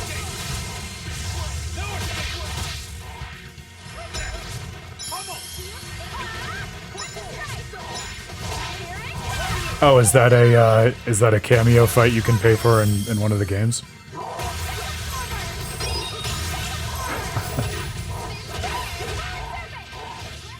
Grail, I'm not sure. How do you really feel about Eleanor? You've been very coy throughout this whole playthrough.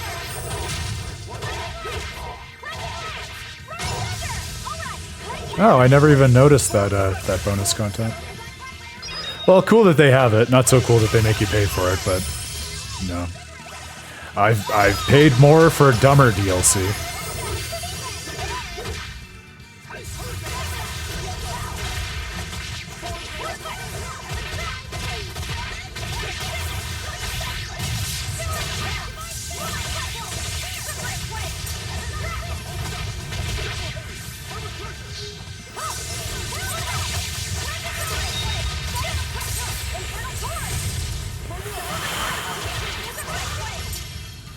Well, I am a little anxious if the enemies are now too high leveled to obey our holy bottles, if that interferes with our ability to efficiently get to the malevolence points, but we'll do our best.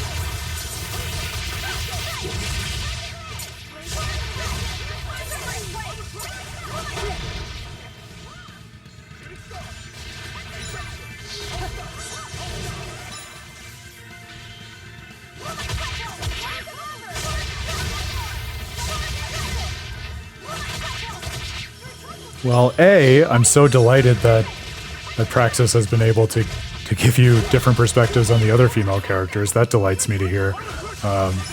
But yes, could not agree more, B, with your sentiments about Eleanor. Talk about a strong character with great conviction and also great moveset and resolve in battle. I really enjoyed the period when I was maining her in battle for a few streams.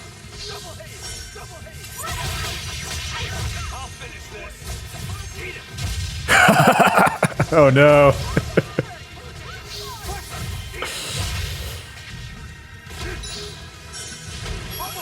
Haven't even gotten through Graces and we're foreshadowing Vesperia. Well, I guess I put that on myself with the Dimlos and De Nomos article, but it's only fitting.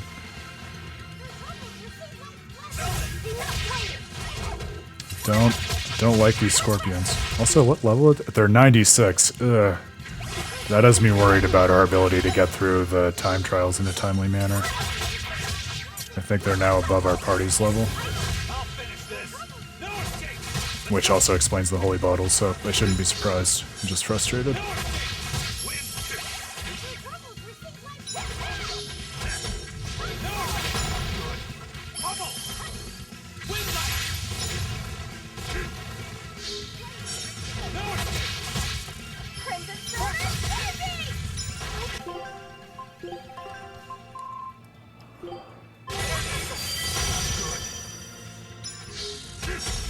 Well, I think the problem is they're also just robbing us of our souls left and right. Oh, that's a good point. Yeah, working through these, I'm sure we'll catch up with them fast. I hadn't thought of that.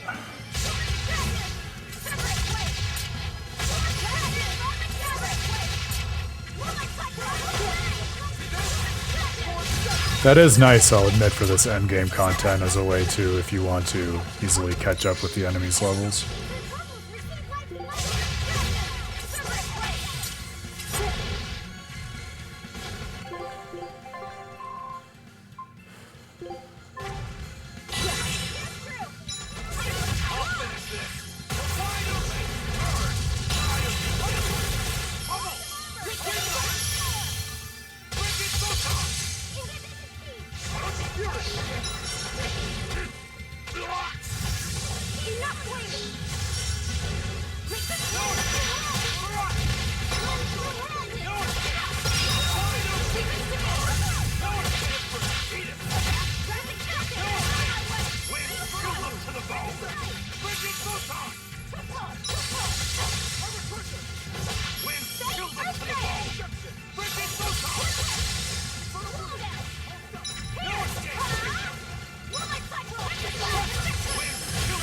Yeah, I was thinking the same thing, Grail. I think that's prudent.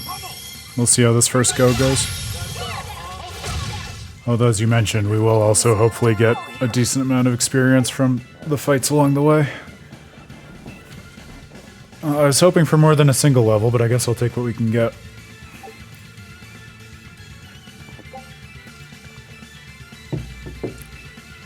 Now, I don't think there's a lot of rhyme or reason to the order in which we take these on. So I think we just have to kind of pick away and go with it. Yeah, that feels about right. That was a long fight.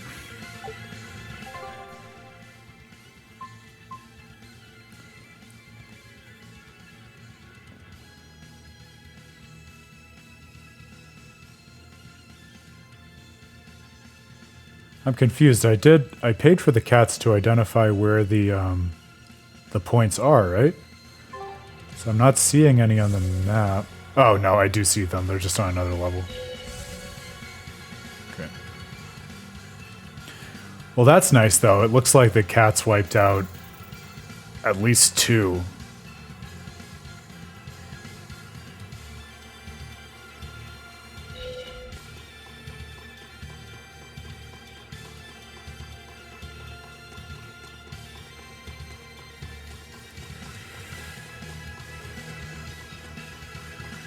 I know. And the climbing the ladders and stuff, they're just lots of time sinks. So I'm worried.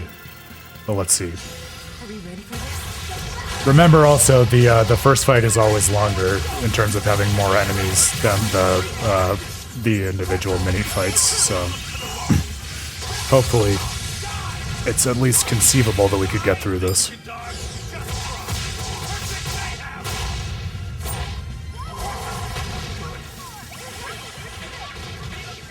Oh my god, leave Eisen alone. Bro!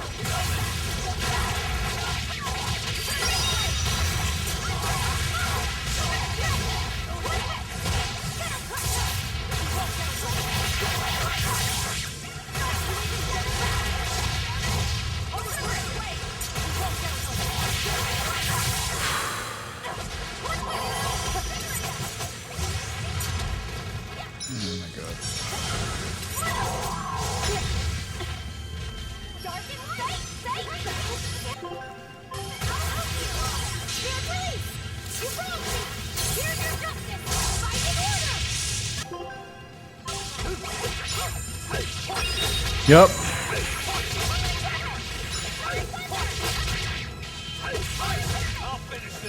No, they knew what they were doing.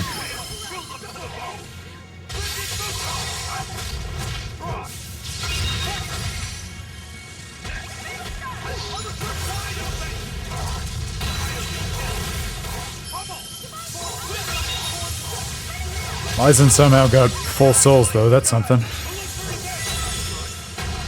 Oh, for a second, and then he didn't.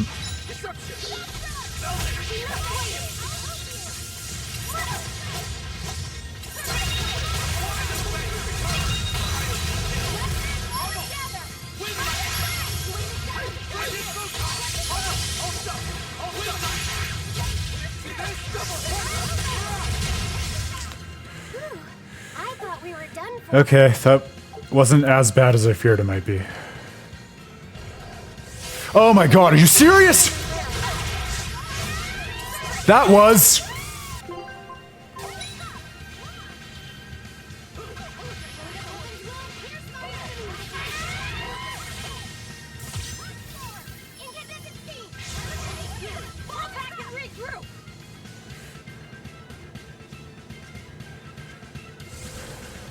Ugh.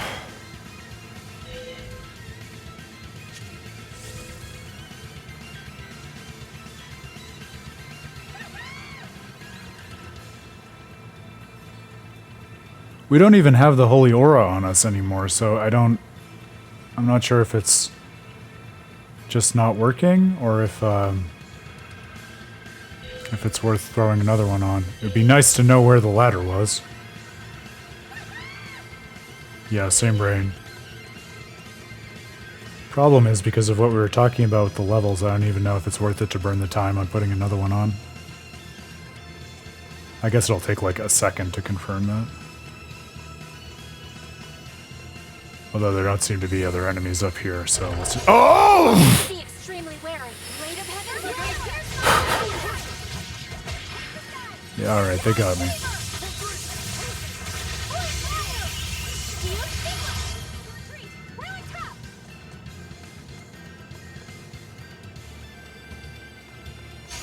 I don't think we have a chance.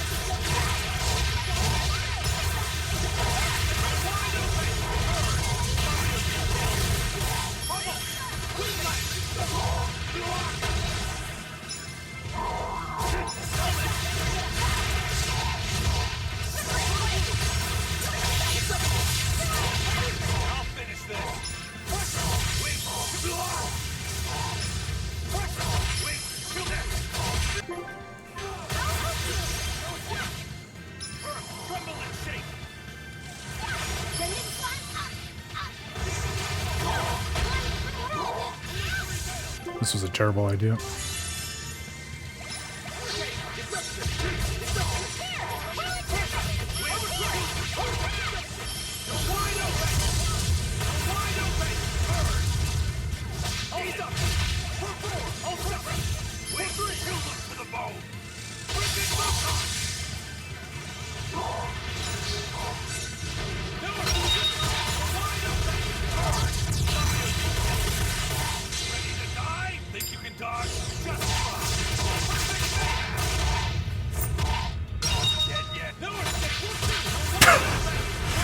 I knew you were going to clip that too.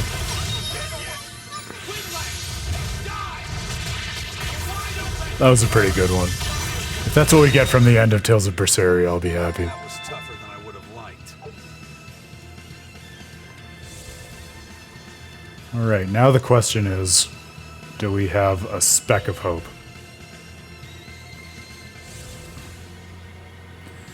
It's really quite emotionally hurtful to me that they don't pause the timer while we're climbing that ladder and taking a year to do so.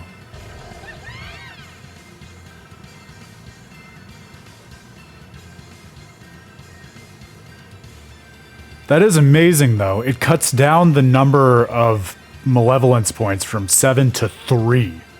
So they have to know they're being unreasonable, then. They just gotta. Speaking of unreasonable... Oh, I really hope we got that correctly. I think we did. I think we did.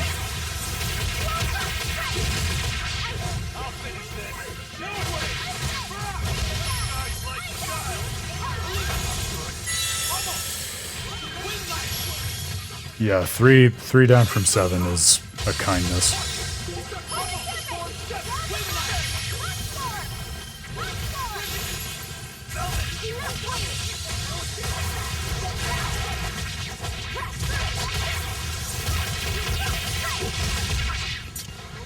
Yeah, you're right. That was really a coin toss. But it looked like the enemy that was over it was maybe something different. I don't even remember now. It's already out of my short-term memory, but I'm cautiously hopeful.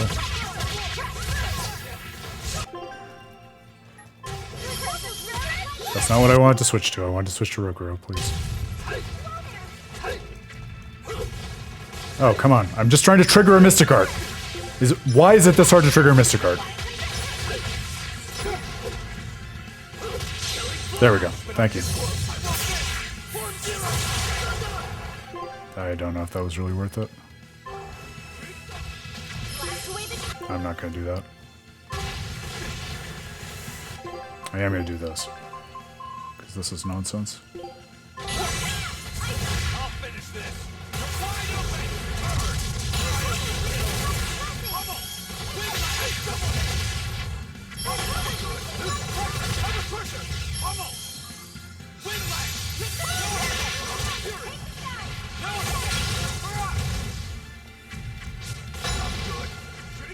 God, they just come out from everywhere and steal your souls.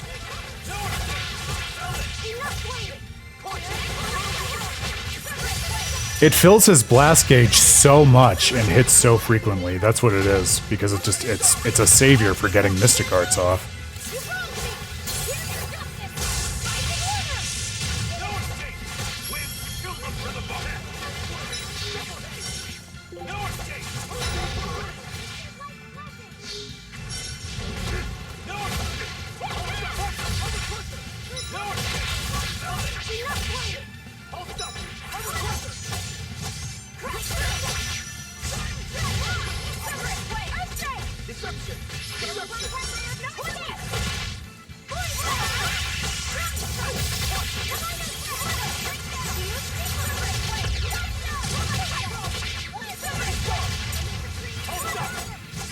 Yeah, I think they might be my least favorite enemy in the entire game.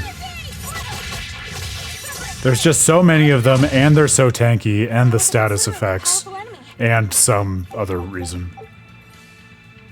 Oh, oh, truly this is a good happiness. Oh, don't fuck with me, other enemies. I'm not here for that. I'm not here for that. Oh!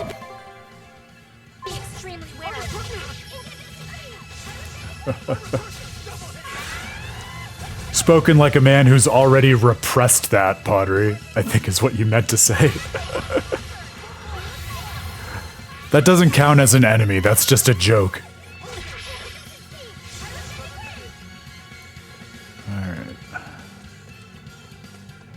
Get me out of here. Get me out of here. Actually, our health is in hilariously good shape for all of the insanity that we just went through.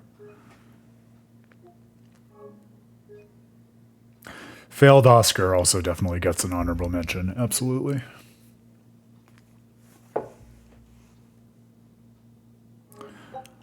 I think so, Grail. I think so. Okay. I'm a little worried about this, but we made it. This is the last floor. It's only taken an extra hour and a half, not counting the fact that it's only taken an extra like 4 or 5 streams on top of what I had planned, but we got here.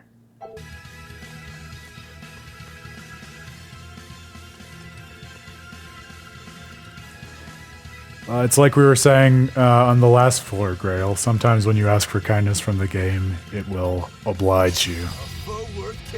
Ajdahak! Alright, look that one up. That's got to be a mythic creature in some lore or another, and it's not one that means anything to me.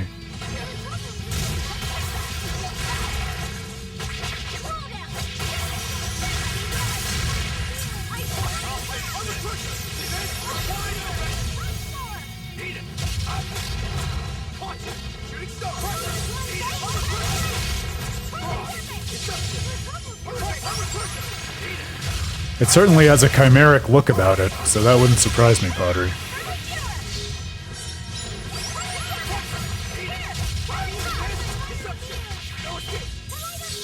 I do feel like a lot of mythic creatures are various sorts of hybrids, though, so maybe it still might be something more specific than that. Or maybe put in other words, some particular religion or mythology's like conception of a chimera. 100%. Well, and especially a compelling symbol in Tales of Berseria, where so many of the Abbey's machinations were sort of the weird synthesis and subjugation and experimentation of and on living creatures of various kinds.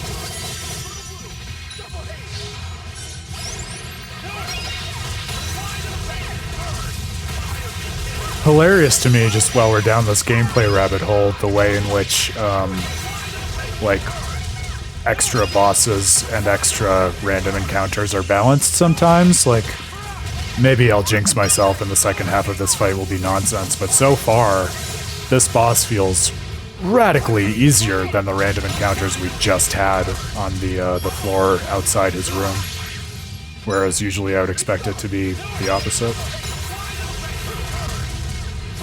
Bye, Pottery! Pleasure having you for so long, my friend. Really looking forward to seeing you on Graces in a week. It's going to be a fun time. Excited to kick it off. Till then.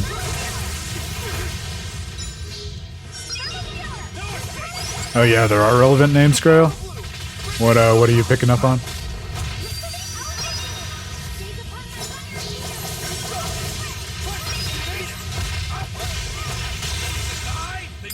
He really only seems to have that one move, the Wild Barrage. Wild Barrage, I should say. Oh, and then he hits me with Soul Burst. And Meteor Storm! Alright, maybe I did speak too soon. Swap in Magulu for the Spell Absorber. Oh, yeah, Rokuro's donezo. Leave it to me to jinx us.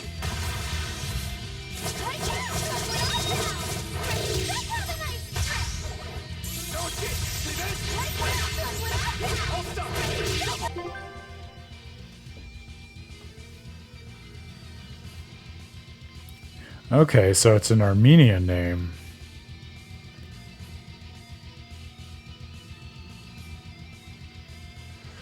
Oh, that's interesting. So it references both a volcano and a demon in Iranian mythology. I feel like Iranian mythology came up in one of the post-game bosses in Zestiria as well.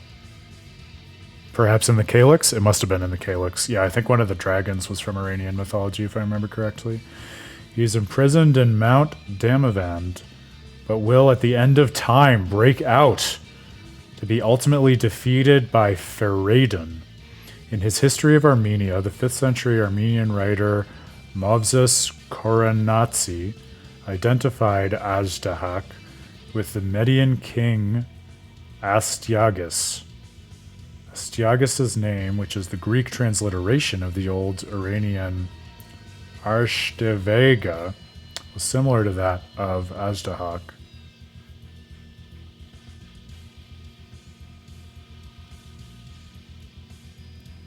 And the volcano is a centerpiece of a major valley. Interesting. Boy, that idea of breaking out at the end of time, ultimately to be defeated, that's an incredibly on the nose and resonant like piece of mythology to then use for the final post-game boss, who is kind of like breaking out. Wow, breaking. That's how tired Aaron is. Let me try that again. Words. To use for the final boss in this post-game dungeon, who is effectively broken out of the timeline and context of the story in pursuit of heaven and this thing beyond it, only to then be, hopefully, cross your fingers, defeated by the party in the same way that Ajdahak was ultimately defeated by Faradin.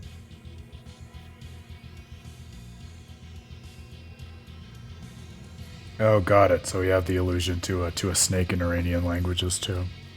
Which is funny because, unless I missed it, a snake seems to be like the one animal that's not represented on this fella. I guess the back mouth seems a little serpentine.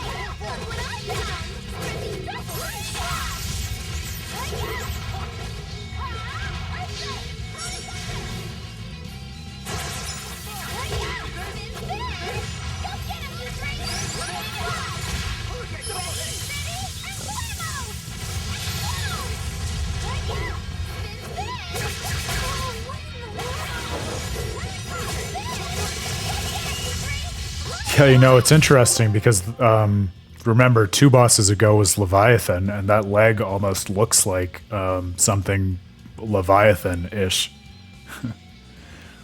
I wonder if we looked back at some of the other bosses, if we could see aspects of them in his design as well. That would be cool. I guess he's kind of scaly like a dragon, but beyond that, in terms of the one we saw most recently. Oh no, I guess the skin is kind of, yeah, like a dragon's, so that also tracks. And the very front of his head almost looks like a dragon's too. Whew, I thought we were done for. Wow. It was a harrowing journey, but I'm so glad that we made the effort to come back for so many reasons. It's a nice capstone for the stream. Feels good to end on a triumph, especially one that was effortful and required a few tries and determination. It's a very JRPG vibe, like we've talked about before. And hopefully, this final bit of resolution we'll get to the Heavenly Steppe will be worth the trip. If all of the previous conversations are any indication, it will be. I'm excited to hear about that oath. Anticlimactic, he says. Come on. We got the climax coming up. This is a climax, just not the boss battle. Please, miss. Can you tell us what happened? Yeah, like I was saying, the enemies before him were harder for sure. Young Malakim, you have every right to know the nature of the events in which we have entangled you. Which makes this so much better too, not to interrupt this thing we've been waiting for forever, but also remember, not that you need my incessant reminders, but Lathicet is also still, at this point in the continuity, going through the education that would inform him as Mautellus. So interesting that he's getting this context now, and all the more interesting to think about whatever he learns in the context of it being this kind of post-game thing that is situated outside the time and space of the regular arc to his development. To the Seraphim, malevolence is as poison. The Earth Dwellers create malevolence and therefore pose a very real threat. Thus, the Seraphim decided to eradicate the surface world, humanity included. Wow. Pulling a Duke. That's insane. Maybe a somewhat Etherean also. Seraphim, those who desired coexistence with mankind. Those more merciful Seraphim made a bet with the ones who sought annihilation. This feels like a lot like Vesperia, actually. Realm, they would prove that they could overcome the malevolence and live among the humans. And those Seraphim became the Empyreans and the Malakim. Just so. And when their dream is realized, the heavenly gate will open, and humanity and seraphim, the heavens and the earth will be as one. Which is also very Tales of the And Abyss in so, terms of cosmic the pact rectification. was formed between our realms. But even after tens of thousands of years, that dream has not come to be. There was never any chance. In exchange for making the pact, the remaining seraphim imposed a rule upon human and Moloch. More a curse than a rule, truth told. It made coexistence impossible. From the beginning, the seraphim decided to cast us and the humans aside and to destroy us together. It was all meaningless, futile. But what was the rule? A rule and a curse imposed upon human and Moloch. I'm pretty sure I see where this is going. Yeah, I think I get it. I don't like this.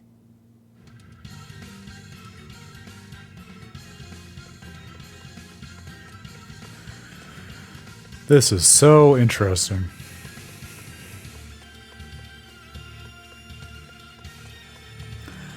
Don't think I'm not anxious about that.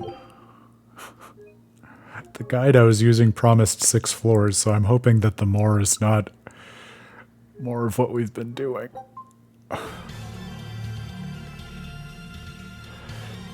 Because you know why. It's everything JRPG, it's everything Tales. It's about the journey and the dialectic of uncovering the information in a certain order in order to understand it experientially. That's not to say Aaron's not tearing his hair out about it. Oh.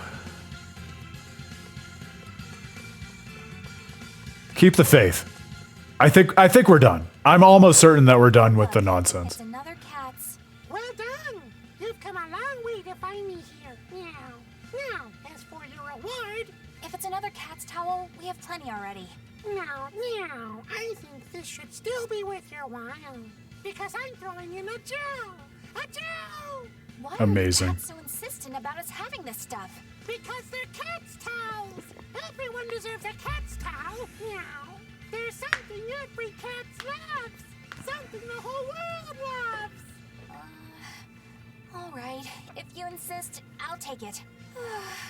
Now I'm stuck with one too. More a curse than an outfit.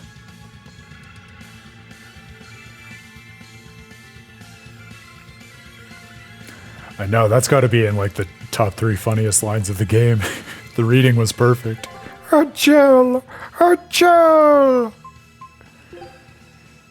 So they all have their towels now, right? Because that, as much as anything, is going to give me confidence that we're safe going forward. Velvet has hers. And Laviset has his. And Rokuro has his. And Eleanor has hers. And Magalu has hers. And Aizen has his. Yeah. We gotta be done. Please. Please.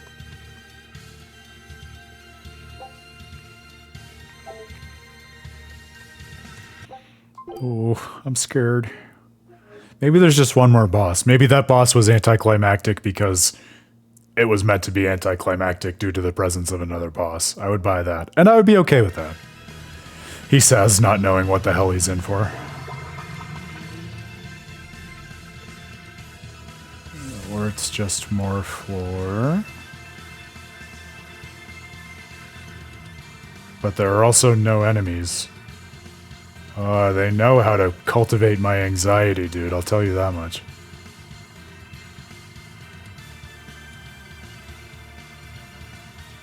Oh, there's nothing here except space. Beautiful space, by the way.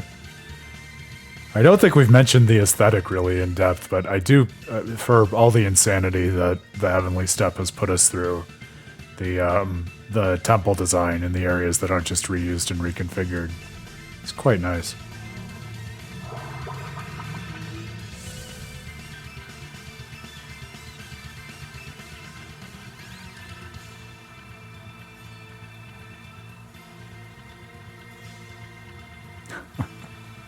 It is Castle Oblivion, isn't it?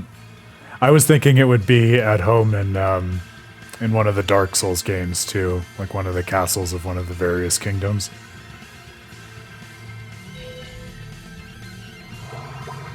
But yes, it's definitely Castle Oblivion. Okay, so it filled me with dread, but also look at that. That's gotta actually be Heaven's Door, right? I gotta take a screenshot of that. Oh, well, let me take a screenshot. Probably because I'm streaming. That's frustrating. Oh well. I'll take a screenshot by going back through my stream. That'll show them.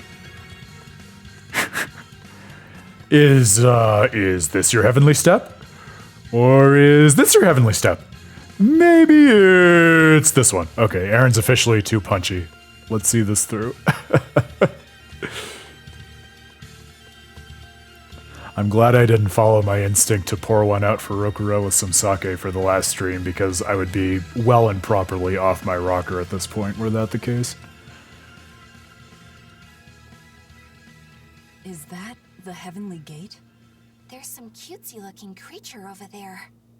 Oh, seriously? That's nuts. I didn't realize You that. actually made it all the way to the Heavenly Gate. That voice. You're the one who's been speaking to us? Yes, that is me. I am Zuifu, a Malak and former Seraph. And a strangely beautiful Wait a Rapig. minute. Like, You're a rapig. that does seem rather holy, Person doesn't it? to turn you into one? No, that's just how she naturally is. She's like Morgrim that way. That curse is what turns humans and Holy Malachim into rapid. demons and dragons, right? That is correct.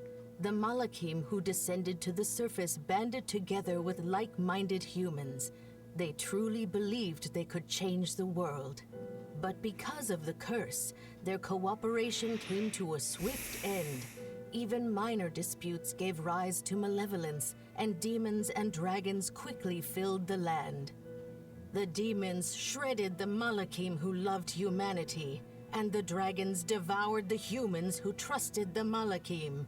Nearly all Malachim abandoned their dream of peaceful coexistence and distanced themselves from humanity. They would forever regret having descended from the heavenly realm. So I just have to call this out since it's just you and me hanging out right now, Grail. Like, this is also like a perfect in-world articulation of what you've been saying since Tales of Zestiria, in terms of like, this is an unfair world because even if I stub my toe, I could turn into a demon. Like, it's literally an unfair world because the deck was stacked against people in Seraphim from the get-go because of this mythopoeia and the terms upon which these particular Seraphim descended onto the world. That's so interesting. Then every dragon we fought on the way up was here simply because they were trying to get back home. We called that one. That must be what the cats meant when they said this place has the power to draw in Malachim. What about you? Are you one of the Malachim who gave up? It was futile. Truly cheaters in the Humans worst with sense. resonance, already rare, dwindled to almost total extinction. Eventually, they forgot the very existence of us Malachim. Malevolence spewed forth endlessly, and again did demons and dragons cover the land. If Inominat hadn't subdued the world and reset the balance, mankind and Malachim would likely be extinct. Is that to say Inominat is a safety valve of sorts? That is precisely his function. Inominat stands as an auxiliary Empyrean, tasked as the final bastion preventing this world's demise. Kind of like the Adafagos. Malevolence spreads, Inominat suppresses, malevolence spreads again. We're stuck in a vicious cycle. Oh my. Seems like we're screwed. Our only hope lay with the Empyrean's Pact Keepers, but A Pact Keeper? a Pact Keeper is one who possesses an honest heart and strong enough resonance to form a pact with an Empyrean. Like, and again, remember, because they said that Empyreans are prime lords, talking about what it is to form a pact with an Empyrean, that's exactly what Saray as a shepherd does to take up the shepherd's power when he forms a pact with Lila. So we're seeing like the origin story for the shepherd framework that comes up, not in Berseria, but then later in Zestiria. Unfortunately, the current Pact Keeper, Artorius, is using Innominat's power in an attempt to control the nature of humans and Malakim. Although, when the alternative is an eternal cycle of tragedy, perhaps it is better not to feel tragedy at all. That isn't funny. It's not a joke. I believed in humanity for tens of thousands of years, but there's no point. And what of you? Do you still cling to the hope that malevolence can be extinguished? That we can coexist? I'm not sure I care. What? I'm tired of you going on and on about how everything is futile, so I've got one thing to say. Wallow in your own misery for all I care, but this so-called earthly world is where we all live. Yeah, maybe it's futile, and maybe it's irrational, but as long as we're born here, here is where we live. Right here, we're living our lives. Humans, demons, Malakim, witch, reaper, exorcist, each one of us. But the time for Innominat's suppression is close at... I will stop it, no matter what. You've learned the workings of this world, and yet... I don't give a damn about Seraphim in some heavenly realm, or the nasty way the world works. When it comes down to it, I'm still me. What I hope for is mine to decide, and no one else's. Well, if everyone said their piece, let's get going. I truly feel your pain. I honestly hope you can find a way to be at ease. You keep on angsting about this heavens thing. Just leave the rest of us out of it. And if you get in our way, we will not go easy on you.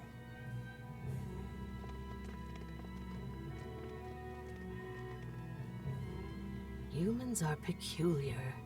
They are. They're strange, scary, and they do what they want.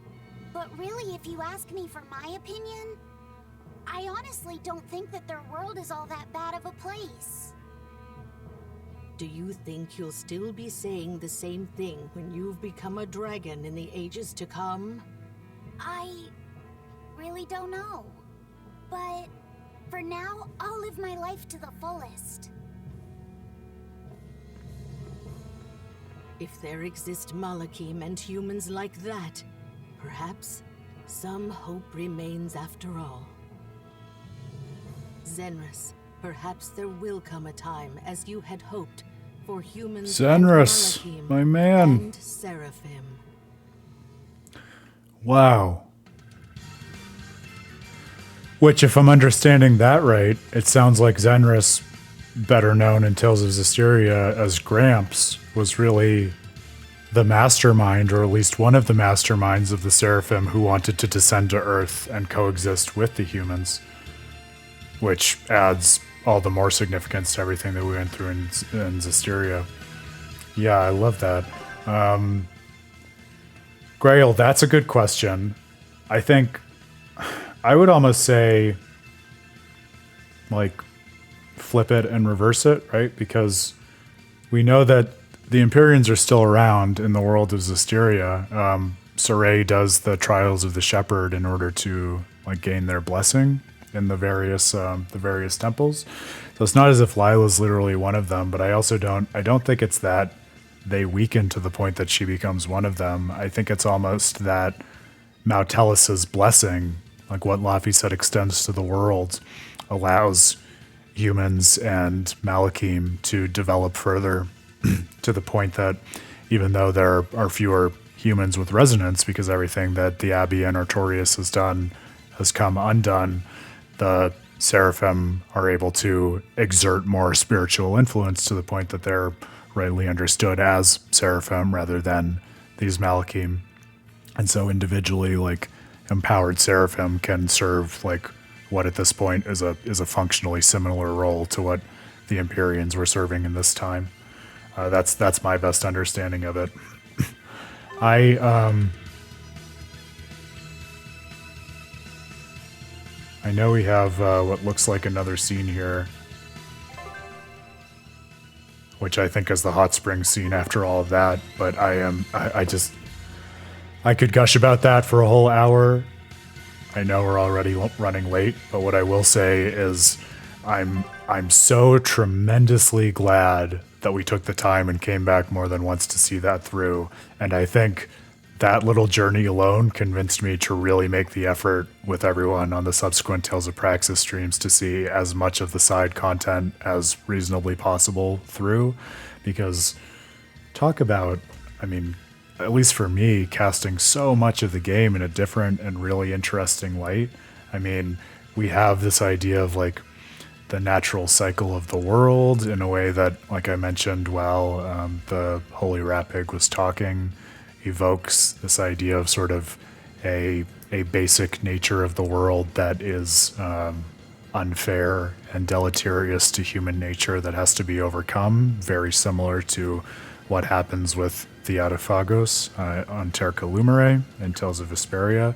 We also have this like very direct representation of the need for cosmic rectification, where the heavenly and earthly realms are shattered, are out of balance, and through the actions of what happens in the earthly realm between Velvet and Innominat and Laphicet and ultimately Sorey, that is what is required in order to redeem not only Earth, but in fact all of the heavenly realm from which the Seraphim are derived, which is very tightly similar to my reading of Tales of the Abyss and the way in which it integrates and represents and embodies Kabbalah, which is a whole Jewish mystic tradition of what it is to practice and observe the mitzvot in order to enact an ethical life that then redeems the spiritual by enacting heaven on earth, basically, to super oversimplify. And then the other thought I had, which was equally interesting, was we have Abyss lurking, we have Vesperia lurking. It also felt almost like an interesting combo of Tales of Symphonia and Dawn of the New World, because remember, one of the really interesting things about Dawn of the New World is that it takes this whole side quest, and in fact an EX dungeon from Tales of Symphonia, the Book of Niflheim, and explodes it out to this whole hidden cosmic element of the world and how it's bound up with this door to the realm of demons, and Ratatosk as this entity that needs to defend and protect and govern that liminal space. And so it almost felt like in this game and in this EX dungeon, it was a question of, okay, what if in Tales of Symphonia, while the party was going on this journey to reshape the world, they actually learned all of that deeper lore about how the world came to be? How would that lead them to wrestle with their journey and make sense of it in a different way? Which really helps me to wrap my head around the resolve of Velvet and what it is that she does with Innominat and what Laphicet is able to ultimately take up as Mautellus. Because in terms of, like, I wouldn't say that, I mean, we were all emotionally moved by the end of the game. It was very touching and it felt very satisfying. So I don't want to take anything away from that. But I do feel like in terms of like the final motions of how those characters come together in order to bring about something different in the world, it feels mystifying in a way that works when you just play through the main plot. But it definitely feels like there's some kind of like metaphysical or spiritual explanation that is like left on the table and not accounted for, since it's more about the characters wrestling with their own personalities and their place in the world and everything that we talked to death during the main plot. So the idea that in this optional content that you have to work so hard to reach and understand, I mean, it took us this much effort playing through plenty of the random encounters of the game and cranking it down to easy mode. So I think it wants to be represented as really hard and inaccessible content. But it's only by doing that and exploring this aspect of the world that was meant to be hidden, as that seraph repeatedly tells us, that the party and we as players are able to understand what it is that they're actually doing on the cosmic and spiritual level at the end of the game in order to take the whole universe in a different direction and step away from that cycle. And everything that I said when the final credits rolled in the game in terms of like making a different possibility for human development available by virtue of allowing human emotions to exist in their full range and allowing a shepherd with the spiritual sensitivity like Saray to interact with Seraphim and purify people and help them to better reflect on the connection between their actions and their beliefs. Like, that all made sense at a high level, but now we actually have the mechanics behind it in terms of, yes, they are very directly breaking out of this cycle where a lack of trust in the human capacity to bring about good things and meaningful life, and the insistence that they're going to fall into sin because of this kind of divine distrust in them that the seraphim who stayed in heaven were enacting. Like, that is what it was that the party needed to fight their way out of, and the breaking of that cycle and the embrace of that irrational bond between like the nature of the divine and the nature of the human is exactly what it took in order to overcome that distrust and make rectification possible. So I think I'm going to be sitting for quite a while. Good thing that we have a week off, thinking about why is it and what is it that this game is trying to say by making that whole layer of meaning and like technical, spiritual, and metaphysical content in its world optional and really hard to access. We've talked a lot, especially in the recent streams, and I talk about in my new article, like I'm a big believer that when thoughtful games, especially like these Tales games, make content optional, that's not to say, oh, you know, this doesn't matter, so you can take it or leave it. Quite the opposite. I think in most cases, especially with large scripted, cutscene-laden optional content like this, it's optional because it's trying to say something about that nature of the content and the fact that it requires additional effort, and the choice that the player makes to explore it is actually characterizing of what that content means and the relation in which it stands to the broader themes of the story. So I want to think about why is it on this particular journey with the characters that this lesson that we learn about the history of the world and its ontology, its nature, the way it is, how it came to be in this whole origin story that we just got. Why is it that at once feels so important and yet is totally optional, and yet we feel compelled to pursue it anyway? I think that's really, really interesting. And in the same way that in the talk that I gave at PAX West, I tried to kind of make sense of Tales of Arise through the lens of applying different games to it. This strikes me as a similar kind of like challenging and really interesting content that we can only really get traction on, like we just did, if we try to synthesize an understanding of it using the other games as scaffolding, because otherwise where the hell do you start, right? So all the better to be sinking our teeth into in terms of Tales of Praxis. Yes, it's a deeply unfair world, Grail, which is like devastating, but also like it gives me so much more respect for Velvet and Laphicet and all of these folks, but also especially for Saray, right? Because what they're doing is they're not simply redeeming people in the way that we talked about from the beginning of Zestiria. When we're reading it through this context, it's like they're fixing the world and unstacking the deck so that it's possible for people to have a fair shot in the first place. It's kind of, actually, I just said those words, and you know what that makes me think of? It makes Tales of Zestiria even more Christian than it already was. Because what was it that Christ was doing? God sent him to earth in the typical Christian understanding of things because Adam and Eve messed up in the Garden of Eden. They took, wow, I literally can't speak at this time of night. They messed up in the Garden of Eden, right? They took on original sin. And so what Christ was doing was he was dying for humanity's sins in order to give them the opportunity to actually reach heaven and be redeemed. Because otherwise, like, that mark of Adam and Eve's sin would just cast them down into hell with no possibility for a path to the immortal afterlife, right? And to God.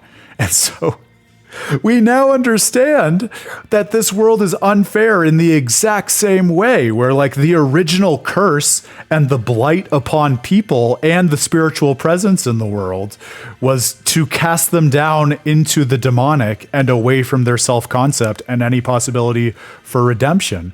So what is it that we're doing in this world? Well, we're making it possible for people to redeem themselves at all through this combination of the kind of more basic cosmological foundation that Velvet and Innominat make possible, and then through Soray's action of sacrificing himself in the face of Heldalf and chaos. So I think they added an even further Christian layer to the first game through this lens of interpretation, which is so cool and so interesting, and talk about a way to wrap things full circle. And this is a great thing to arrive at the end of such a long Tales of Berseria stream. Because remember, one of the things we were excited about way back when was to look at Zestiria and Berseria on their own terms and also in conversation with one another. And how cool for a prequel to tell its own story with characters who are interested in their own things, and yet also to comment on the original game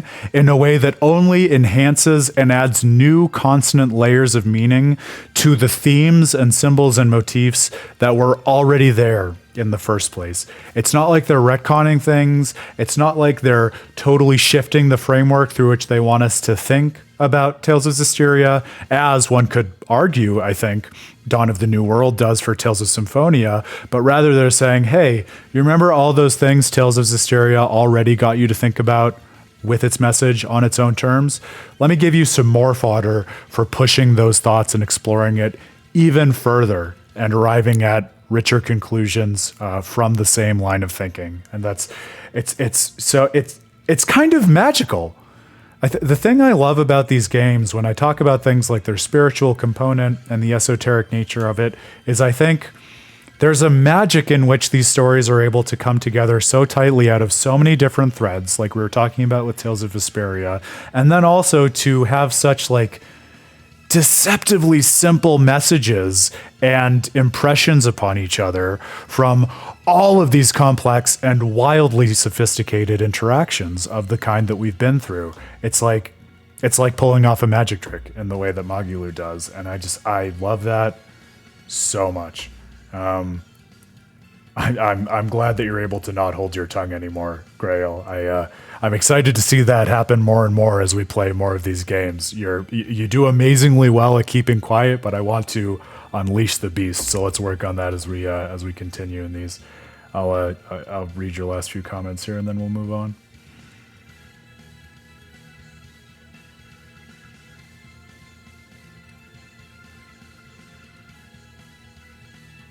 Oh, that's interesting. So I had that whole commentary, and then it sounds like you got sort of the opposite message from it, which is super interesting. Yeah, so the way that I read it, and evidently this is not the only way you can read it, but I really did feel, and I think I talked about this at the time, that at the end of Tales of Zestiria, I think the world really has been permanently changed, where it's now a place in which people can truly be in touch with themselves, enact what they believe in, whether they're a hero or a villain, and then the aftermath is just sorting out all of the moral complexity that emerges from that, like we see in the politicking between Hylands and Roland and Alicia and Sergei and everything like that.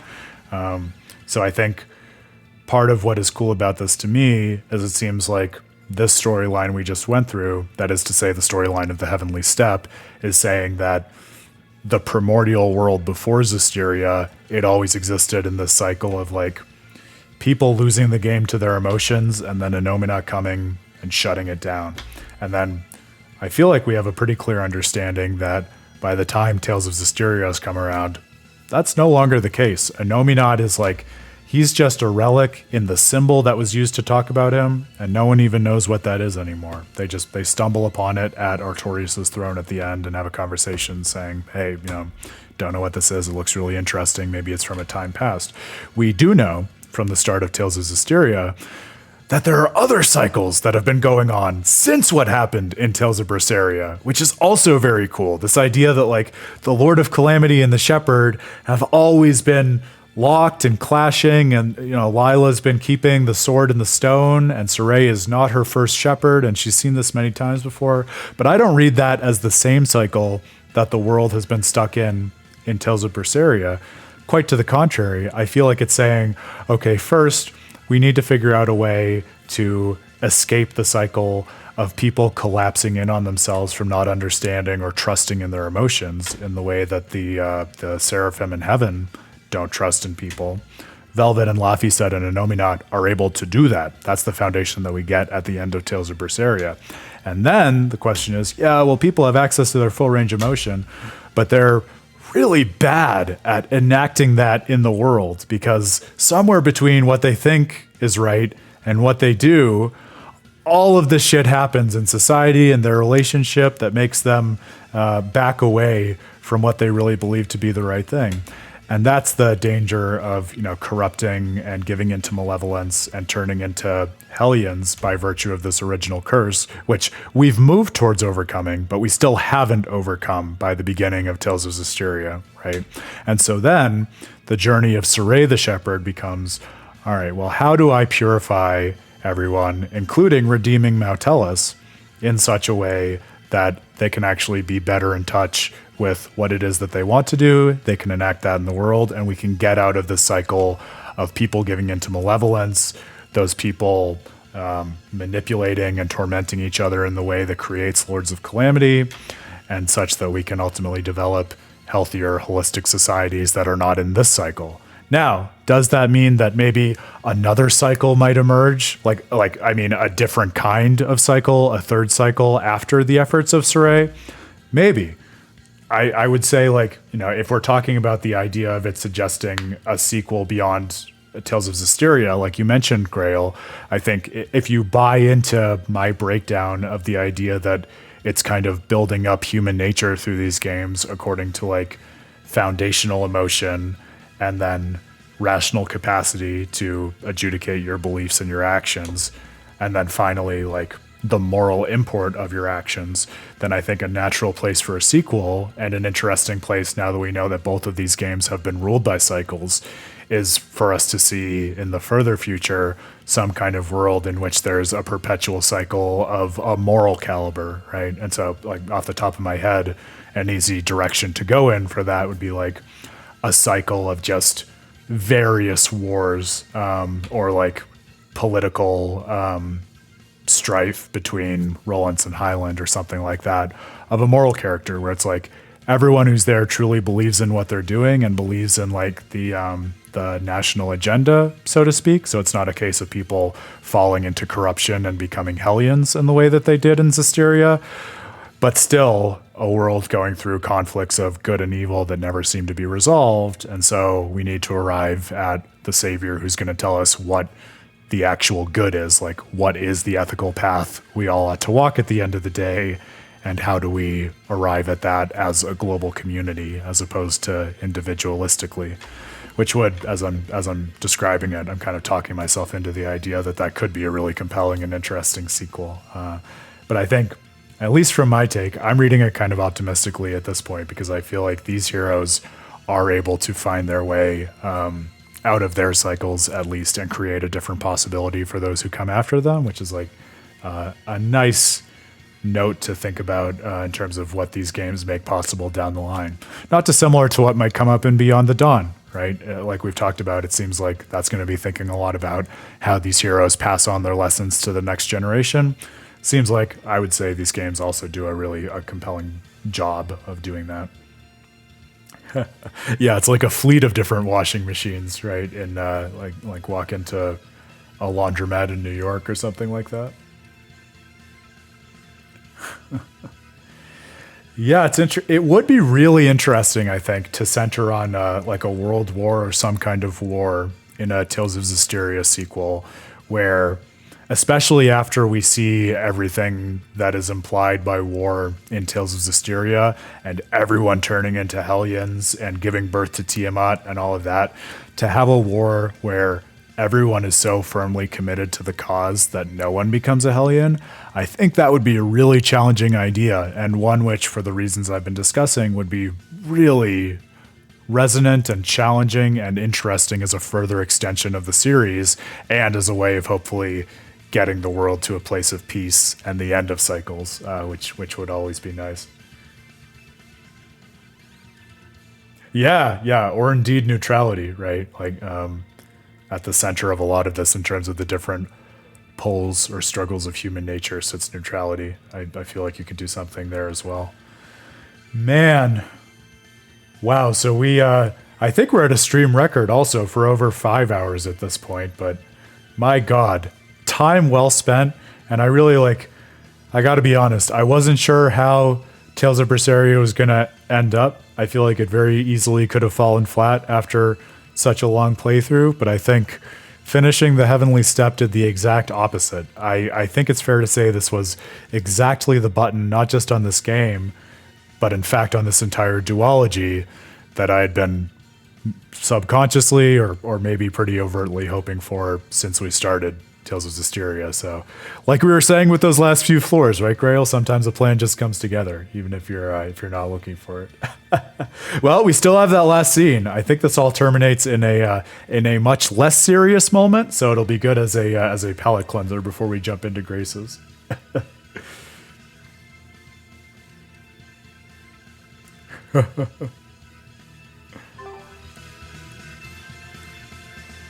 It feels almost like, I forget if I brought up Gurren Lagann back when we were talking about that the first time, Grail, but that kind of joke plot strikes me as very resonant in a nice way with the conclusion of Gurren Lagann.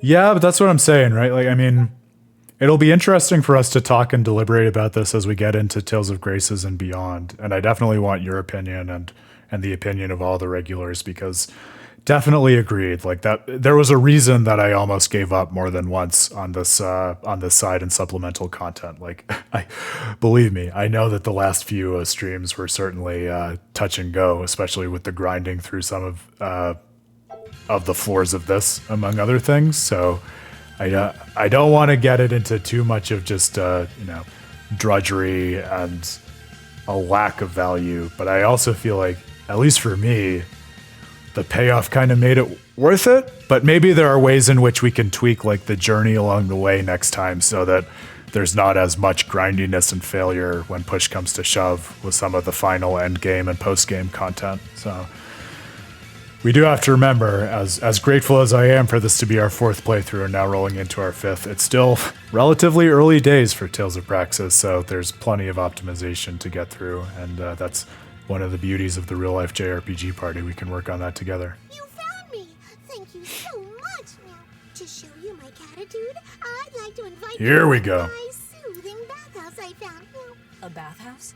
Yep, the Super Spa. One dip in their baths and you'll feel as good as The true esoteric insight of Tales of Berseria. From experience, I can promise you it's so amazingly perfect. Your soul will leave your body. Yeah, if only we could, Grail, right? What is it? Then again, I'm saying, like, I really believe, at least to a certain extent, and Aaron's failures on the stream were probably to an exaggerated extent, but some of that I feel like is required to experientially understand, like, how the game is saying we ought to think about that content and the lessons of it in relation to the rest of the game. Like, I don't think it would be the same if we just stumbled upon some random seraph who explained all this to us. So, like, I don't want to let go of the effort, but I would like to figure out how to make it more manageable for everyone. So we'll figure out a middle ground. Wait, is that why we've been lugging around all these cat's towels? You got it! Meow! It's not a mixed bath or anything, right? No need to worry, meow. Men and women both have their own dedicated baths. If you insist. I could definitely stand to unwind after so much fighting. Also notice, and I'm sorry for over-intellectualizing the bathhouse scene in a Tales game, but I have to, because the fact that the bath towel acquisition has been going on throughout the Heavenly Steppe invites and almost demands the comparison between the bathhouse arc and everything that we were just talking about in terms of the insights of the Heavenly Steppe. And I don't think they're totally unrelated. Like, even that little conversation with them saying, oh, is this thing you're inviting us to now? Like, was that the point of all of these towels you gave us along the way?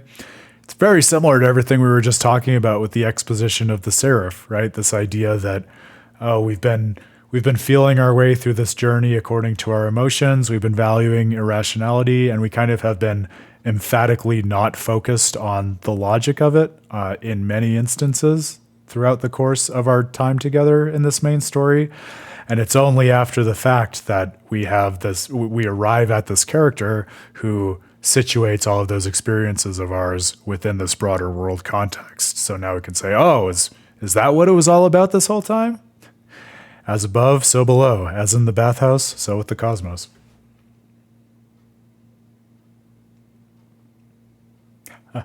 Go to bed, Grail. You're a trooper for staying up as late as you did. Thank you for your company and for talking through it with me.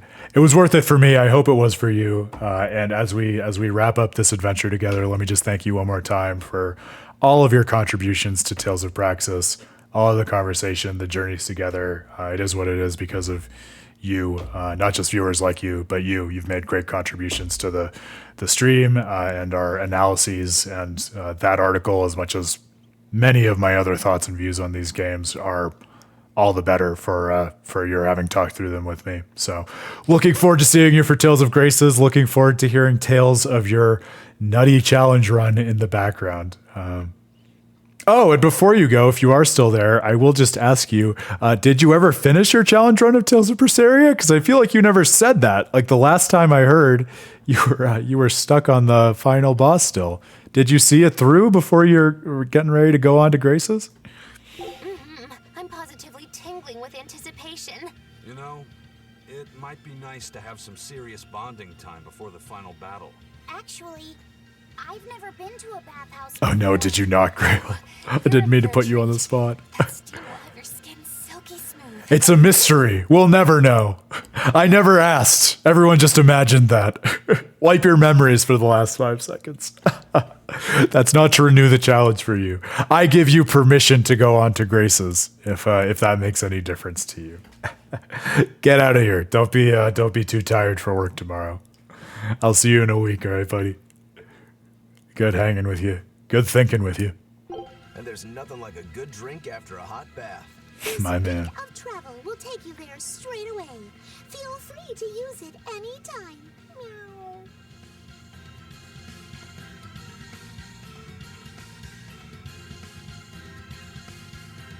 Never rambling, always incisive thoughts and questions and comments. 100%. Yeah, you have a great week too. I'll see you on the other side. Cheers.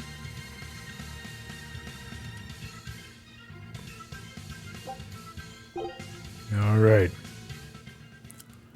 The best note on which to end any comprehensive adventure through a Tales game.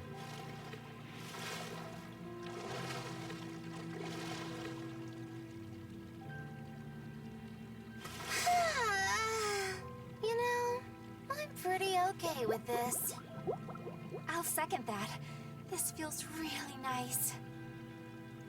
Yeah, it's like I can feel my soul just floating off with the steam.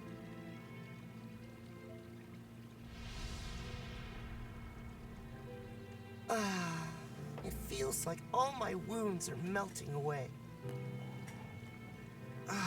I'll say, the water is just the right temperature. Soothes all the important places. Wait, what? What the hell? Don't splash the water around, Velvet. That's totally bad manners. I can't help it. My legs don't reach the bottom. Oh, wait. Am I in Fee's body? Oh, and I'm inside Rokuro. Oh, look at these muscles. I'm actually as tall as I always wished I was. What the devil's going on? Oh my god, it's a body swap? You feel so perfectly divine that your soul floats away and switches bodies with That's so funny. Sheesh. Looks like even This I did not see Bianca coming. swap bodies. Wait, Does that mean that the men are now in our bodies? Oh no. Well, this place certainly wasted no time in getting weird or awkward. I'm not really comfortable with this. What do we do? I feel like I've got an inner tube strapped to my chest. Aizen, is this another side effect of your curse? As if the Reaper's curse would do something so ridiculous. These voices are great. Probably just that cat's playing a prank on us. I'm amazed that you can stay so calm despite all of this, Aizen. Ha! This doesn't bother me in the least. My sister and I used to take baths together when we were kids. I suppose that makes sense. Well, we might as well enjoy ourselves. The water here does feel quite nice. Rokuro, you lech! Cover your eyes this instant! Fine, fine. No need to shout, Eleanor. Though I have to say, your body is nicely agile. Though your butt is a bit bulky. Hey! Keep your hands to yourself! Eleanor, don't stand up! Hey, cats! We better not be stuck like this forever. No need for concern, Meow. You'll all go back to normal once you leave the spring. Right then, everybody out. This is just too weird to be relaxing. Actually, before we go, I've noticed the cat's been staring at us for pretty much the entire time. Yeah, that's Bien Fu. Smack him for me. Got it.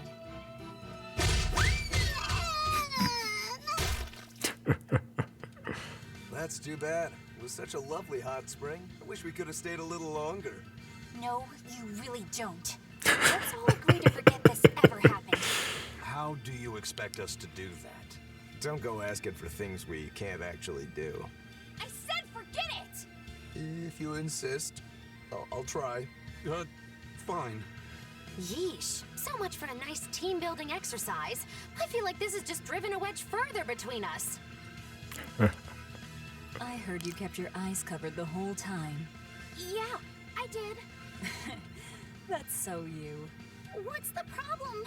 I was just trying to be polite. It's fine. There's no problem. But I didn't cover mine. Oh, Velvet! Why would you even tell me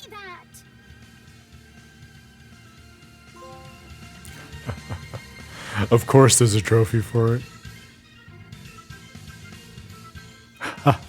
The relief has washed away all memories of clearing the hidden dungeon. Oh man, they know.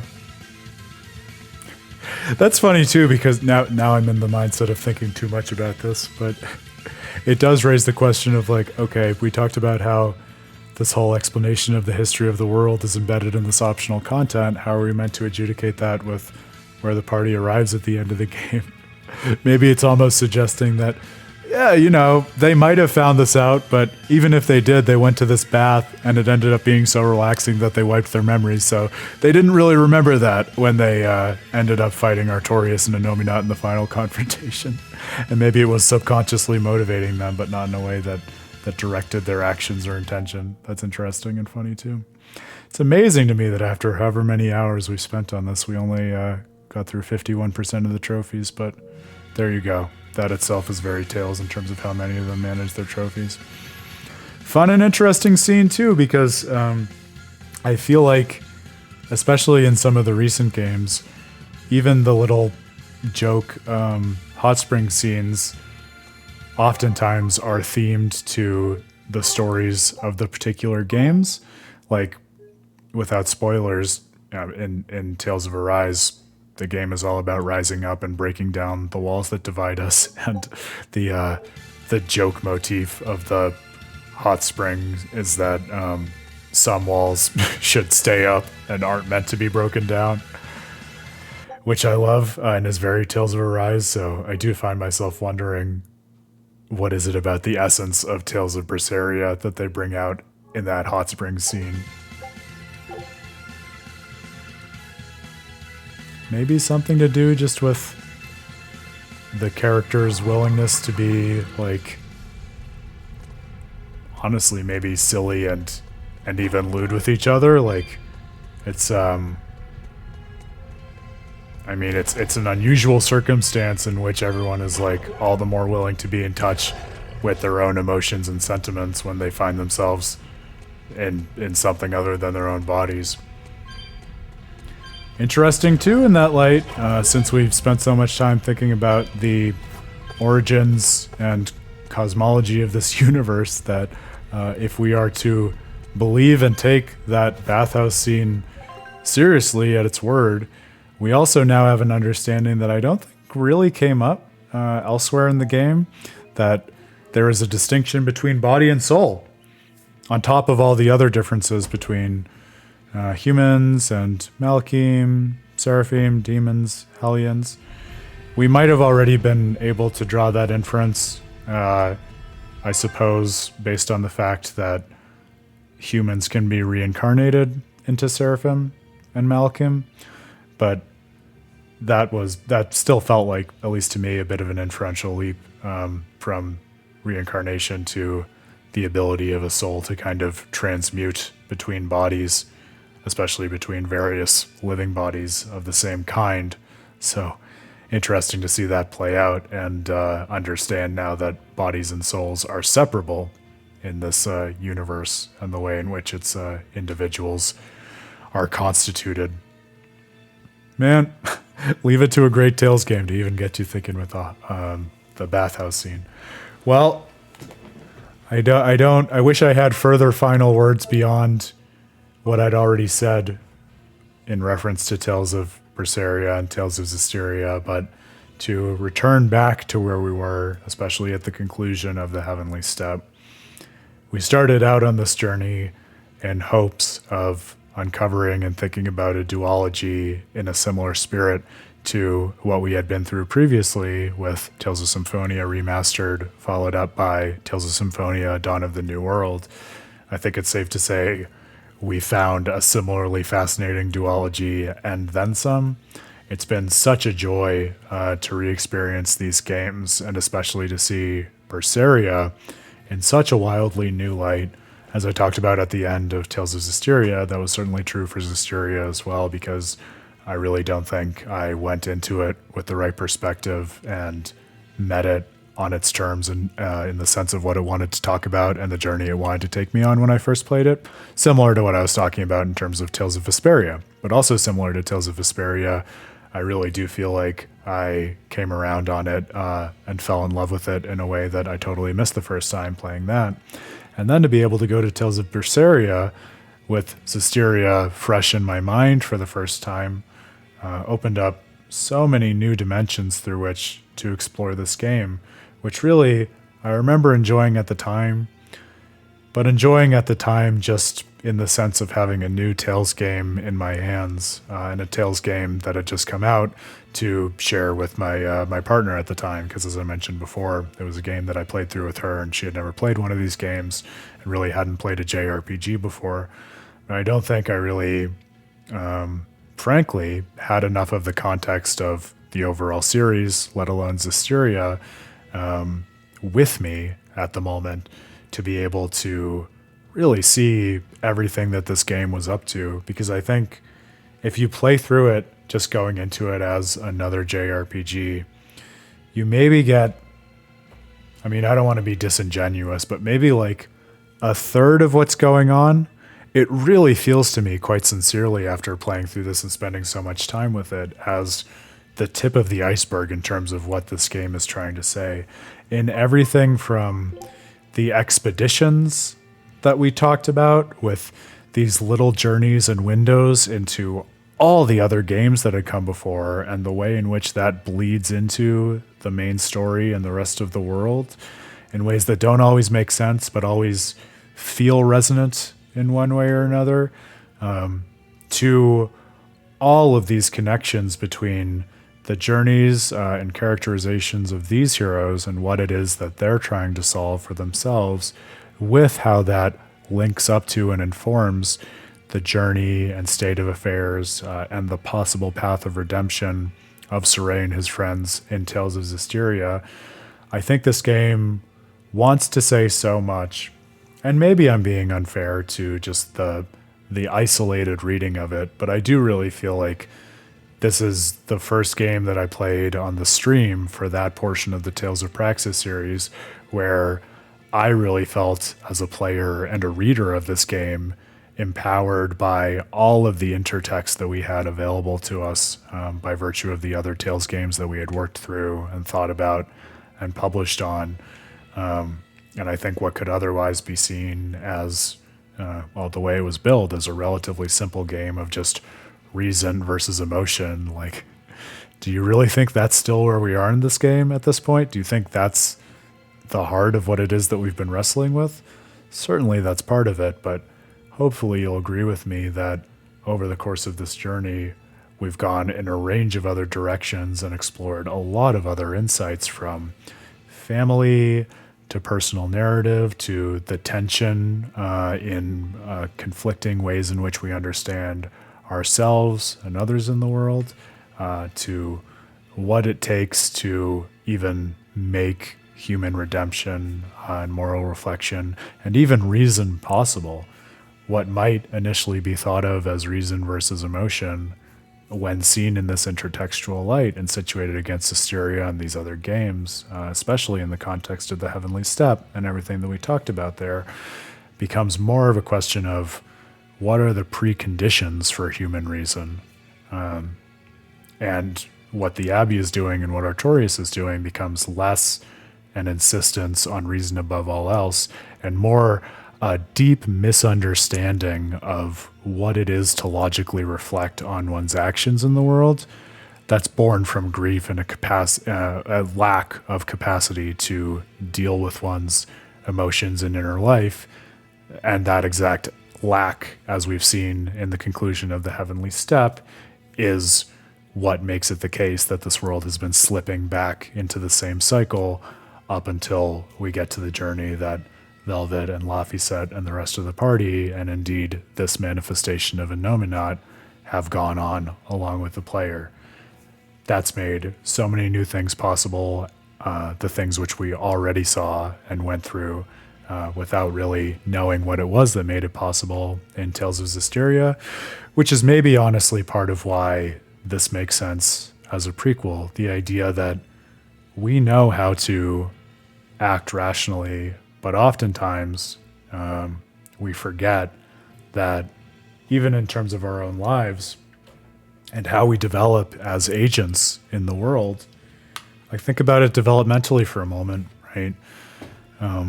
We're not born as babies with the capacity to reason in the self-reflective, analytical way that we ascribe to humans as that which is distinctly human, let alone the capacity to moralize. What we're able to do is emote and to crave and be hungry for things, and all of these experiences that are central to what the entire world of the Desolation is wrestling with in Tales of Berseria. And then we grow up and we develop the capacity to reason, and it becomes second nature to us, and we start to think that what it is to be human and what it is to develop as a human is built on that foundation. It's just looking to our apparatus of reason and adjudicating that, and then building on top of it layers of meaning and semiotics like morality, or value theory, or any number of other systems to which you could put your reason to work, right? And then Tales of Berseria is kind of a reminder, almost like the kind of excavation that you would get in sort of psychoanalysis, this idea that, yeah, what you just did, exercising your reason and helping to redeem the world in Tales of Zestiria, that's heartwarming, that's empowering. You should feel tremendously uplifted by that. You should also recognize that it wasn't the beginning of your story, it wasn't the beginning of this world's story.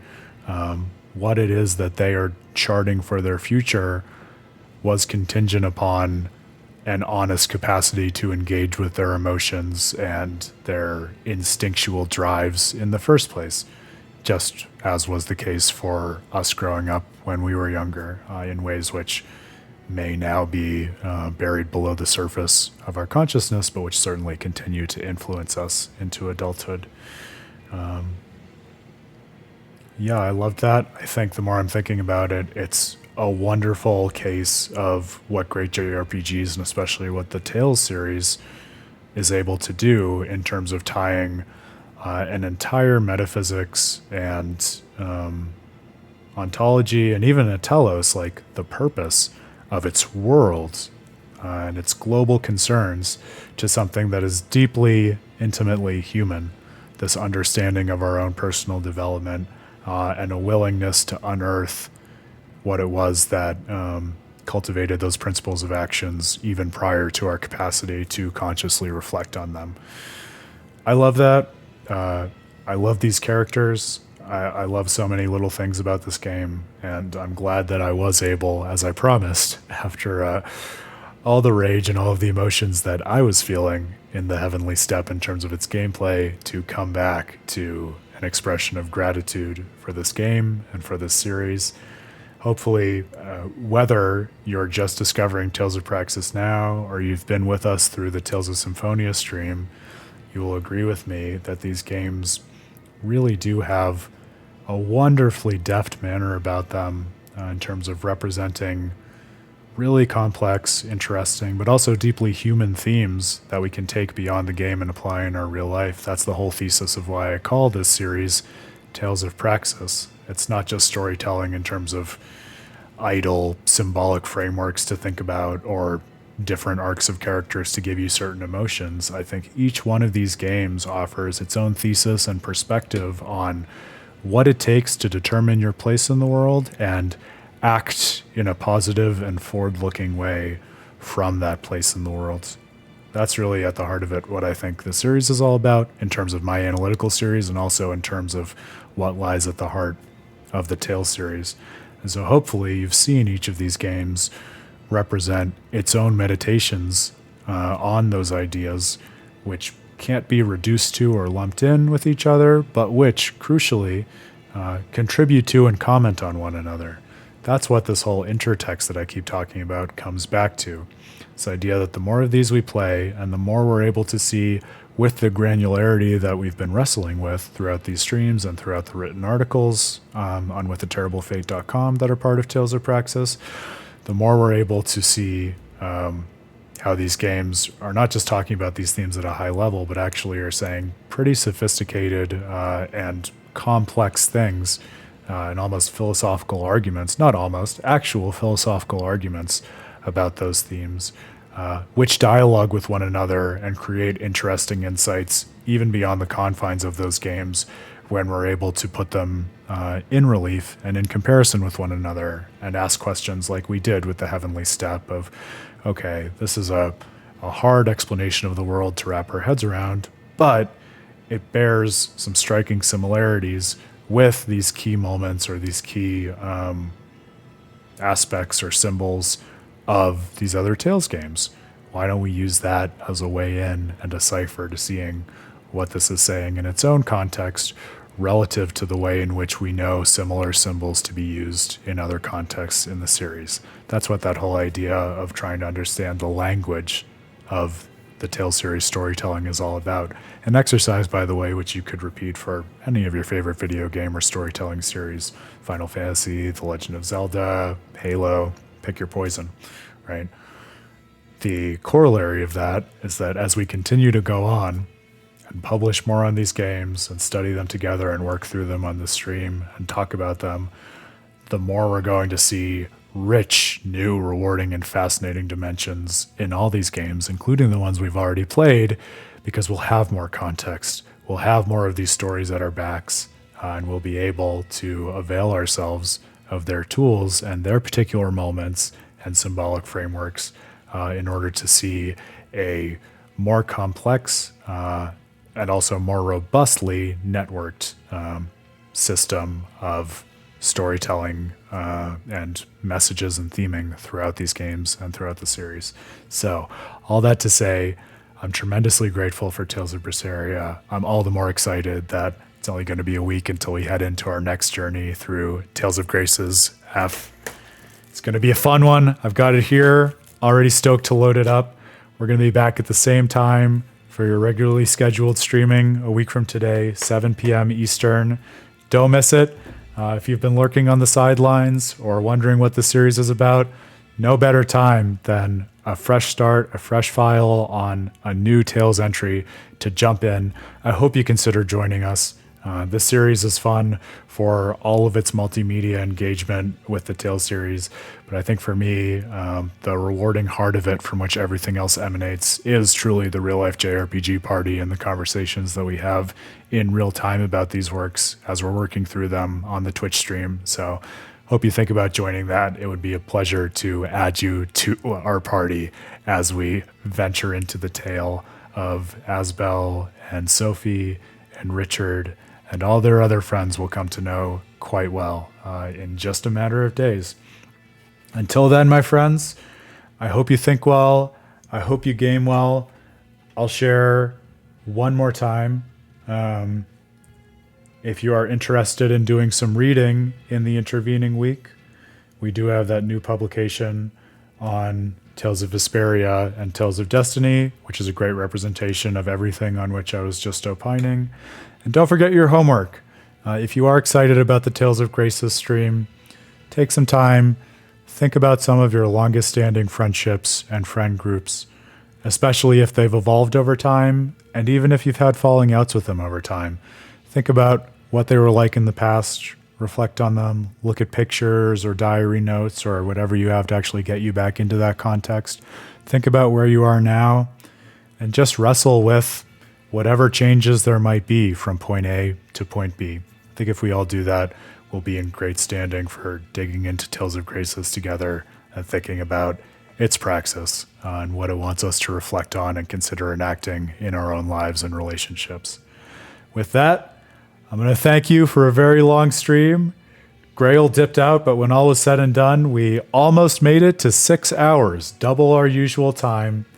But I think especially for a playthrough such as this, it was well worth it. But you can be the final judge. I'm Aaron Suduko, your host, the founder of With a Terrible Fate. Friends, as always, thank you. Hope to see you in comment sections, in chat sections, everywhere in between, and most importantly, back here in a week for something new. Till then, cheers.